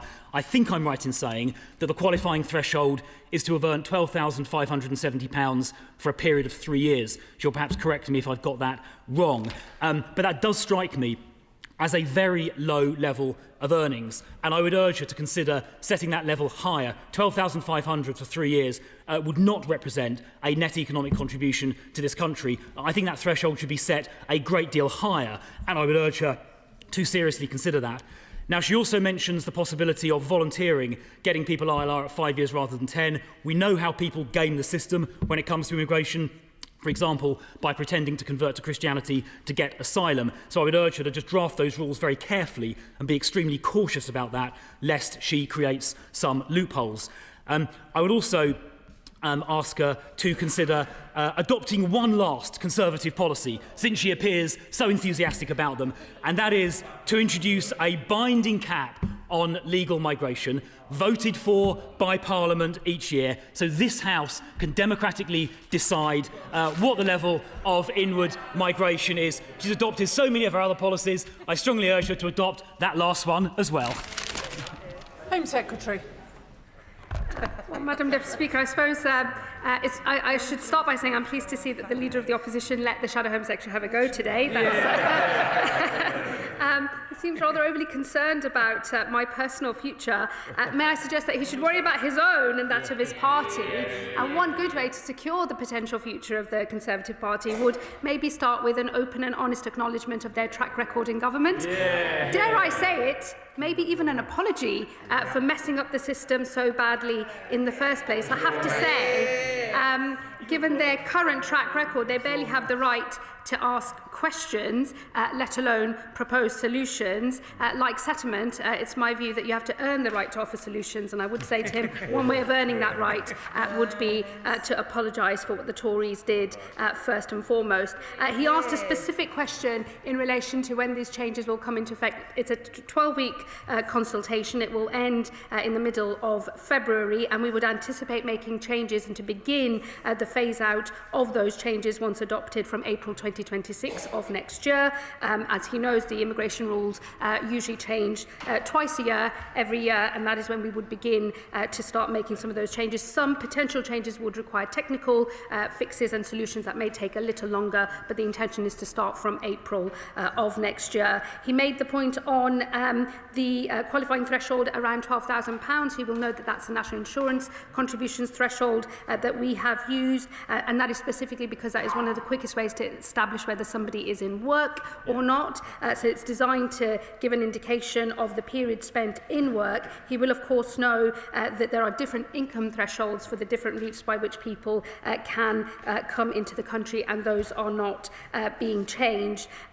He made a valid point on ensuring that the new system, as we develop it, mustn't have any loopholes. I will, of course, be very alive to that. And as we discussed at length in the House on Monday, there is a relationship between some types of visa overstaying and, of course, coming straight into the asylum system as well. And I'm very alive to those risks, and we will do everything we can to shut that down. This will be, in the end, a whole package of reforms across both the illegal migration system and dealing with asylum, as well as legal migration, to clamp down on abuse and retain public confidence in running a migration system overall and in the asylum system in particular. And what can I say on the CAP? I mean, the CAP has had a long life in the Conservative Party, and I would just gently say they never managed it in 14 years themselves. I don't think we're going to be pursuing that failure now. Jane Meg-Hillier. Thank you, Madam Deputy Speaker, and I applaud my right honourable friend on many points, not least debunking the idea that a cap is going to solve anything or is even achievable.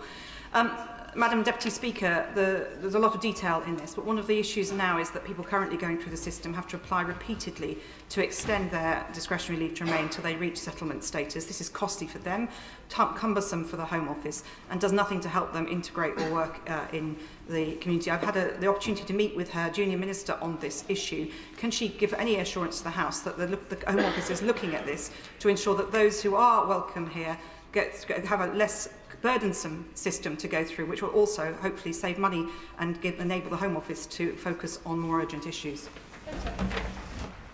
Well, my right honourable friend brings a huge amount of personal experience to this discussion, having been a minister herself and with a very august track record as a select committee chairwoman. So I will always take very seriously any suggestions that she makes, and I will discuss with my ministerial team the detail of some of what she suggests. I think our principled position is it is right that people pay fees for visa extensions. It is right that we move from a 5-year to a 10-year period, a qualifying period for settlement. We're not consulting on whether we move from 5 years to 10 years. That is already decided policy. What is set out in the consultation are some of the other questions that sit underneath that. But I would happily discuss with her, because I know she has big experience in this area, Home Office capacity and how we build a system that can work effectively, not only in terms of being delivered by the state, but providing certainty for the people that ultimately do want to make their lives in this country. Liberal Democrat spokesperson Max Wilkinson. Thank you, Madam Deputy Speaker. Before I begin, I beg your forgiveness in taking a few extra seconds to reflect on the exchanges in this chamber on Monday. I would like to use the opportunity to put on the record my utter contempt for those who abuse the Home Secretary and anybody else who is abused based on the colour of their skin or their religion. That is not what Britain stands for. The Home Secretary, of course, will choose the language that she wants to use in this debate, and I will choose my language too. The constructive and moderate tone of voice that I and the Liberal Democrats will use in these discussions about immigration will remain, as will our attempts to help offer feedback as and when the government brings forward proposals. The number of Liberal Democrats in the chamber today shows that we are not ignoring this.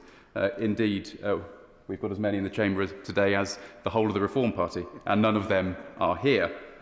We're aware, as others, of the issues in communities up and down in the country, and for immigrants who live here too.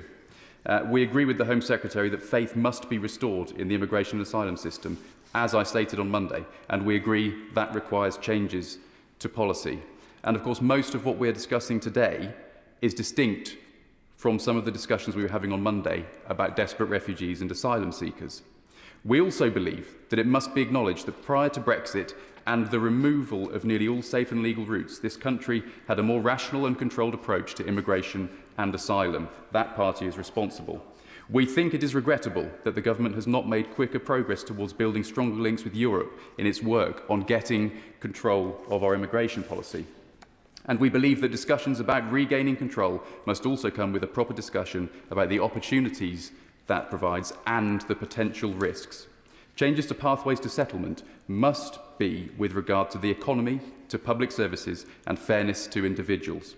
We are concerned about the chilling effect some changes could have on the economy. The UK is fast becoming a less competitive place for science and innovation, not least because of Brexit. The cost of a 5-year global talent visa to Britain is £6,000 per person.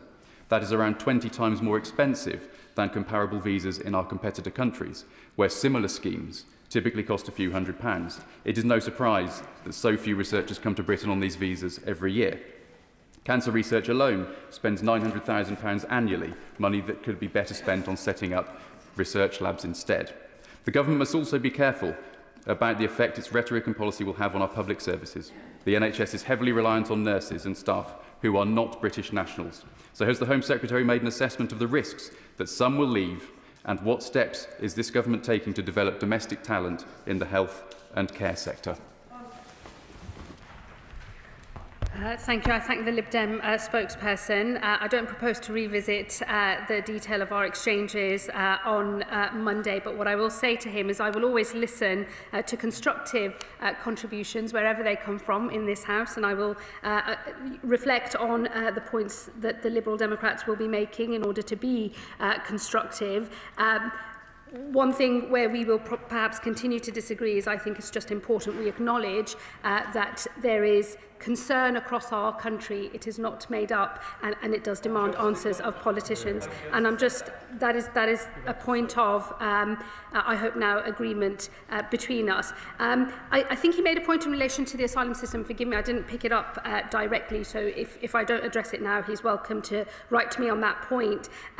Again, I don't propose to go into the details that we discussed on Monday on the asylum policy statement, but one of the things that I did make very clear is the number of those arriving on small boats in this country is exactly the same almost as the number that overstay visas. So there is a relationship here in the overall migration system between legal migration and then illegal migration, and that overstaying and then coming straight into the asylum system, and in particular into asylum accommodation at the point at which a visa ends and somebody overstays, is a very real problem with very real significant numbers of people doing that, and that is something that I think it is incumbent on us to resolve, and that is what the totality of all of these reforms are designed to do. He will, of course, know that the government has made huge strides in resetting our relationship with the European Union, and these are matters that we discuss very closely with our counterparts in Europe, and I think that the progress since the EU reset has been considerable, and we will continue to build on that. Once again, though, I don't propose to revisit old debates. We live in a new reality, and we are forging a new path ahead. We will, of course, want to give certainty to people who are already in this country. That is what we are that is what we are doing with the consultation that we have set, and I have given certainty, for example, to British citizens who wish to bring their dependents over, those who are here from Hong Kong, where our arrangements will not change, Windrush grants, EU settlement grants as well, none of which are affected by the consultation. People have known for a while, since the government published its immigration white paper, that the qualifying period would move from 5 years to 10. He made a point about fairness to individuals. I would just gently say I agree about that, because fairness and certainty to those who've come here to work and make a contribution to our economy is absolutely important. I think what our reforms are designed to do, however, is also to think of fairness to those who are already here and building public confidence in the system overall. He made some points on the National Health Service, and I know that the Secretary of State for Health takes very seriously future labour market reforms and making sure there is a pipeline of the required labour in order to make sure that our NHS keeps going, and we absolutely value the contribution that those from overseas who've come to work here in our National Health Service have made, are making, and will always continue to make. Dame Leah Griffiths. Thank you very much indeed, Madam Deputy Speaker. Well, I have a constituent born and bred in Llanelli who is unable to bring in his foreign spouse because of the current earnings limit of £29,000. So the Home Secretary will be very aware that the government's Family Financial Requirements Review notes that a threshold of around the region of 23,000 to 25,000 would allow most British workers in full-time minimum wage jobs to qualify. So when will she be considering this review and looking again at the fairness of the current earnings thresholds? What I would say to my honourable friend is we always keep those thresholds under review, and we will continue to do so in relation to family and bringing dependents over. Sir Edward Lee. Well, the Home Secretary loves our country, and I love her efforts, frankly, because it's not just the fate of this government that depends on her success, but good community relations and saving dozens of lives at sea, and let's be frank, probably our political fate also. So will she undertake to be judged not just by the strength of this announcement and words spoken in the House of Commons, but actually results, so that we do actually make a real contribution to stopping these boats? And so will she be prepared to constantly ratchet up the pressure, so that if you're sitting in France, you think, is it worth the risk? I've got virtually no chance of being allowed to stay in Britain forever. I will have my case reviewed very regularly, every 2 years. I will be sent back where I came from when it's safe, and otherwise I'll go back to return hub. Can we not all agree on that? What I would say to the honourable gentleman is results are all that matters. It's incumbent on me to think about the way that we have to reform this system, to make a public argument for it, to win that argument, to persuade people, and then to get this done. What I care about now is making sure that we can deliver these proposals, and we will do so. And then I need to make sure that the Home Office is in a position to make sure that we can really run a system properly, administratively, and also fairly in the future. That is what matters. This is a low-trust environment for the public. We all of us involved in politics know that, and in the end the public have heard a lot of rhetoric from a lot of people, but this government intends to get on and deliver and to win the trust of the British people. Louis Atkinson. Thank you, Madam Deputy Speaker. Can I welcome the Home Secretary's statement, and in particular what she said about the more than 75,000 nurses who are working in our NHS who arrived in this country since 2021. Those nurses and other healthcare professionals were actively encouraged to come here to fill the gaps left by the previous government's failure to do NHS workforce planning. And since they arrived, they've served our communities and cared for our citizens with distinctions. So can I welcome what she said about maintaining a 5-year route for those who are engaged in public service?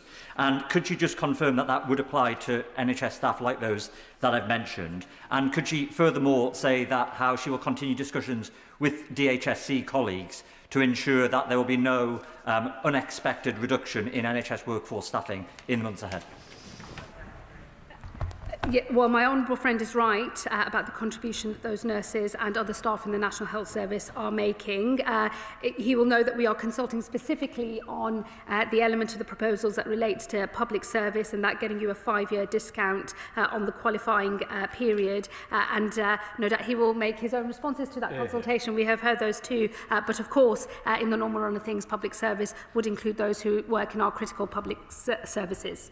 Nick Timothy. Thank you, Madam Deputy Speaker. I broadly welcome the changes to ILR, but I seek clarification about whether there will be revocation for those already settled who break the law. And why is the government proposing making low-skilled workers who are net fiscal recipients wait for 15 years for ILR instead of telling them to just leave the country? And on the broader question of immigration, the government says it wants to get the numbers down. The Boris wave was a disgrace, that is correct. But of the measures implemented so far by this government, they are projected only to reduce the numbers of people coming here by 61,000 a year. That's before we take into account the new rules for Gaza, for Afghan dependents, and for the schemes launched this week by the Home Secretary. And it's in fact less than the revision by the ONS of the numbers coming last year. So if she does want to get the numbers down, when will the Home Secretary bring forward new policies to make sure that the number of visas issued falls by the hundreds of thousands as soon as possible? The ability to revoke indefinite leave to remain, those powers are not going to change as a result of this, and he will know that the specific provisions in relation to foreign national offenders are also going to be unaffected. Separately, we are going to review the threshold in relation to criminality because the current rules have worked on the basis that you cannot qualify for indefinite leave to remain if you've received a sentence of 12 months or more, but given the changes that are being brought forward in the sentencing bill and others, we will be looking at all of that threshold in its entirety. He's raised a point around retrospectivity. We will also be reviewing that as we review all of the criminal thresholds that apply here. He said another question in the middle bit, and forgive me, I missed it. Well, if he will write to me, I will come back to him because I think he's asking about wage thresholds. He made a final point, which I did pick up, which was around modelling and essentially the numbers that we're talking about and whether 61,000 a year reduction is the right number. Let me just say to him, look, I will be coming to this House on a regular basis to be held to account for the delivery of these reforms and those that I set out on Monday in relation to the asylum system. It's a big package of reforms taken together. These are the biggest changes to settlement since 40 years, and the asylum package is also, one of the biggest packages of modern times. The combination of the two, I think, is going to keep modellers and others very, very busy over the coming months. But what I will promise the House is we'll be transparent on the data, on the numbers, and what our proposals will mean in practice. That will inevitably change as we design the new system as well. But they will always get transparency from me in this House. Stella Creasy. Thank you, Madam Deputy Speaker, and I agree with the Home Secretary that our immigration system needs reform and that people are concerned about it. I think we should also be very clear in this House that we recognise the benefits of immigration to our country, the talents, the jobs, the entrepreneurship it brings in, and that nobody would ever argue that we will bring this country together by tearing families apart. On that basis, then, it is very welcome to hear the Home Secretary commit to a 5-year pathway for partners of British citizens, something that for many of my constituents has been a deeply concerning thing because they wouldn't ever wish the state to tell them who they could fall in love with. But given that some of those people are on different visas here, can she clarify the 5-year term, how that will be calculated, so that we don't inadvertently end up penalising people who fall in love with somebody who came on a worker's visa but has been here for 5 years? Love is love. Let's make sure in this country we welcome it. none of the rules about marriage in country, as it were, are going to change. But I'd be very happy if she wants to send me some of her constituency examples to have a look at that. I think it's important that we have a distinction between what citizenship unlocks as a set of rights for British citizens compared to those who are working here, who may not have settled status, who may acquire settled status. I think it's right that in the consultation we open a question about what is unlocked in terms of the British state and your rights here at citizenship as well as at settlement. But I'd be very happy to discuss these matters with her in more detail, and I'm sure I will do so over the course of the next few months. Josh Baberinda. Thank you, Madam Deputy Speaker. Many migrant survivors of domestic abuse apply to settle in the UK permanently if their relationship has broken down because of domestic violence or abuse. And the Right Honourable Lady knows just how close this issue is to my heart. So will she reassure this House and survivors of domestic abuse that they will be protected under her reforms and that her changes to ILR will not have the adverse and maybe unintended impact of locking those survivors into abusive relationships? Well, firstly, let me put on my record congratulations to the Honourable Gentleman for his engagement. Let me also say, you know, he is an assiduous campaigner based on his own experiences in relation to domestic abuse, and he and I have had many debates across this chamber on those matters before, and I respect very much the perspective he brings and the way in which he constructively engages with the debate. I can give him that assurance. We will continue to have pathways to settlement for victims of domestic violence and other vulnerable groups as well. And what we're seeking to do in the consultation is to invite views and perspectives about how some of the changes might have perhaps unintended consequences and how we can ensure that those pathways continue to exist in the future. And I'm sure he will be engaging with the consultation in that regard. Alison Taylor. Thank you, Madam Deputy Speaker. Can I agree with the Home Secretary that fairness must be at the heart of the immigration system, but can I ask her to say a little bit more about the route to settlement for the Ukrainian families who generous constituents of mine have opened up their doors to following the horrific invasion of their country? Well, friend, nothing we've said today changes the position of those who've come to this country on the Ukrainian scheme. That is a bespoke scheme for the people who've arrived here from Ukraine. It's in fact not seen as a refugee route, it's seen as a temporary scheme, but all of those provisions that are in that were supported by us in opposition. They continue to be supported by us in government, and nothing in relation to the position of Ukrainians in this country is going to change as a result of anything in the asylum policy statement or the command paper today. Sir Julian Lewis. As the descendant of immigrant grandparents, I have a high degree of empathy with the Home Secretary's opening remarks about her own family.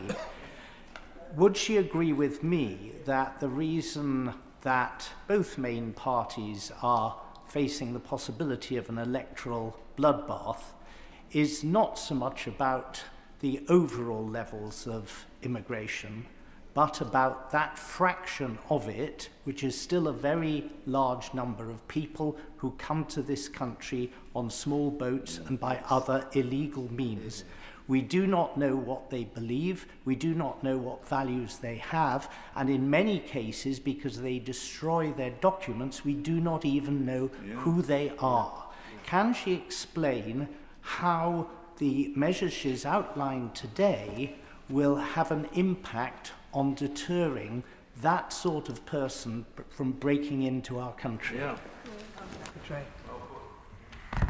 Well, let me say to the honourable gentleman, I've acknowledged the way that the way the system is working or not working, being more the appropriate way to describe it, is causing deep unease across the country, including in my constituency, including of those people who are of immigrant backgrounds themselves. And it is that sense of unfairness. A lot of people in my constituency regularly report to me what they see as abuse of visas, overstaying as a particular problem. Others are more concerned about small boats. I acknowledge that those concerns are legitimate and real and felt deeply across the country. country. That's why I think it's so important that we rebuild public trust in the overall system, both dealing with illegal migration and legal migration as well, based on the principles of fairness and contribution, and give public confidence that the rules that we have can be maintained, can be enforced, and that they will be followed properly. He's right that things like the destruction of documents and other ways in which people seek to frustrate our ability to remove them from this country is driving some of the discontent. That is why the reforms that I've set out in the asylum policy statement are designed to say to those making the calculus in the north of France, don't get on a boat, it's not worth it, that is not the way to come to this country. And it is why, as we build safe and legal routes into this country, which will be a clearly much more privileged way of entering this country with a faster path to settlement, as I've said today, at 10 years, it will show people making that calculus very clearly which path is worth it and which one is not. Barry Gardner. Thank you, Madam Deputy Speaker. I welcome the assurance that the Home Secretary has given to those who have achieved indefinite leave to remain and have settled status in this country. That certainty is really important. She will know that in my own constituency, I have many families who are from Syria and many families who are from Afghanistan. They came on the Syrian programme and under Operation Pitting, and they have limited leave to remain. But they are deeply worried, from what the Home Secretary said, as to whether they will ultimately be deported from this country. Can she give assurance to those who are currently seeking ILR, who came on those programmes, that they will be able to follow the path that was set out for them when they arrived? Would she give that assurance and make sure that this country will never do a deal with the Taliban to deport back from this country women and children? Well, we will always have specific obligations in relation to not returning anybody who's arrived and arrived in this country seeking asylum or has been granted refugee status. We would not return those individuals to danger. We will abide by our international obligations, and I hope I did make that clear in the debate on Monday. The ability of us, though, to have new rules that look more carefully and more regularly at whether a country is safe for citizens to be returned to, I think is important, and it is a shift in the way that we do things. But we will never return people to face danger, and I'll be happy to look at some of the examples that he has raised today in more detail with him. Seamus Logan. Thank you, Madam Deputy Speaker, and I first of all want to apologise to the Home Secretary for missing part of her statement, but I have read it. Can she confirm whether any assessment has been carried out on the economic impact on Scotland of extending the ILR wait time to 10 years and beyond? And if not, why not? So whatever, Madam Deputy Speaker, the needs of Wales and Northern Ireland, Scotland's economic and workforce needs have once again appeared to have been ignored. Does the Home Secretary understand that such a blanket policy risks exacerbating skills shortages, threatening vital sectors and making it harder for communities to thrive?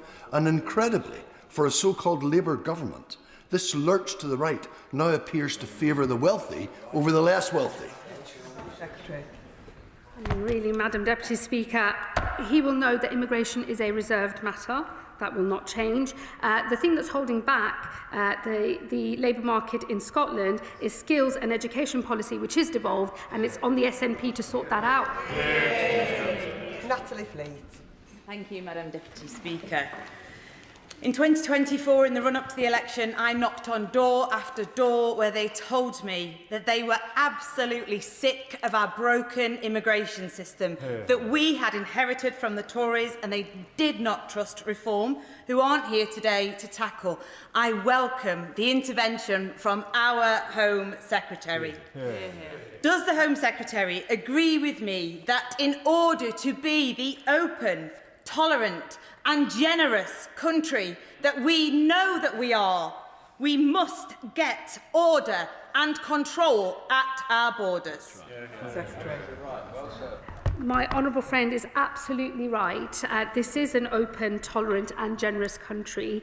And what I have acknowledged in the reforms I've set out both today and on Monday is that there is a condition to unlocking the full extent of that openness, that tolerance and that generosity. And it is about having order and control at our borders, a fair, managed asylum and immigration system where the principles of fairness and contribution are at the heart of it. That is the way that we can prove to the public it is possible not just to have an asylum system at all, but one that they can also be proud of. Dr. Kieran Mullen. I'm not sure it helps the Home Secretary's cause me to have a great deal of respect for her, and I thought her interventions this week particularly pointed towards members of her own party on the left, that actually they are going to make the cause they choose to champion more difficult if they don't get this system under control as a whole was very important. Actually, those people that support asylum and refugee processes and want them to be there in the future need the system to be brought under control. But my sincere question relates to what I would describe as the tinkering around the edges of the human rights laws. The Home Secretary must know that whatever she does to clarify the fringes of the rulings that the ECHR has made over the years and created the case law that forces our judges to rule in the favour of spurious claims can't change that. That those rulings are those rulings, unless we are willing to, at the very least, derogate from some elements of the court's decisions. How does the Home Secretary really think that we can override those well-established rulings that give enormous amounts of rights to people when they're making their asylum claims? Yeah, that's right. That's enough of it. Well, look, I think he and I have an obvious point of difference on the European Convention on Human Rights. This government will not be leaving that European Convention. We don't see the case for derogation or any other measures. We do believe it is possible to achieve the reforms that we need by legislating for the way in which Article 8 applies to immigration cases, by defining family life and more tightly drawing up what is known as the public interest test. We will debate that legislation in this House in a great deal of detail, but I hope to show to everyone who is currently a sceptic of our ability to stay in the ECHR and get control of our migration system that it is possible to do both of those things, to abide by convention rights, the Human Rights Act, which has brought those rights into our domestic legislation. It's a very important piece of international and we don't see any reason to leave it or derogate from it. But I do hope that members opposite will engage in good faith on the changes that we seek to make to Article 8 and the immigration rules in particular, because we think that that is one of the best changes we can make to get control of our migration system. Members will notice that we have got two debates after this business. So if I could ask remaining members, I'm going to finish this statement in around 10 minutes. So if I could ask remaining members to please keep the questions and then the Minister keep the answers short. Orinda Juss. Deputy Speaker, excuse me, as I am someone who was not born in this country, does the Home Secretary agree that we should not stop talking about the benefits of immigration whilst managing migration, and as she has already acknowledged that we will always offer sanctuary to those truly fleeing peril, does she also accept that for those people we should be making settlement and integration into British society quicker and easier and not more difficult?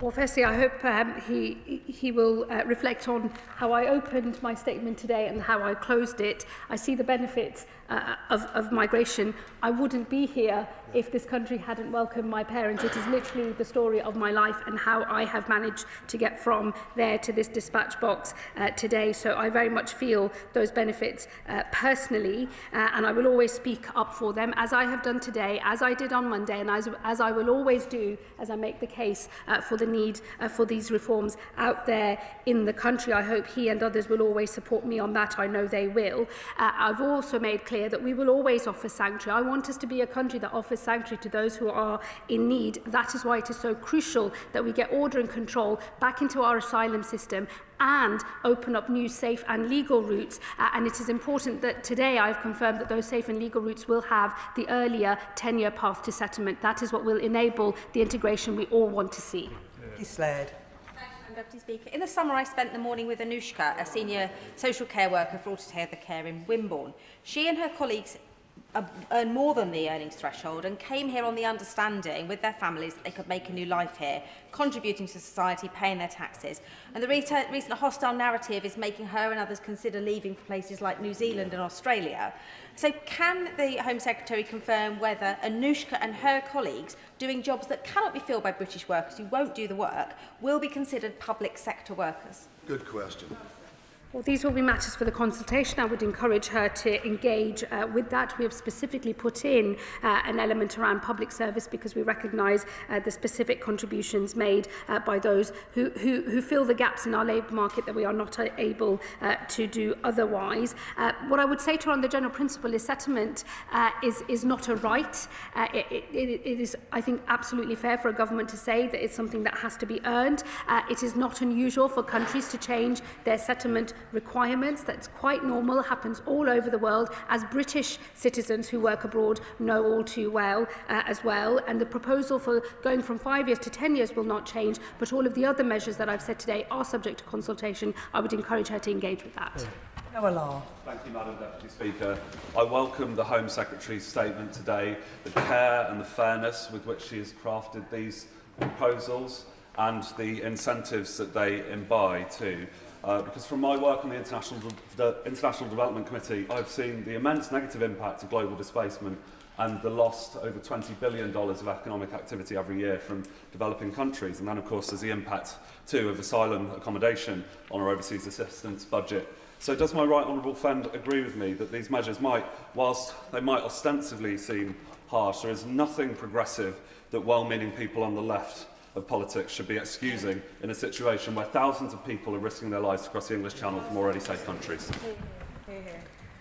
I think it's immoral if we stand by and watch people make dangerous crossings, pay thousands of pounds to criminals and put their lives and those of others at risk, and we stand back and do nothing. I think that would just be a total dereliction of duty. I also think it would be a dereliction of duty for a Labour government to continue to preside over a broken system or not have the mettle to get ahead and reform that and watch us lose public consent for having an asylum system at all. I think it's existential for us having public consent for that asylum system, and that is why all of these changes are so necessary. Yeah. And with a very short question, Bobby Dean. Thank you, Madam Deputy Speaker. And can I thank the Home Secretary for a confirmation about the 5-year pathway for Hong Kongers. That is a promise kept to them. The statement today was otherwise a series of push measures, and I'm always fascinated by how when you come down to the individual decisions to make within the system, how much more difficult it gets. So if I could push her on the Boris wave, which she has criticised, the vast majority of those figures were made up by Hong Kongers arriving here under the B&O scheme, Ukrainian refugees and student deferred visas after the COVID pandemic. So which of those measures does she think was a mistake? Well, look, I was very clear about our responsibilities towards Hong Kongers, that the issues in relation to the Ukraine scheme are not going to change, but he will also know the stats in relation to health and care visa holders, primarily those who came to work in adult social care work. They will be the main contributors to the settlement increase between 2027 and 2029, because they will be making up nearly half of all settlement grants in 2028. So look, I think the figures here really do speak for themselves. It is important that the government moves to deal with such a vast number that is happening over the next few years. I think it is right that we therefore extend the path to settlement and ask some questions about how we manage the situation in the future. Sarah Russell. Thank you, Madam Deputy Speaker. Thank you, Home Secretary, and I entirely agree that we need control of our borders in this country. In respect of transitional arrangements, over the next 12 years there will be an 83% increase in the over 80s in my constituency. Health and care visa workers are currently providing critical services to many of my constituents and supporting the NHS as well. Please can she confirm how the transitional arrangements will ensure that that care continues to be provided to my constituents? Well, look, the Health Secretary and his department are, of course, always reviewing and considering the arrangements we need to make sure that we have a workforce capable of sustaining the National Health Service. We do have an ageing population that brings its own specific challenges as well. What we are talking about here today is not preventing people from being able to work in our National Health Service. It's about the pathway to settlement. It's about extending from 5 years to 10 and then thinking about the rules that we need that might bring that number down from 10 and closer to the 5, or that might increase it instead. And I would encourage her in that spirit to engage with the detail, and I'd be happy to talk to her offline as well. Thanks, Madam Deputy Speaker. The Home Secretary announced a consultation on a 5-year pathway to settlement for those that work in the public sector to recognise the particular value they play in society. Please will she put this to the vote of MPs to ensure that we can ensure that those that work in organisations fundamental to the public sector, like those that work in hospices, including the amazing hospice in my constituency, Woking and Sandbear, are always included in the 5-year pathway? All of these measures will be taken through in the usual way. And with the final question, Mark Sewards. Thank you very much, Madam Deputy Speaker. I'm absolutely delighted to hear the Home Secretary announce that we will keep our promise to British national overseas visa holders from Hong Kong. It's something I've been working with my constituents on over the last few months to lobby the government on, and I'm delighted the government has listened. Now, as well as transnational oppression, they bring other issues to me too. Many Hong Kongers in Leeds South Western Morley are highly skilled, they have excellent qualifications, but the employers in this country don't necessarily recognise them, which makes it that much harder to get the first job. So will the Home Secretary work with other departments across government to help employers in this country recognise the amazing contribution that Hong Kongers can make to the UK economy? Well, he makes a very important point. It's not the direct responsibility of the Home Office, but I will ensure that those conversations are happening across government, and I will make sure a Minister from DBT writes to him on this matter. And that concludes the statement. I'll give a few moments for the front benches to swap over.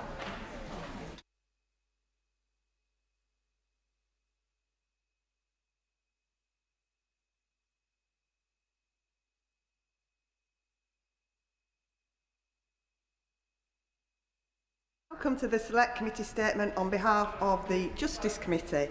Andy Slaughter will speak for up to 10 minutes, during which no interventions are taken. At the conclusion of his statement, I will call members to ask questions on the subject of the statement.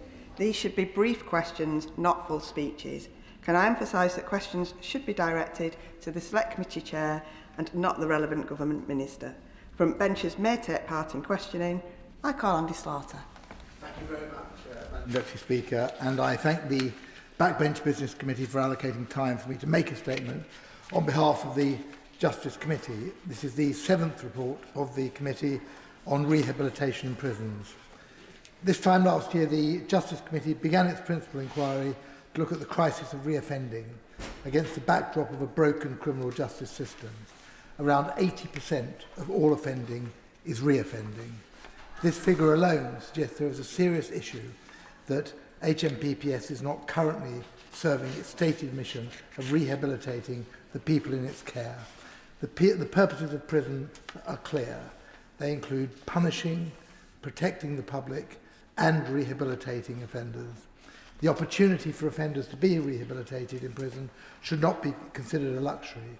It is a fundamental necessity to ensure that those who have done their time can return to society as law-abiding citizens. Yet the evidence we receive paints a starkly different prospect. Instead of being places of reform, too many of our prisons have become places of stagnation, where offenders languish and rehabilitation opportunities are scarce. Our inquiry into rehabilitation has taken place amidst a prison capacity crisis. Overcrowding, staffing shortages and deteriorating infrastructure have created conditions that is actively undermining rehabilitation.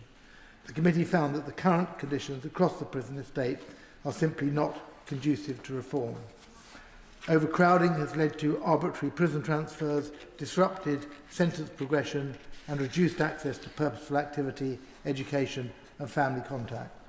With the demand for prison places set to keep increasing, the government must set out the steps it will take to ensure that rehabilitation is not compromised, alongside how it intends to manage demand and supply. The challenges do not end there. In the 12 months to the 30th of June 2025, there was a leaving rate of almost 12% among prison officers. These staffing shortages are not just an operational inconvenience, they are a public safety risk. As we heard recently, in the year to March of this year, 262 prisoners have been released in error. Overworked staff, outdated systems and inadequate training has meant that when officers are stretched to breaking point, the likelihood of administrative errors rockets. Current levels of wrongful release are not isolated blunders, they are symptomatic of a system under intolerable strain. Alongside this, high turnover, poor recruitment processes and limited professional development have all contributed to a culture that hinders rehabilitation. Governors lack the autonomy to lead effectively, and the current staffing model is unsustainable. The committee recommends that prison staff should receive training at least annually, with more frequent support as they progress through their career.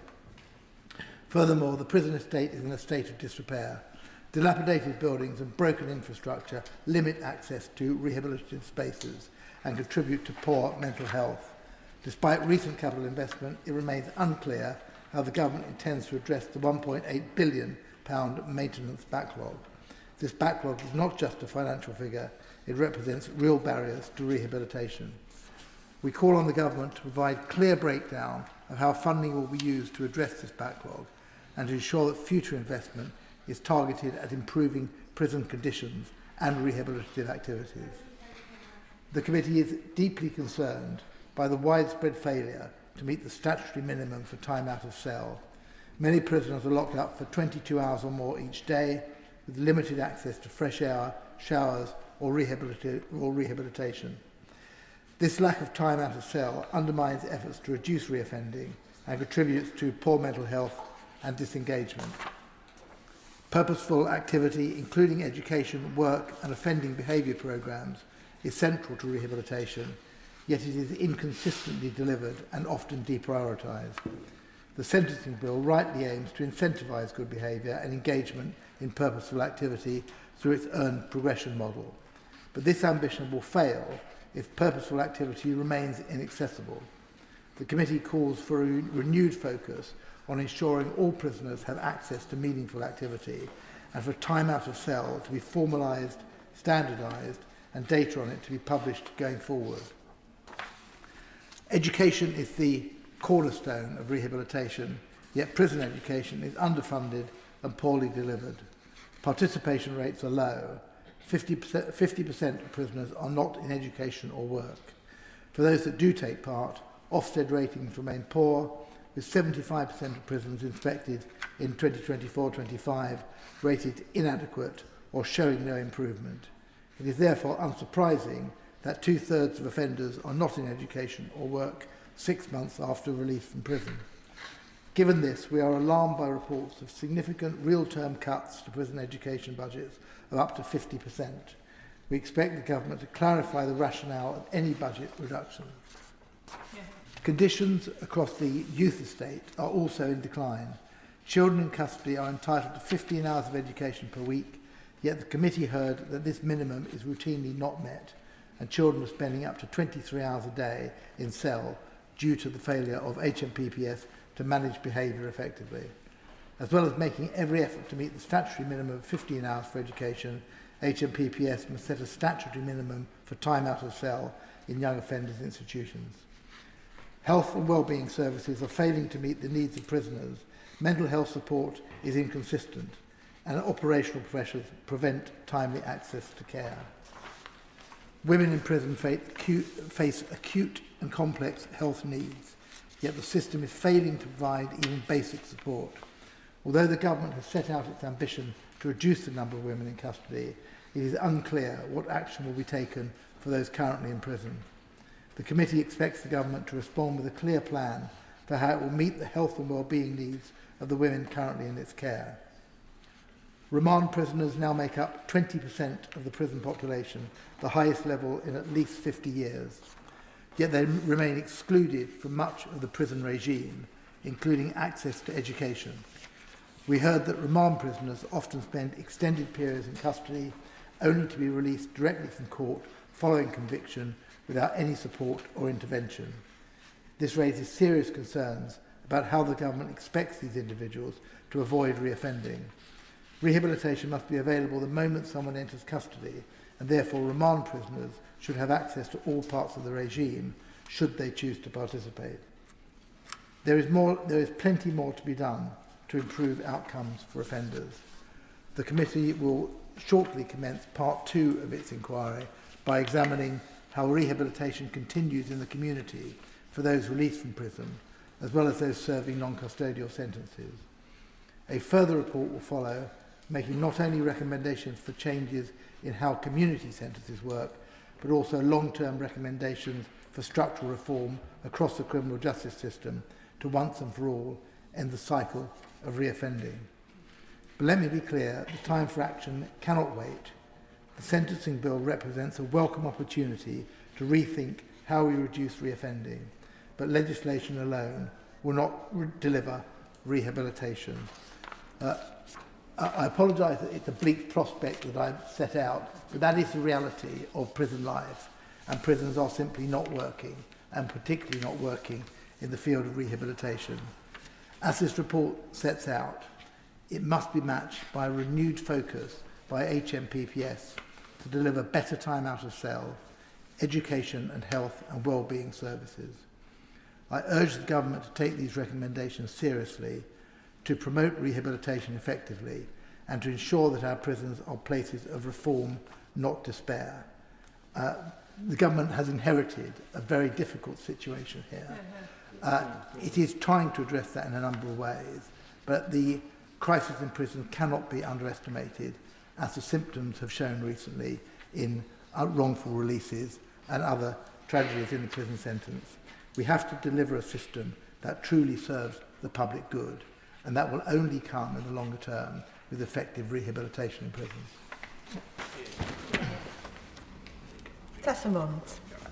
Thank you, Madam Deputy Speaker. I thank the honourable gentleman for presenting the committee's statement. With the Chief Inspector of Prisons recently concluding that the outcomes for children in custody are not improving, and the urgent notification issued to Oak Hill Secure Training Centre, and given that it's children we are discussing, does the honourable member agree that the conditions across the youth estate are completely unacceptable, and as recommended, the government should produce an action plan for youth custody? I do agree, and I thank the honourable member, who's a very effective and active member of the committee, for that question. We shouldn't ignore the fact that youth custody is one of the successes of the prison system, in the sense that over the past few decades, the numbers of young people in custody have gone down from, I think, over 3,000 to around 400 now. But those who remain in youth custody in a rather confused variety of institutions are not being well served. I think it's the intention of the committee to look at youth custody and young people in prison itself, but we can only examine and recommend. I think it is for the government to look, as a matter of urgency, at the crisis that exists also in the youth estate for those who remain in custody. I thank my honourable friend for his statement. Does he agree that reducing reoffending through rehabilitation is not only the key to reducing the prison overcrowding, but also the court backlogs too? And it is unacceptable that prisoners have to very often make the choice between either engaging in work or education, or accessing their basic needs, such as having time out in fresh air, having a shower or a hot meal. Again, I thank my honourable friend for that question. It's certainly true that there is a close relationship between the crisis in the courts and the crisis in prisons, and a good example of that is that, well, as I mentioned in my statement, the number of people on remand is at a 50-year high, and they are occupying prison places for far longer than they should be. It's also true that if we can break the cycle of reoffending, and I've said that 80% of offences are reoffending, then numbers in prisons will come down. That in itself will make rehabilitation in prisons a lot easier. That will mean that fewer people are becoming before the court. We're in a downward spiral at the moment. We have to not only stop that, we have to reduce that, so that lower offending, lower offences against the public at large mean fewer people in prison and fewer people before the courts. It's a big ask, but if we don't start, we won't get there. Sir Julian Lewis. In light of the urgent question we had earlier today, does the chairman of the committee believe that it is essential for the purpose of rehabilitation that prisoners should be protected against indoctrination by convicted terrorists? I do believe that very much so, and I believe that is what this and indeed previous governments have set out to try and achieve. I hope that the report of Jonathan Hall KC will shine a light on what is not working in relation to that, and certainly given his background I believe that it will. The government then has to implement that, because one of the problems with prisons, and we covered this in another very recent report on drug culture in prison, is the operation not just of extremists but organised crime and the lack of control, the lack of organisation and disciplines, not only in the prisons he talks about, but across the prison estate, is one of the most worrying aspects of prison life at the moment. Thank you, Madam Deputy Speaker. There is an epidemic of violence against women and girls in this country, and the government has a stated aim of reducing this by 50%. In that context, it is absolutely critical that our prisons play their role in rehabilitation. Does the chair of the Select Committee agree with me that while 70% of people are being released from remand, having spent either directly because they're found not guilty, or in fact because they're found guilty but on the basis of time served, we're currently missing a huge opportunity to do rehabilitative work, because that is typically not offered to those on remand at all? Again, I'm referring very much for that question. Numbers of women in prison and indeed of young people are a small percentage of the prison population, but they give particular cause for concern. I mentioned in my statement the health and mental health needs of women prisoners, which are higher, levels of self-harm are higher, and there is a clear need there. It's a need, I think, to be fair to the government has recognised, which the government has policies to address. It's the practicality of that we're lacking now, because at the moment the levels of support that are required.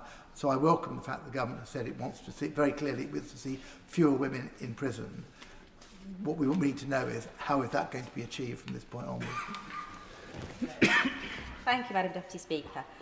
Around half of prisoners are neurodivergent, and the population of young prisoners with ADHD is around 10 times higher than in the population at large. And with such specialist targeted support needed for these prisoners, we've heard that they've been let down by the system and they can't access the right time at the right support regardless of the new system that's in place. Does the Honourable Member agree that the delay in producing an update to the Neurodiversity Action Plan is unacceptable and it really must be published straight away? Lady, as the newest member of the committee, I'm pleased to see her here today. Yes, she's obviously got behind the brief very quickly, because we are waiting for an update on the Neurodiversity Action Plan. Many levels of societal problem are reflected to a much higher level in prisons, whether that be people with learning difficulties, people with literacy problems, and indeed neurodivergency. That's not a coincidence, but it is a wake-up call to the fact that these issues have to be addressed. Rehabilitation is for all prisoners, and special steps need to be taken in relation, particularly neurodiverse prisoners. So I hope we are going to see. I need to see the Minister, very capable Minister in her place, is listening to all this, and I'm sure she will tell us very soon when the action plan is going to be updated. And that concludes the statement. We now move on to the presentation of bills. Presentation of Bill, Bobby Dean. Tax Release Evaluation Bill. Second reading what day? Friday the 14th of January. Friday the 14th of January.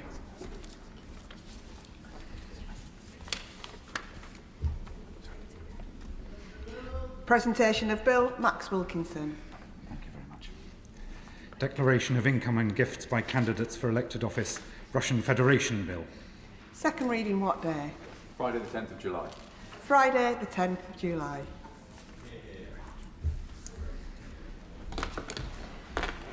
We now come to the backbench debate on International Men's Day, and I call Josh Newbury, who will speak for around 15 minutes. Josh Newbury. Thank you, Madam Deputy Speaker. I beg to move that this House has considered International Men's Day the issues affecting and contributions made by men and boys, and what it means to be a man in Britain today.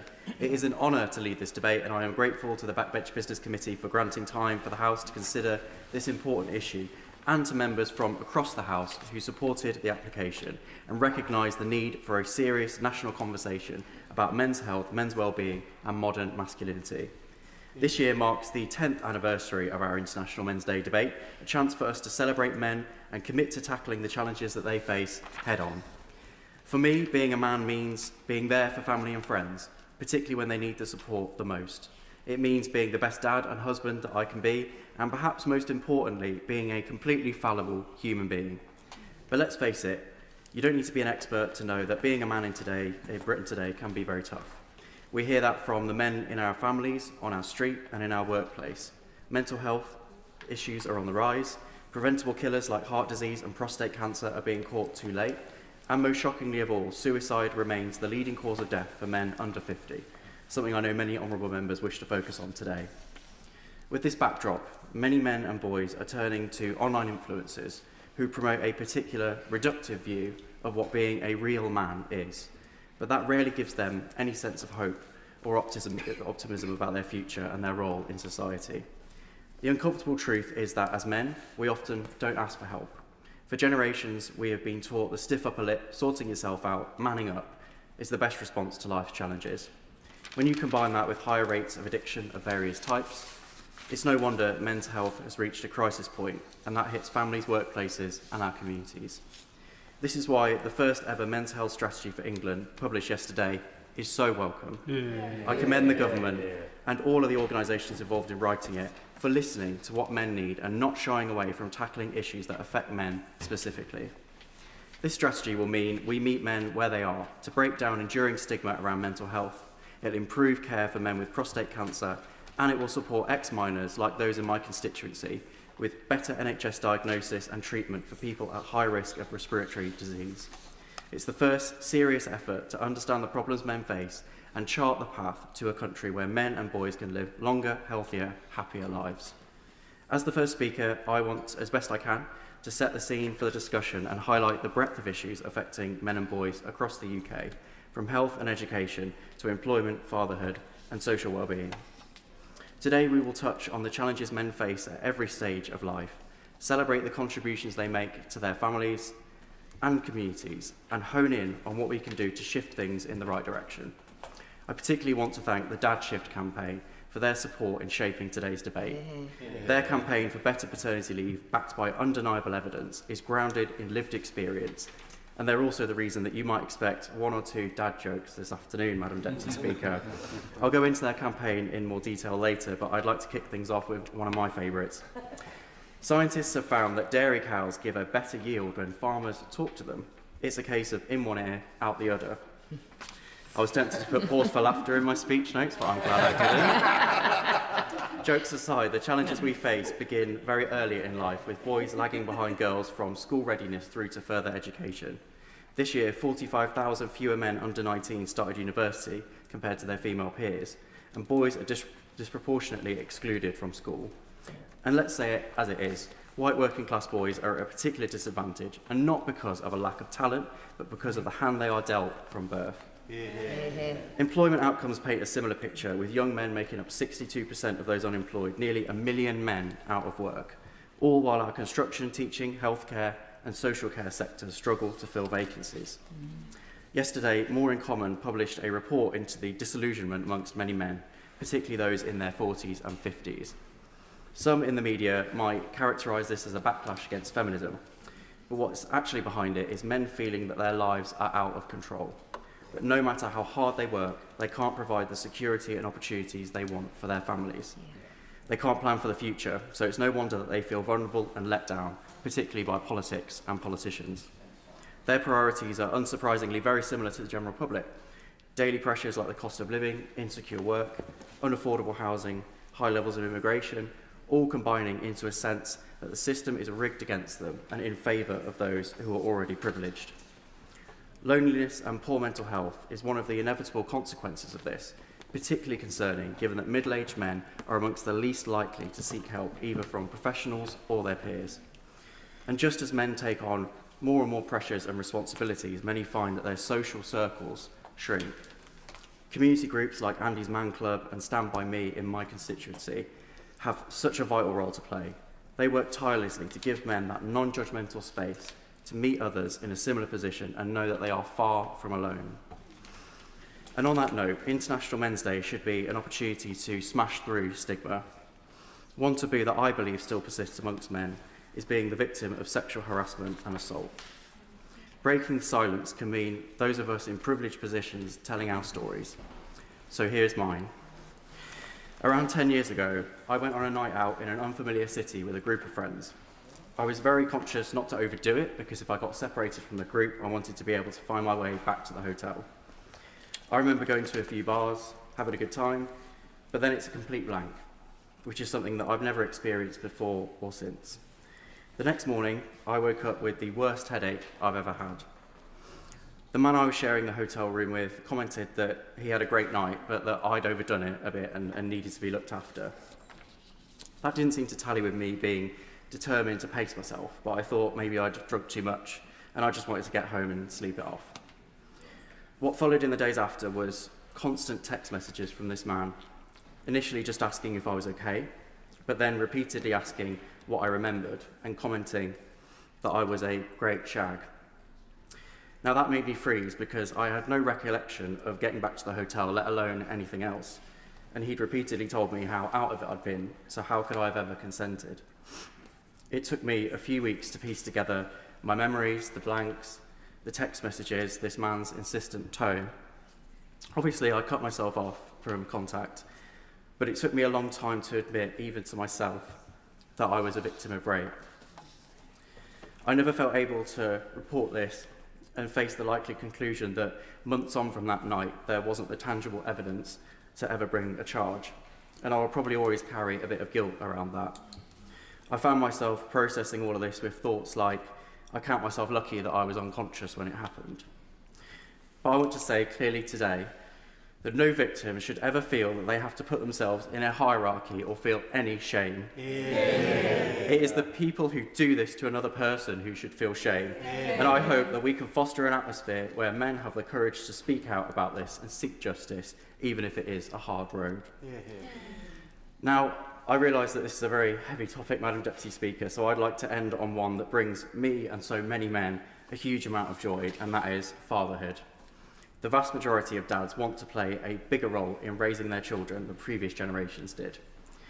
The traditional role of protecting and providing is still there, but more and more dads are clear that providing also means their children benefiting from their presence as much as possible. Right now, we have the least generous statutory paternity leave in Europe at just 2 weeks and at less than half the minimum wage, with nothing at all for self-employed dads. One stat that I find shocking is that 90% of paternity leave claims are made by those with above average incomes, and far more is claimed in London than in the rest of the country. That is a stark class divide and is certainly not what the last Labour government envisaged when paternity leave was introduced. A poll by November found that 62% of new dads struggled under financial pressure and a third don't take any leave at all.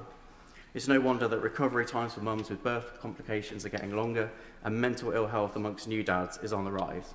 This is the future of our country that we are talking about here, and we deserve so much better than this. Before I finally sit down, since I'm in such good company, I'd like to give you one more dad joke. I went into B&Q recently and asked for some nails. The assistant asked me how long I wanted them. I said, well, I was planning to keep them. Maybe I could have paused for laughter on that one. Let me end on this. Supporting men and boys is not a fringe issue, and it's not an issue for men alone. Say this aloud and proud. A society that helps men be healthy, hopeful, and present is a society that works better for women too. You want stronger families, better relationships, and happier communities. Lifting men and boys up is part of that solution. Men who protect and provide shouldn't be shamed, they should be celebrated. And to my fellow men, if you are ever struggling with anything at all, just know that we will hear you and be there for you. International Men's Day is a reminder that change is possible and it's necessary. Thank you, Madam Deputy. The question is as on the order paper, and with an immediate 4-minute time limit, I call Clive Jones. Thank you very much, Madam Deputy Speaker. As we mark International Men's Day, it is an opportunity to address the biggest inequality in men's health. Prostate cancer is the most common cancer in men, yet it's the only major cancer without a screening programme. Hopefully, the Secretary of State will ensure this changes in the National Cancer Plan. We are approaching a pivotal moment on the path towards the UK's first prostate cancer screening programme. We cannot afford to wait while more men miss out on life-saving early diagnosis. Some men face greater inequalities than others. Prostate Cancer UK report that black men face twice the risk of prostate cancer, and men in deprived communities are 29% more likely to be diagnosed with late-stage incurable prostate cancer. Without targeted and urgent action, these inequalities will only deepen. A national screening programme is urgently needed. It would result in earlier diagnosis, and we all know that when prostate cancer is identified early, survival outcomes are dramatically improved. As I've said, I'm sure the Secretary of State will ensure that prostate cancer will be a priority within the upcoming National Cancer Plan. But could he confirm this? Can he also confirm that GP guidelines will be updated so they can start life-saving conversations with men at risk? There must also be clear advice on the simple online risk checker. And the government needs to fund nationwide awareness programs so every man knows his risk and can act early. Implementation of these four things will dramatically improve the outcomes for many with prostate cancer. I'm afraid there will be no dad jokes from me. My daughters constantly tell me that all my jokes are dad jokes, and they're bad ones. Thank you. I call David Burton-Sampson. Thank you very much, Madam Deputy Speaker.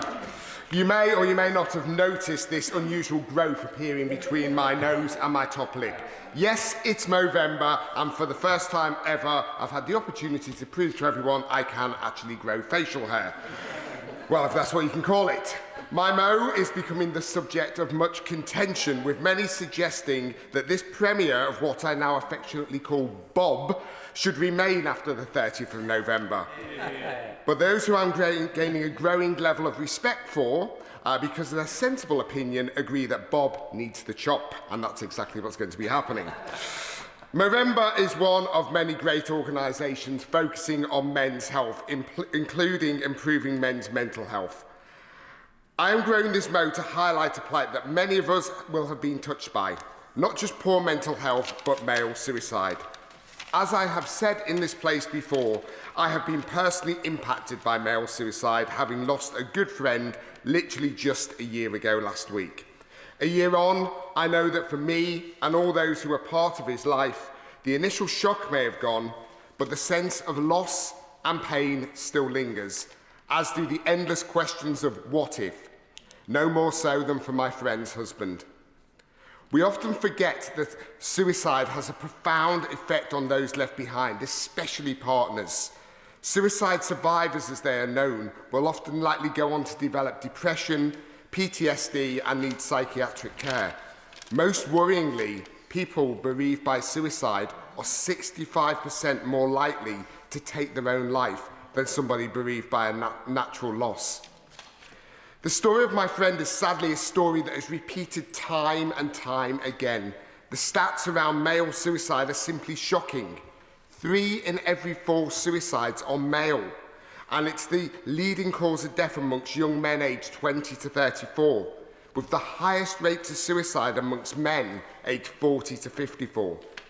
Many of these men have been in contact with either their GP or other primary care services prior to the death, but only 33% of men are men are referrals to NHS talking therapy, and that doesn't match when you think that 75% of men are victims of suicide death. So what's leading to this? It's often thought that men just don't talk about their feelings. Similarly, they ignore signs of ill health. Much of this is because of the cultural norm around masculinity that cannot be broken for fear of appearing weak. But is this really the case? As I've just said, many men will reach out to primary care, estimated to be 43% of men aged 40 to 54 who die by suicide saw their GP in the 3 months before their death.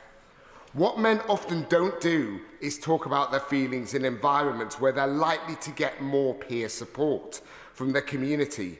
Some amazing work's being done in this space by organisations such as Movember, Men's Shed and Andy's Man Club. I'm delighted to see I will give way. He's making a really excellent contribution. On the issue of men not expressing their feelings, at my last surgery, I had a constituent who was telling me about the domestic abuse he had suffered, but being a man feeling unable to express that because men do not get beaten up by women. Does my honourable friend agree that domestic abuse is an evil that, although largely affects women who are targeted, men can also be affected by domestic abuse as well? I do agree with everything my honourable friend has just said. Domestic abuse is abhorrent and it does mainly affect women, but we can't deny that it also affects men, and this is something we need to look into and address. Look, I'm delighted to see the first ever men's health strategy launch yesterday, starting to address head-on the issues I've raised today, with 3.6 million invested in suicide prevention projects for middle-aged men and expanding mental health teams in schools, plus a partnership with the Premier League Together Against Suicide initiative with the brilliant Samaritans. Moving forward, we absolutely need to keep the focus on supporting men's health, especially their mental health. We want to see more men's spaces continue to evolve to be more supportive of men's emotional needs. I'll continue to work hard through the APPG for male suicide and mental health to drive and promote better mental health for men. We must see suicide rates come down before we lose too many more of our sons, brothers, fathers and partners. And to finish, in the spirit of the dad shift request for as many dad jokes as possible, here's mine. Why did the maths book look so sad? Because it had too many problems. And on that note, if you feel you have too many problems, don't hold them in, get talking. Thank you. Natalie Fleet. Deputy Speaker, I am absolutely thrilled to be here today to celebrate the incredible men amongst us, including the member for Cannock Chase, and I thank him for sharing his story. Men need to be celebrated today that pick up the pieces, make our lives better by being in them, provide positive role models to our children. I want to speak about the most undervalued man in my life, my husband, Richie Fleet. In March, it will be 25 years since we met, me at 16 with a newborn and him ready to step up into a role that he chose to, and he has absolutely smashed.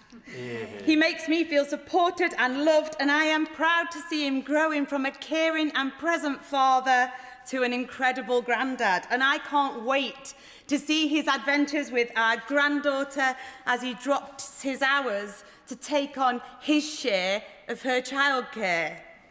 Oh, sorry, Madam Deputy Speaker, there's breaking news. All the toilet seats have been stolen from Scotland Yard, but police say they've got nothing to go on. So,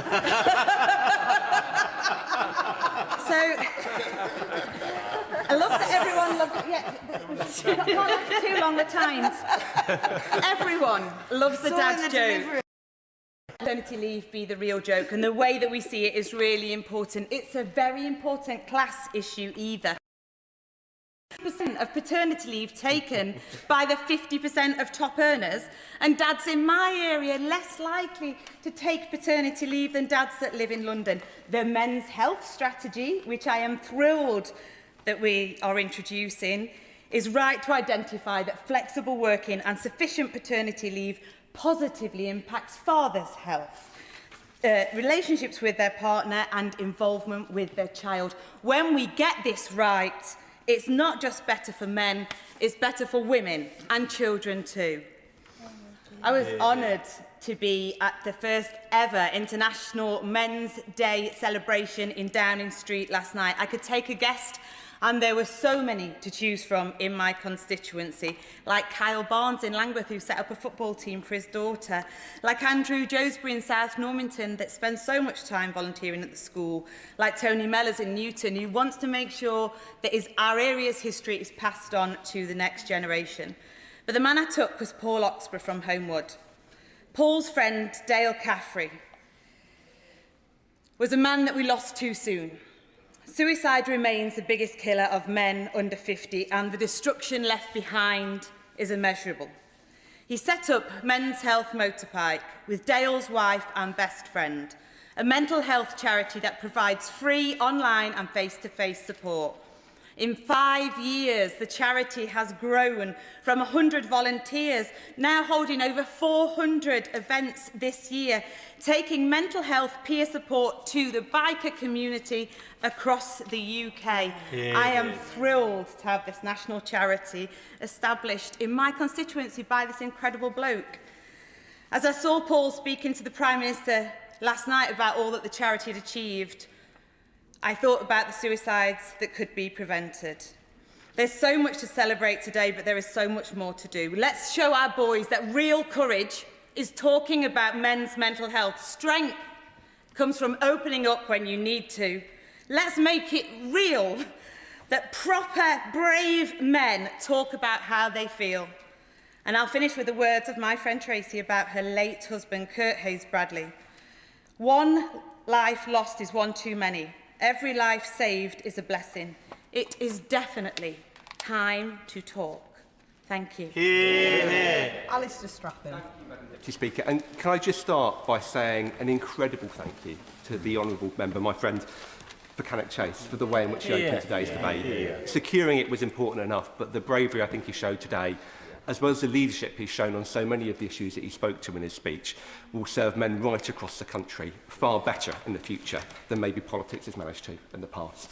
And it's a day after International Men's Day, but I could not think of a better model for a modern, strong man than the vision of himself he set out today and being so brave to share that deeply personal experience with us all. Now, as he finished, I want to start with a dad joke because, as you know, all good jokes need some forewarning. Last week I went to the library. Now, I don't know why in this place, but I wanted to find a book on paranoia. So I went up to the librarian, I tapped her on the shoulder, and I asked her where I might be able to find one. She leaned over to me and whispered, "I'm afraid, sir, they're all right behind you." Now, that is normally actually as good as my jokes get reaction-wise in this place, so it's great to see everyone else lowering themselves to my level for one day. But the point behind this campaign is a really, really important one. Paternity leave in this country is a bit of a joke. And when I've been holding events with new mums, new dads, new parents right across my constituency, it's been really quite heartbreaking, actually, to see the impact that challenging paternity leave is causing on them. New dads who've got mums with high-risk pregnancy on the way, struggling to think whether they're going to be able to take enough time off before the birth, let alone after, to be there to support them. New mums telling me heartbreaking stories of how they had to go through caesarean recoveries alone after their dads had to return to work. It simply cannot be good enough. And it shouldn't be good enough, too, as progressives, for us to look at a statutory paternity leave offer that is so narrow, so tight, that only some of the wealthiest and richest in society are really able to take it up. We have to do far better than this, and I really hope that we make the most of the paternity and parental leave review we've got coming up to put this right. But this isn't the only issue, as so many have already spoken about, that's failing men today.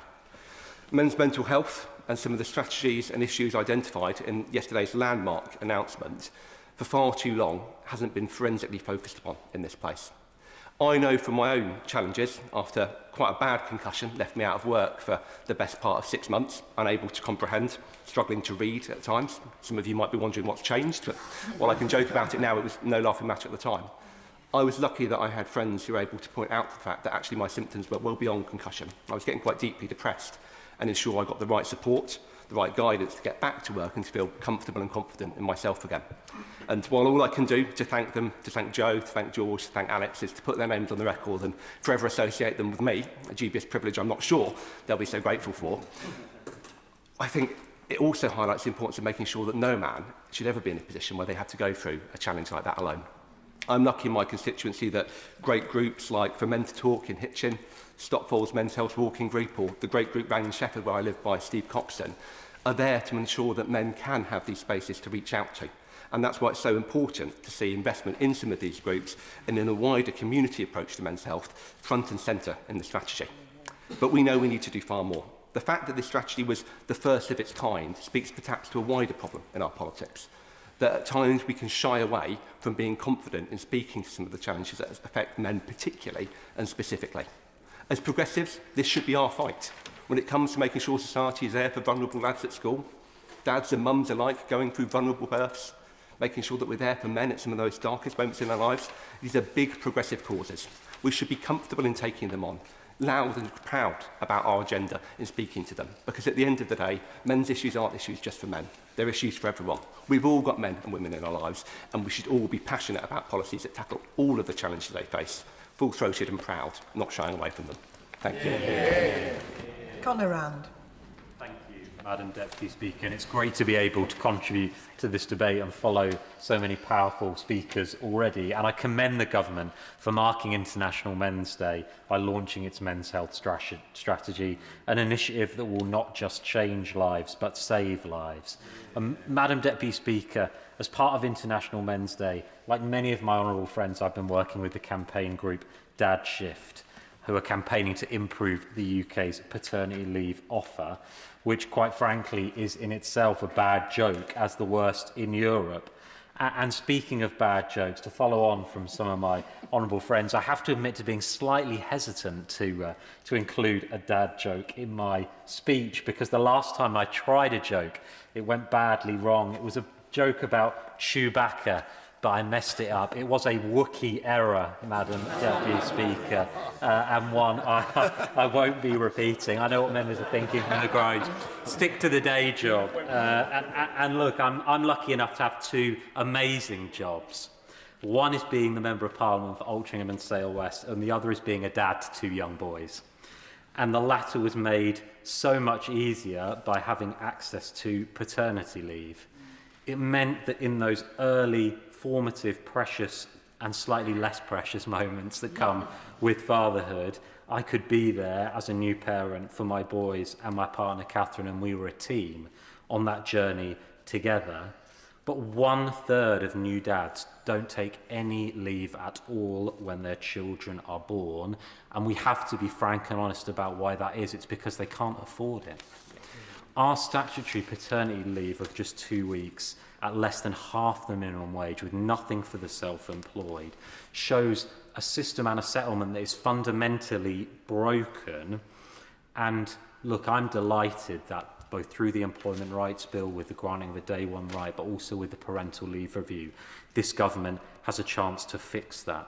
Fix mums shouldering an unequal caring burden and responsibility, and fix dads having to lose out on time with their new children.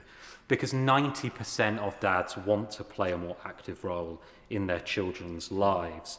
But as polling from More in Common reveals, too many men believe a life where hard work means security for their family is out of reach. And what better way to tackle disillusionment by improving paternity leave, showing that governments not only listen but can make the lives of men across our country better, supporting dads to be the best parents they can be, will go some way to create role models we need younger boys to have growing up. And in a world of Andrew Tate's online misogyny and grievance politics, it feels more important than ever, because we should want young boys to grow up with fathers who are active in their lives, who are comfortable enough to embrace being a truly equal co-parent, and who feel like hard work brings rewards, support and security for their family as part of a social contract in our country. And government has a responsibility to help create these conditions. So on International Men's Day, I pay tribute to all the dads out there doing the best, and all the organisations across Altrincham and Sale West, like Andy's Man Club, like Home Start, and actually all those across our country who are helping dads to be the best they can be. And I urge us all to work together on creating a society to support dads to be the best possible role models for their children. Matt Main. Thank you, Madam Deputy Speaker. And firstly, I'd like to pay tribute to my honourable friend, the member for Cannock Chase, for an incredibly moving introduction to this debate. International Men's Day, held on the 19th of November, but which we're debating today, is a wonderful chance to celebrate all that is good about men and boys, and to commit to ensuring that we, as legislators, do all we can to support that agenda. Madam Deputy Speaker, you would have noted also that my honourable friend, the member for York Outer, made a very emotional participation in Prime Minister's questions yesterday, and I would like to thank him for that moving speech, which touched everyone on these benches, and I suspect those across the House. I would also like to acknowledge the Prime Minister's social media post, A Letter to My Son. What a moving piece that was. Whether we have sons or daughters, nephews or nieces, the emotion with which my right honourable friend spoke was truly heart-touching. Madam Deputy Speaker, as a participant in today's debate, having worked with the Dad Shift on raising awareness around the issue of paternity pay and others, it is beholden on me to deliver to the House a dad joke. I went shopping and someone threw a block of cheese at me. I said, "That's not very mature." I'll get my coat at the end of the debate. Things have moved on from when I was a lad, but I recognise the frustrations that some men and boys feel, emerging from education into an adult world which is not very caring. When I finished my education and started work, I struggled. Flushed, full of the sense of hard work and dedication would see me through to success, it was an alarming revelation to discover that this is not necessarily the case. The assumption that you only need to work hard to get on was revealed in the midst of a brutal economic recession to me to be a lie. It has been said before by the economist Gary Stevenson that if we just tell young men that all they need to do is to work hard to succeed, then we shouldn't be surprised when their reaction is not a positive one. The challenges that men feel are often focused around employment, family and identity. It is the structures of the society around us that we ourselves have created that results in those frustrations and challenges that people feel. As the documentary maker Adam Curtis has said, we could just as easily create a world in which those frustrations, challenges and reasons that people despair do not exist. We have, as members of this place and members of society, simply to decide that that is what we want to do. Will we rise to the challenge, I wonder? Let us consider social media and its potential for toxicity as an example. Now, I'm of a vintage where I was present not just at the birth of this media, but at its conception. I cannot tell you how optimistic everyone was for the future, to meet like-minded friends in virtual spaces and discuss ideas, to discover aspects of oneself that had hitherto been unexplored, to revolutionise work, and perhaps, at its most pleasurable, to play games with people for fun and for engagement. What a contrast to the world in which we now live, where many young people, and arguably many others, wish that they could just switch the internet off to get some respite. It has been said that the British dream at its core extends to having a family and providing for them. We all know how difficult that is under the circumstances we are debating today. Conversation is required. What stops those men and boys feeling that they can have conversations to discuss these fears in an environment that is open and supportive, rather than as a pathway to despair? We all know. Men and boys don't have these conversations because of the reasons of fear and repression and how perceived society regards us. But, Madam Deputy Speaker, it does not have to be this way. Others may also raise this point today, but 90% of paternity leave is taken by people in the top half of earners, and that grows to 95% for shared paternal leave. This cannot be the world that we wanted to create. The issues affecting men and boys are serious. This International Men's Day, let us all resolve to come together and resolve them. Sarah Russell. Thank you, Madam Deputy Speaker. And please, can I say an enormous thank you to my friends, the members for Cannock Chase and Hitchin, for talking about their own experiences so very movingly. They are role models for us all. And speaking of role models, if one saw what was on the television and on social media about men, you would think that they were just a bunch of feckless teenagers who grew up into man-children. And it's really, really distressing.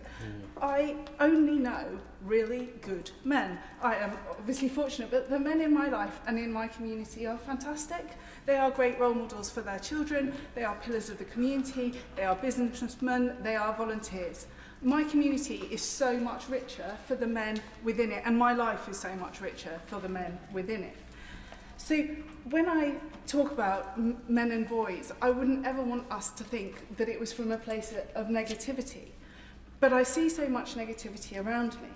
And it's so fantastic then to see the work that is being done by my local boys' school in having conversations with their Year 7 group at the moment about masculinity and about the different forms of social hierarchies that exist amongst men and how that can work or not work for them socially.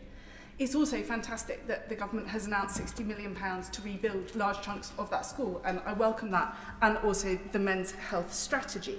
We have so many fantastic community groups doing mental health work or supporting the community in general within my constituency. I can't list them all, but I wanted to give a particularly honourable mention to Goosetree Community Shed, the Shed crew in Holmes Chapel, who produce a lot of exciting things for the community, Sandbatch Men Walking and Talking Group, the Congleton Mental Circle, and No Tear Snooker. None of them exclude women, but all of them have an emphasis on ensuring that men can absolutely live their best lives. Now, when I speak about men living their best lives, I am also campaigning alongside the Dad Shift, Pregnant Then Screwed and other organisations to increase paid paternity leave. I think it is extremely sad that self-employed men do not receive any paid paternity leave at all whatsoever, and I think it is incumbent on us as a government to change this as soon as possible. Women in an equivalent situation would get statutory maternity allowance, and I don't see any reason why the same thing can't be made available to men. I, of course, therefore have to participate in the dad jokes. So I am going to say, what do you call cheese that isn't yours? Natural cheese. And what do we call 2 weeks of paternity leave? Not nearly enough. Mayor Ellis. Thank you, Madam Deputy Speaker. Madam Deputy Speaker, I gave my handyman a to-do list the other day, but he only finished items 1, 3 and 5. Turns out he only does odd jobs. I know, it's a terrible joke, but as the Dad Shift and my colleagues across the chamber are highlighting today, paternity leave in this country is also a terrible joke, and it's letting our brilliant men down. We have to do better. Madam Deputy Speaker, before I was a socialist, I was a feminist, and a precocious one at that. I think I was about 17 when I read a book called Modern Motherhood and the Illusion of Equality. And quite apart from all the valid analysis it made about equality going to the wall after women have babies, the fact that most horrified me was that husbands couldn't stay with their wives in hospital after the baby was born. What was this medieval treatment that this writer was telling me still happened in the UK? And of course, 20 years later, it still often happens. It was at that moment that all my illusions that equality was largely achieved were shattered. I had grown up on the girl bosses of the 80s, like the glorious late Diane Keaton in Baby Boom. But, Madam Deputy Speaker, how could there be equality if it was only in the workplace and not in the home? And how could we have equality in the home if men were shut out the literal moment they became a parent? So this International Men's Day, the plea I want to make to this government is to take the possibly once-in-a-generational chance we have to lock in 6 weeks paternity leave paid by the government at full pay. Many studies have shown that the earlier men get involved in caring for their children, the more equal the distribution of work in the home becomes and the amount of conflict reduces too. No man goes into a marriage or becoming a dad wanting conflict. And so I fundamentally believe that the key to unlocking true equality is ensuring men have as much an appreciation as women of what it takes to care for a family and a home. I could spend all day giving you a love letter to fatherhood. I've said before in this place that I would not be here if my own husband didn't choose to be a brilliant father, holding down the fort at home while still running his own successful business too. I see my friends' husbands trying so hard to be the dad that often they didn't have themselves. We are letting men down by not giving them the money, the structures and the role models to help them embrace this huge experience in life that I know men in generations past have been excluded from. Only last week, I spoke with firefighters at Fulwood Fire Station in my constituency of Ribble Valley about how when you cut funding for a post within a shift team, the first thing it impacts is the flexibility of the rest of the team, most of whom have families they're trying to juggle. These are men and women who want to be present parents, and we should be enabling them to be great public servants and great dads too. Madam Deputy Speaker, I'm a huge fan of how the internet and social media can connect people, so I cannot celebrate fatherhood without shouting out some of the brilliant creators on Instagram and elsewhere who make dads feel less alone. Dean Walker, aka Fun Dad Dean, and comedian George Lewis give dads role models for modern parenting. They give light relief and a reminder that being a dad is hard for everyone and that dads are doing their best. In the depths of parenting exhaustion, I know many of us communicate by sending their videos back and forth, and I'm sure they've saved a few explosive arguments. I may or may not be speaking from personal experience. Finally, Madam Deputy Speaker, as the incomparable Emmeline Pankhurst said, we have to free half of the human race, the women, so that they can help free the other half. I'm glad to be here today and in this government to do my bit to help free the other half, as they have helped to free me. And I look forward to this government taking the single biggest next step they could make towards equality by introducing 6 weeks paternity leave paid by the government at full pay. Thank you. Sam Rushworth.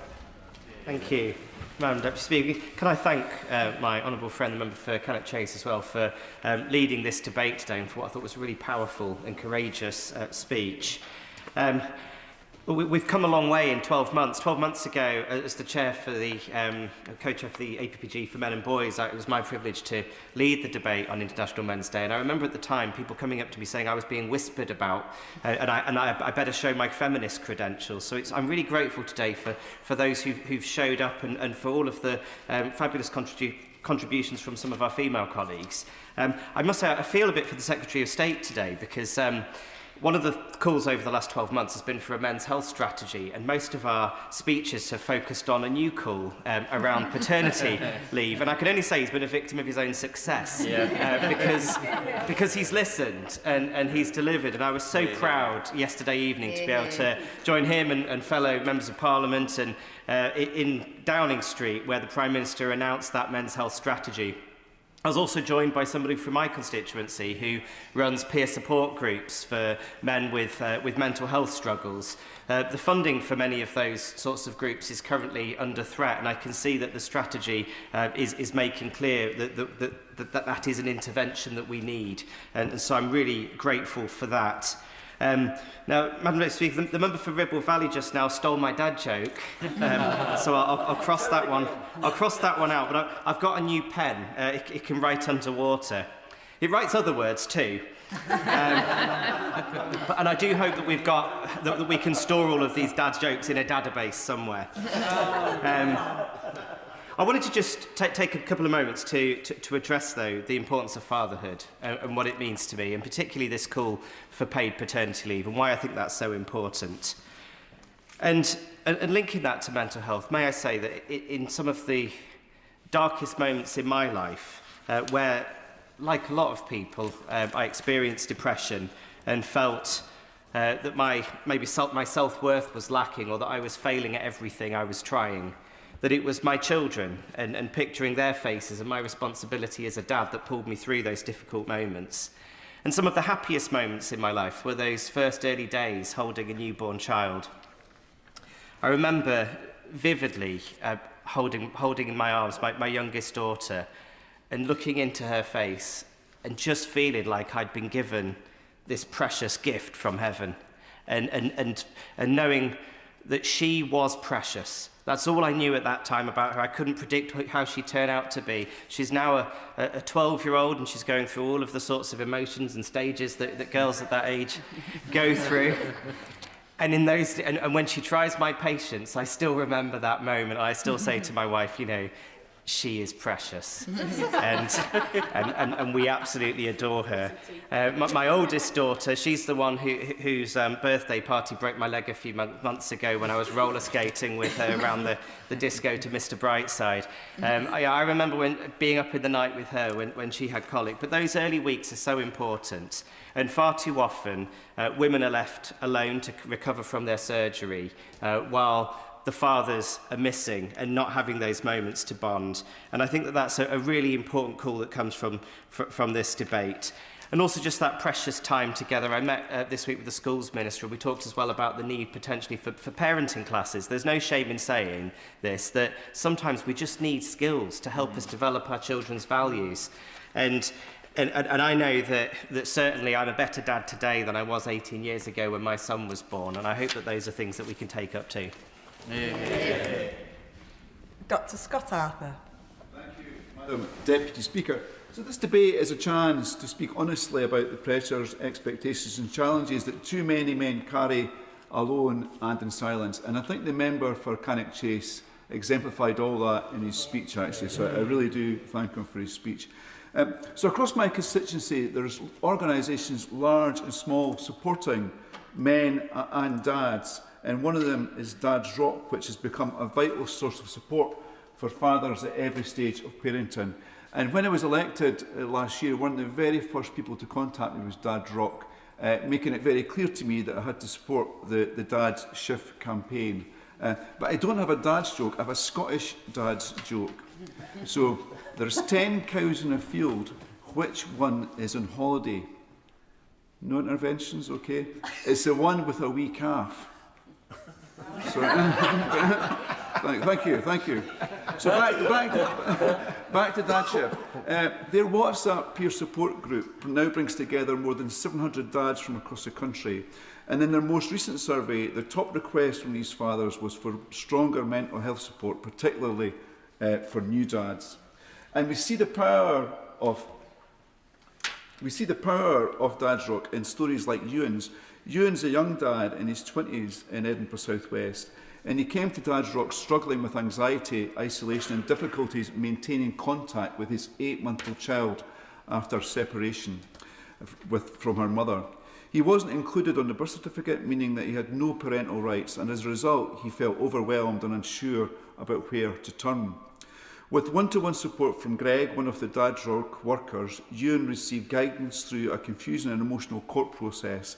Greg helped him rebuild communication with his child's mother, and eventually she agreed to add him to the birth certificate, granting him parental rights and more stable access to his daughter. Ewan then joined Dad's Rock's Dads in Dice group, where he builds friendships and confidence. In his own words, attending Dad's Rock's Dad's Night has me bonding with other dads and having a laugh. Very important in life, I think, even with or without dad jokes. This is what meaningful, compassionate support for men looks like. It changes lives and strengthens families. And Dad's Rock are not the only organisation doing this vital work. I also have to pay tribute to Dr. Ian Hounsome, who I met in my office recently. Ian recently received a well-deserved award from Napier University for his extraordinary work supporting Andy's Man's Club. Ian first worked at the Man's Club in 2021, fleeing an abusive relationship. He was just looking for a sense of community. He soon became a volunteer and now runs the Man's Club for the Edinburgh and Lothians and Borders area, supporting men at their lowest point. The recognition he received is well deserved, and the impact he is having on men across the region cannot be overstated. And Madam Deputy Speaker, one of the big things in my life is Parkrun, and one of the people that organises Parkrun in Edinburgh has really benefited from Andy's Man's Club, and it's a great example of the work that Ian's doing and the impact it's having. When we support men, their mental health, their relationships, their roles as fathers, we strengthen our society. Organisations like Dad's Rock and Andy's Man's Club show us what is possible when community, compassion and practical support come together. So on International Men's Day, which was yesterday, let's recognise these challenges, celebrate the men in our lives and organisations driving change, and commit to ensuring that no man feels that he has to struggle alone. Thank you, Madam Deputy Speaker. Amanda Martin. Thank you, Madam Deputy Speaker. I want to congratulate my honourable friend from Cannock Chase for securing this important debate and for his eloquent and brave words to open the conversation. As he said, today is a chance to celebrate the men and boys in our lives and acknowledge the challenges many face, recognise the positive roles they play in our families, workplaces and our communities. And let me begin with my own. I want to celebrate my dad Terry, my brother Lee and my partner Robin. All fantastic role models, brilliant men and hugely important to me and our family and friends. I also want to celebrate my fabulous nephew, the young dad Luke, my nephew Frankie, who himself turns 10 this month, and my male friends and colleagues in this place. But Madam Deputy Speaker, I want to take a moment to celebrate my 3 beautiful sons and say to them, as you make your way in this changing world, you make me proud every day. With your openness, your kindness, your humour and your love and respect for each other and for those around you. I love you boys. Every man in my life has faced challenges, be that school or workplace bullying, health conditions, disability, bereavement from illness or suicide, and yes, loneliness. The difference is that they had each other, and crucially they felt able to talk and to ask for help, but too many men do not. The statistics are stark. 1 in 5 men do not live to 65. More than 5,000 men die by suicide each year. Nearly 1 million men are unemployed. And paternity leave is a class issue and against those self-employed. These numbers are not abstract, they are real lives. Young men lost in education, fathers struggling to balance work, and families, and for some, family breakups and separation from their kids. Veterans adjusting to civil life, older men being pushed out of the labour market, and men of all ages wrestling with health worries but determined not to be a burden. It is partly because of these realities that colleagues and partners and I have established a Labour group for men and boys. Our purpose is simple, to ensure that this government builds policies and politics that better represent men and boys and in doing so improve the outcomes for everyone. We believe in a modern, positive vision of masculinity and one that strengthens gender equality, not undermines it. Men feel that their identity has been shaken by rapid change and feel that so much of life is out of their control. They mistrust politics and politicians, and in that vacuum, toxic dominance-based narratives can gain ground. So it's important that we as a government have their back. We need to offer hope, inclusive, and a story of what British manhood should be built on: pride, purpose, belonging, and trust. Supporting men and boys is not a zero-sum game. It's about listening, it's about acting, and it's about rebuilding trust. This Labour government is already taking action. We've abolished exploitative zero-hours contracts, raised the minimum wage, and launched the UK's first ever men's health strategy, or the England, sorry. We are reforming apprenticeships, delivering pride in place, investments and strengthening communities, because government must take responsibility. Will my honourable friend give way? Can I thank my honourable friend for giving way and thank her very much for her excellent speech. I've heard her talk glowingly about her boys previously to me personally and to others, and she's doing them real justice in her speech. She's also, I believe, absolutely right to welcome the men's health strategy, which was published yesterday, a fantastic document and roadmap for us. Would she agree with me, particularly in relation to her boys who are still growing up, early manhood, that young men are particularly prey to the problems of gambling, particularly online gambling, rapid turnover gambling, and that it's really welcome that the men's health strategy contains proposals to start to tackle from the grassroots upwards that real problem of men and gambling that we see in our country. Absolutely, I agree with my honourable friend. Online safety is also crucial in protecting boys from harmful content, misogyny and gambling promotions that you talk about. The measures that we have taken in the government are a start, and we know we need to do more to restore trust, dignity, opportunity and a sense of belonging where too many men have been forgotten and ignored, and so that men see and feel the changes in their everyday life. I want to highlight the work I've been doing with tradespeople through my tool theft campaign. You may have heard of it. Tool theft disproportionately affects male workers, many self-employed or running small businesses. Losing tools is not an inconvenience. It can mean losing wages, contracts, reputation, and indeed lives. I launched the campaign after hearing countless stories of livelihoods being destroyed, and I want to thank everyone who has shared their experience. Their voices matter, and they are part of what we celebrate today. Madam Deputy Speaker, when it comes to fatherhood, let me give a small nod to those every tired dads out there with a dad joke. Madam Deputy Speaker, what do you call a woman who sets fire to all her bills? Bernadette.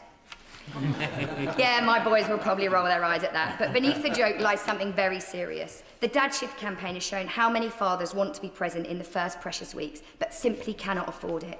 Strengthening paternity leave is not just fairness for dads, it's about giving best starts, it's about helping families build resilience, and it's about shaping the kind of society we want to be here in Britain. And so I want to leave you, finally, with a quote from a brilliant book, The Boy, the Mole, the Fox and the Horse, that captures the courage I see in so many men every day. "What is the bravest thing you have ever said?" asked the boy. "Help," said the horse. "Asking for help is not giving up," said the horse. "It is refusing to give up." Madam Deputy Speaker, that is the bravery we celebrate today. Yeah. Dr. Jeevan Sandare. Thank you, Madam Deputy Speaker. May I start by thanking my friend, the member for Cannock Chase, not only for bringing this debate, but his incredibly courageous and powerful contribution that no doubt is making waves across this country. Thank you so, so much for that. Today, Madam Deputy Speaker, men are finding life unaffordable in a way that their fathers did not. And that's leading to anger, it's leading to despair, and it's even leading to death. But it is on us, and it is within our gift in this chamber, indeed in this government, to ensure every single man, every single person in this country can find life affordable with decent jobs everywhere. Now, Madam Deputy Speaker, the second part of my PhD focused on this topic, why it was men and non-graduate men couldn't find decent jobs. And whilst I can't force you all to read my PhD, I can force you all to listen today. Chapter 1. Because there's a huge crisis that men, particularly non-graduate men, have gone through. In the 1980s, non-graduate men, about 10% not working. Today, it's 25%. That's over 2 million men in total, 1.3 million off long-term sick. And that's not through any fault of their own. That's because of the way the economy has changed, both here and across high-income nations. The decline of manufacturing, no longer the factory in their local town, their local city. They could no longer leave school and get a good job and get a good home and support a family. That has all ended. And now what we see across this country, across nations like ours, is a small number of good jobs and major cities and not enough elsewhere. And then we see young men doing the right thing, getting a good education, and then finding they can no longer afford a decent life. And yes, that does lead to anger. Yes, it does lead to despair. But more than that, and tragically far more than that, it also leads to death. The numbers of men, middle-aged men, dying from alcohol, suicide, and drug overdose doubling in this nation over the past 30 years. Despair caused by deindustrialization. The scars of Thatcherism did not leave this nation. They did not stay with one generation. They passed from father to son. That is the country we're living in today. And what we are seeing step into that despair, that anger, that frustration, is those on the radical right who say the reason and the cause for your poverty, your penury, your difficulty is because of those people who look different. And if you just attack them with just enough vigor, if you're just violent enough, then your life will be better. But we know where that leads. We saw it led a century ago, and sadly we're seeing it across our nation again today. Violence only begets violence. Anger only begets anger. It's for us in this moment, in this country, in this chamber, to realise and step to it. And we in government do have that gift within us. Good jobs will not appear magically across this country. They will not come with economic growth alone. It's for government to help create those jobs. Yes, directly by building the homes that we need. Yes, through home insulation. Yes, through clean energy. But as well as that, the private sector, working with them, our industrial strategy. But beyond the economics, which is very important, is also our political vision as well. That says each and every single person in this country deserves a decent life, but more than that, that we are stronger when we stand together, that when each and every one of us does well, we all do well, that we are stronger together and weaker apart. And for those who say that we only to attack others, we say that does not live up to the best traditions of this nation and does not meet this moment that we are. That is on us to meet. I'm so proud to be in this chamber with all of you. I'm so proud of my friend from Cannock Chase, and for all of us in this place to create a country where every single person, every single man can afford to live a decent life. Thank you, Madam Deputy Speaker. Stella Creasy. Thank you, Madam Deputy Speaker. It's a privilege to follow the member from Loughborough and also to be here with the member for Cannock Chase, who made a truly extraordinary speech. I also just want to reassure you, Madam Deputy Speaker, I won't be making a dad joke, not least because my father, who's a brilliant man, inspired in me a love of the deeply filthy joke, which I suspect probably isn't parliamentary language, especially the one about the Bishop of Birmingham, so she'll be relieved on that. I'm also proud to be in this debate and now to be having this debate in this chamber. I have previously participated in our international men's debates and we've been resigned to Westminster Hall. So I'm proud that we are here today because people want to suggest that campaigners like myself who've worked on women's rights don't care about men. That we don't know about men, we don't understand them. I did actually put Tell Me Facts About Men into chat GPT. It told me that men have less sense than women. What they meant was sensitive taste buds and smell receptors. It also told me that men's beards can house more bacteria than dog fur, although they're different types of bacteria. Most men own 3 pairs of shoes, apparently, and my favourite one is that men are more likely to have an extra nipple than women. I'm not sure looking to the internet to tell us about each other is the way forward, but I do know, talking to men and boys in my own constituency across this country and with pride with my colleagues in this place, the challenges that we are facing in raising a generation of men and boys who can be happy and content with themselves. That is why I welcome very much the new men's health strategy from the Minister on the front benches, because actually this isn't about trading off against the sexes. There isn't a battle of sexes, there's a bafflement about how we can help each other, because we are being pitted against each other in the very environment that my colleague from Loughborough describes. I take great hope in that actually the evidence shows us that young men in this country are rejecting Andrew Tate. But they are crying out for something else. They're crying out for what the different alternatives should be. And when the Samaritans tell us that 70% of men would live differently if they were free from social judgment, I know many women that would strike a chord with, but that is the challenge that we are facing. We are putting the men in our lives and the boys with them under a huge amount of pressure. That's why nearly 40% of men say that contributing less than their partner makes them less of a man, and over 3 in 4 Britons say a man who stays home to look after his children is less of a man. And yet men are so unhappy. That tells us that we can and should do things in this place to change that dynamic. Men are not a homogenous lump. Women used to get mad being treated in this way. They have a multitude of problems and challenges, and so do men. We see the rates of suicide, but we also see the variation. I pay tribute to my colleague on the opposite benches for highlighting the difference for black men when it comes to prostate cancer and the importance of developing a strategy that doesn't just see men with prostate cancer, but those challenges. I also look at the experience of disabled men in our society, often finding that they are being denied their own sense of identity in services. But in the time left to me, let me add my voice to those calling for us to support men to be able to build positive relationships with their children from the get-go. Frankly, we missed the boat in the Employment Rights Bill, and as a result, we've reinforced gender stereotypes that it's ladies who do babies and men who need to go out to work. We must not make that same mistake again. I pay tribute to the work of Elliot Ray, Joliet Brealey, Pregnant and Screwed, and all the campaigners now making that case. But frankly, we've got the evidence that at least doing what the Women and Select Committee's Equality said to do, about 90% for 6 weeks, would be a step forward for our young boys and men to have each other at that critical point in life from the get-go, and for the wives and the women who love them to be there with them. I think of the latest young man in my life, Marlo J. born last week, who's just starting his fight in life and his parents. I want better for him like I want for every child in my constituency. Calvin Bailey. Thank you, Madam Deputy Speaker.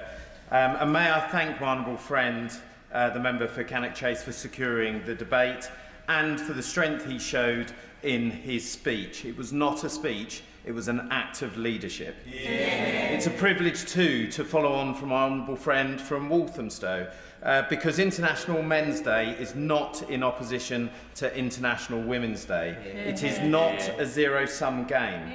We must be honest about the challenges facing men and boys, because if we do not address them openly, others with malign intent will exploit that space, and in so doing, it is disappointing today that we do not have broad cross-party representation here, and I'm grateful for the speech of my honourable friend from Loughborough, which he gave a moment ago. Even as a highly decorated RAF pilot, I cry, and I do so publicly. I say this for two reasons. Because we must show our men and boys that vulnerability and courage are not opposites. They are expressions of strength, and we must give young men permission to show that strength too. I also must say it because I need to continually remind my friend, the gallant member from Spelthorne, of my previous career. Now, as a chair of the APPG for prostate cancer, I want to focus my remarks on the most urgent men's health challenge we face. Prostate cancer is the most common cancer in men. 63,000 diagnoses and 12,000 deaths every year. Early diagnosis, particularly among men, amongst the highest risk groups, alongside more effective treatment pathways, would save thousands of lives and spare families immense suffering. Yesterday, I visited the Imperial Centre for Translation and Experimental Medicine in the constituency of my honourable friends, the member of Ealing Central and Acton. The researchers there are leading the world in mapping how fat and microRNA influence tumour growth and in developing far more accurate diagnosis tools. Their work is opening the door to improved tests and promising new treatments, including for advanced disease. It is a testament to the excellence of UK science, and I am grateful to the researchers, to the prostate cancer research, and in particular to Joe Cliff for their partnership. This week, the launch of the first ever men's health strategy for England is a pivotal moment, and I am proud of the leadership for my good friends, the member of Ilford North. Easier access to PSA testing and better communication with consultants, both at home and in community settings, will help the 500,000 men already living with prostate cancer. Monitoring is crucial. Many early-stage cancers do not require immediate treatment, but they must be watched carefully so that changes can be caught in time, because too many men currently fall through the gaps. However, there is more we must do, and I again raise the issue of commissioning of abiraterone for men with high risk but curable prostate cancer. The evidence is clear. It halves relapse rates, would save 650 lives every year, and would save the NHS 200 million over 5 years. Yet because this is an off-the-label use, it is stuck in a web of unnecessary bureaucracy. And I'm grateful for the constructive engagement from the Minister of Health, Innovation and Safety, and I hope we will see progress soon. Finally, early stage diagnosis amongst the highest risk groups remains the decisive factor. Next week, the National Screening Council will consider targeted screening for black men with a family history and men with genetic vulnerability, each with at least double the average risk. But combining PSA with MRA, we can reduce unnecessary biopsies, improve safety and catch cancers far earlier. This would cost 25 million, but would deliver a net benefit for 54 million over 5 years. And just finally, Madam Deputy Speaker, to my dad, David, I love you and thank you. And as for dad jokes, I hardly ever tell dad jokes, but when I do, he always laughs. Chris Blaw. Thank you, Madam Deputy Speaker. I begin by congratulating the Honourable Member for Cannock Chase for securing this debate.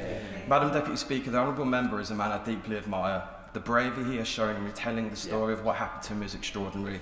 I'm proud to be his colleague, and this House is unquestionably better for him being here. Madam Deputy Speaker, Cannock Chase holds a special place in my own heart. It is where I spent many hours with my granddad. A former police officer, he would often take me walking across the Chase. He was the first person I ever spoke to about politics, as he picked me up from school and fed me every day to support my parents. He was a kind man, a proud One Nation Tory, who taught me that far more unites us than divides us, and that in public life we are not enemies, but simply people with different viewpoints on how best to solve the challenges before us. That lesson has stayed with me throughout my life, and I know I am lucky to have had such a strong male role model in my formative years, and I miss him every day. Madam Deputy Speaker, today's debate gives us an important opportunity to reflect on the issues affecting men and boys and the contributions they make across our society. This is not about pitting one group against each other. It is about acknowledging that if we want a fairer and healthier society, we must be honest about where help is needed. The figures on men's health and well-being remain concerning. Men continue to account for far more of suicides. They are less likely to seek support early and too often feel compelled to deal with difficulty silently. The old idea that emotional openness undermines masculinity has lingered for far too long. It has cost lives and prevented countless men from getting the help they need. In that context, I'm proud that this government has launched its men's health strategy, setting out a clear 10-year vision for improving the health and well-being for men and boys in England. This strategy recognises that reality and begins the work of addressing it, through earlier intervention, better support and a more honest understanding of the specific challenges men face, and I thank the Secretary of State and the ministerial team for their hard work. I'm also proud of my honourable friend, the member for York Outer, for his bravery in speaking openly about his own mental health challenges this week. Far too many men still feel it a weakness to demonstrate their humanity by opening up about their struggles. His honesty helps normalise these conversations and can help save lives. Madam Deputy Speaker, in Westminster Hall today we have debated the role of carers. Carers like my dad, who's right now sitting next to my mum in her hospital bed. There are hundreds of thousands of men like my dad supporting their families every day, quietly and with dedication. When we see the pressures faced by boys growing up in Britain today, they are navigating a world shaped by online influences, some positive but many harmful. It is men like the members for York Outer and Cannock Chase and my dad and my granddad I admire and I look up to. As a father myself, I want my son to see their examples and not the false prophets he might see on TikTok as a true representation of what it is to be a man. Boys need strong positive role models and reassurance that there is more than one way to be a man.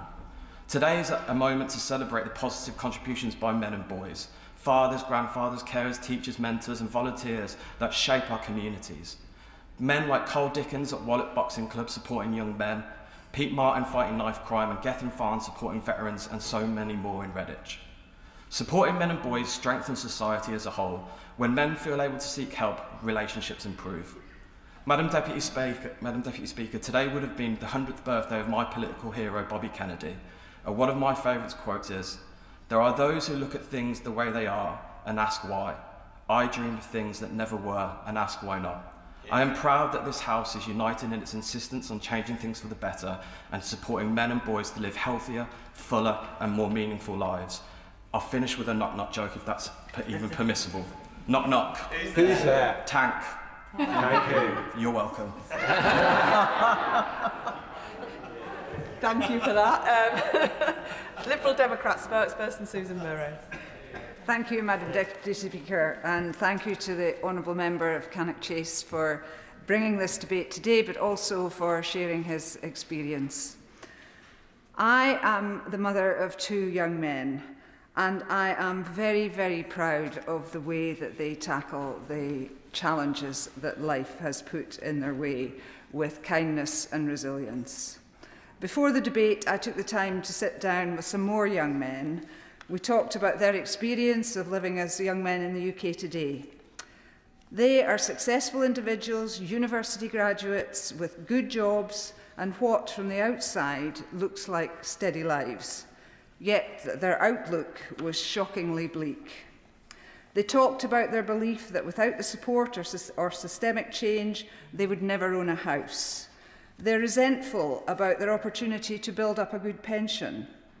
They talked about how the cost of living is reaching a point where even basic leisure activities, like sport after work, are becoming unaffordable. And most worryingly of all, they talked about how younger men are being radicalised by this. They said they're increasingly seeing boys and young men being pushed into far-right and hateful echo chambers while searching for an alternative path. It's clear that we're failing young people as a whole, and young men in particular. Buying a house is a distant dream for most young people, and even renting is, by the government's own assessment, unaffordable. Mental ill health services are inaccessible, and male suicide is now the biggest killer of men under 50.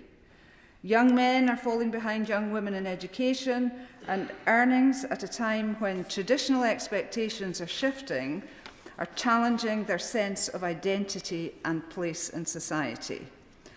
This is not about dismissing the struggles faced by women, many of which are the same. It's about recognising the nuance, the ways that these pressures affect men differently, and the way that many men cope with them differently. Too often this debate swings between two extremes, those who wish to dismiss men's concerns altogether and those who wish to capitalise on male disillusionment and to sow division and hatred. This is why we welcome the government's new men's health strategy and applaud the campaigners and organisations that fought so hard to bring it to us at this moment. It's right that the government finally recognises the specific ways in which men are suffering, from suicide to substance abuse to prostate cancer. But we need to go further. Many of the steps are still modest, and especially on suicide. And I have been directly affected by the suicide of a young man who had his full future ahead of him. And as we've heard, this is the greatest killer of men under 50. But the government has scrapped the suicide prevention grant, a £10 million lifeline, and the new measures barely replace it. With thousands of people dying by suicide every year, we have to be more ambitious. That means restoring the suicide prevention grant in full, introducing regular mental health checks at key points in life, and tackling the wider determinants of health, including ending rough sleeping, which disproportionately affects men. But beyond mental health, we must also address the deep sense of hopelessness felt by so many young men. We must acknowledge that men are now 14% less likely to attend university than women, and we need to provide respected alternative routes into good work through apprenticeships and skills programmes. We must also confront the housing crisis more quickly. Investment in housing will not only ease pressure on the market, it will create long-term jobs in construction and engineering. This is deeply important because ultimately you can invest in mental health support, but without job prospects, a home to build a life in, and a future to believe in, young men will continue to feel hopeless. And when young men feel hopeless, they will continue to look for answers from those on the extremes. So while I welcome this men's health strategy, this is just the first step of many. Thank you. Shadow Secretary of State. Thank you, Madam Deputy Speaker. And I thank the Honourable Member for Cannock Chase for leading this debate this afternoon for International Men's Day on focus on well-being, on modern masculinity.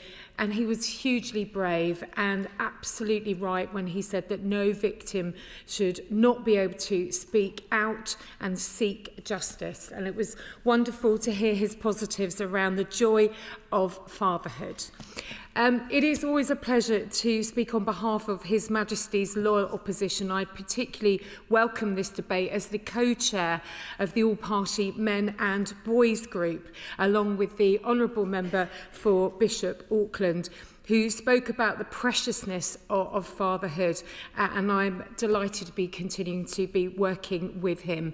And I'd like to thank all the men and women in this place who have stood up for the men in their constituencies, and particularly those in East Grinstead and Uckfield who are taking part in Movember, raising money for charity, raising awareness for men's health, and growing some really iffy tashes in certain areas. But I'm still very praiseworthy. The theme for 2025, as mentioned throughout the debate, is celebrating men and boys, and I think we've done it incredibly well. We need to talk about the positive value that men do bring to this world from families and communities, and I think we've reflected that well this afternoon. And frankly, hence our all-party group, we need to be doing this more often. I want to thank all dads, father figures, top chaps, easy for me to say. It's absolutely vital that we do this and we talk about the positives. My dad's favourite joke, who's long past, I'm going to give it a go because Dad Shift rightly said we need to highlight crucial role models and fatherhoods. His was, and I still love it, how does the monkey cook his toast? Under the gorilla, of course. There we go. How was that, Lincoln? I mean, my right honourable friend has been judging behind me these how was that? And he actually suffered from a head injury, and I was particularly struck by the honourable member for Hitchin talking about how that is an unseen issue, and it's right that he got support. Headway were particularly brilliant in my father's case, so I thank him for that. Now, turning to how we talk about masculinity in a positive way, role models, as we've heard this afternoon, so important.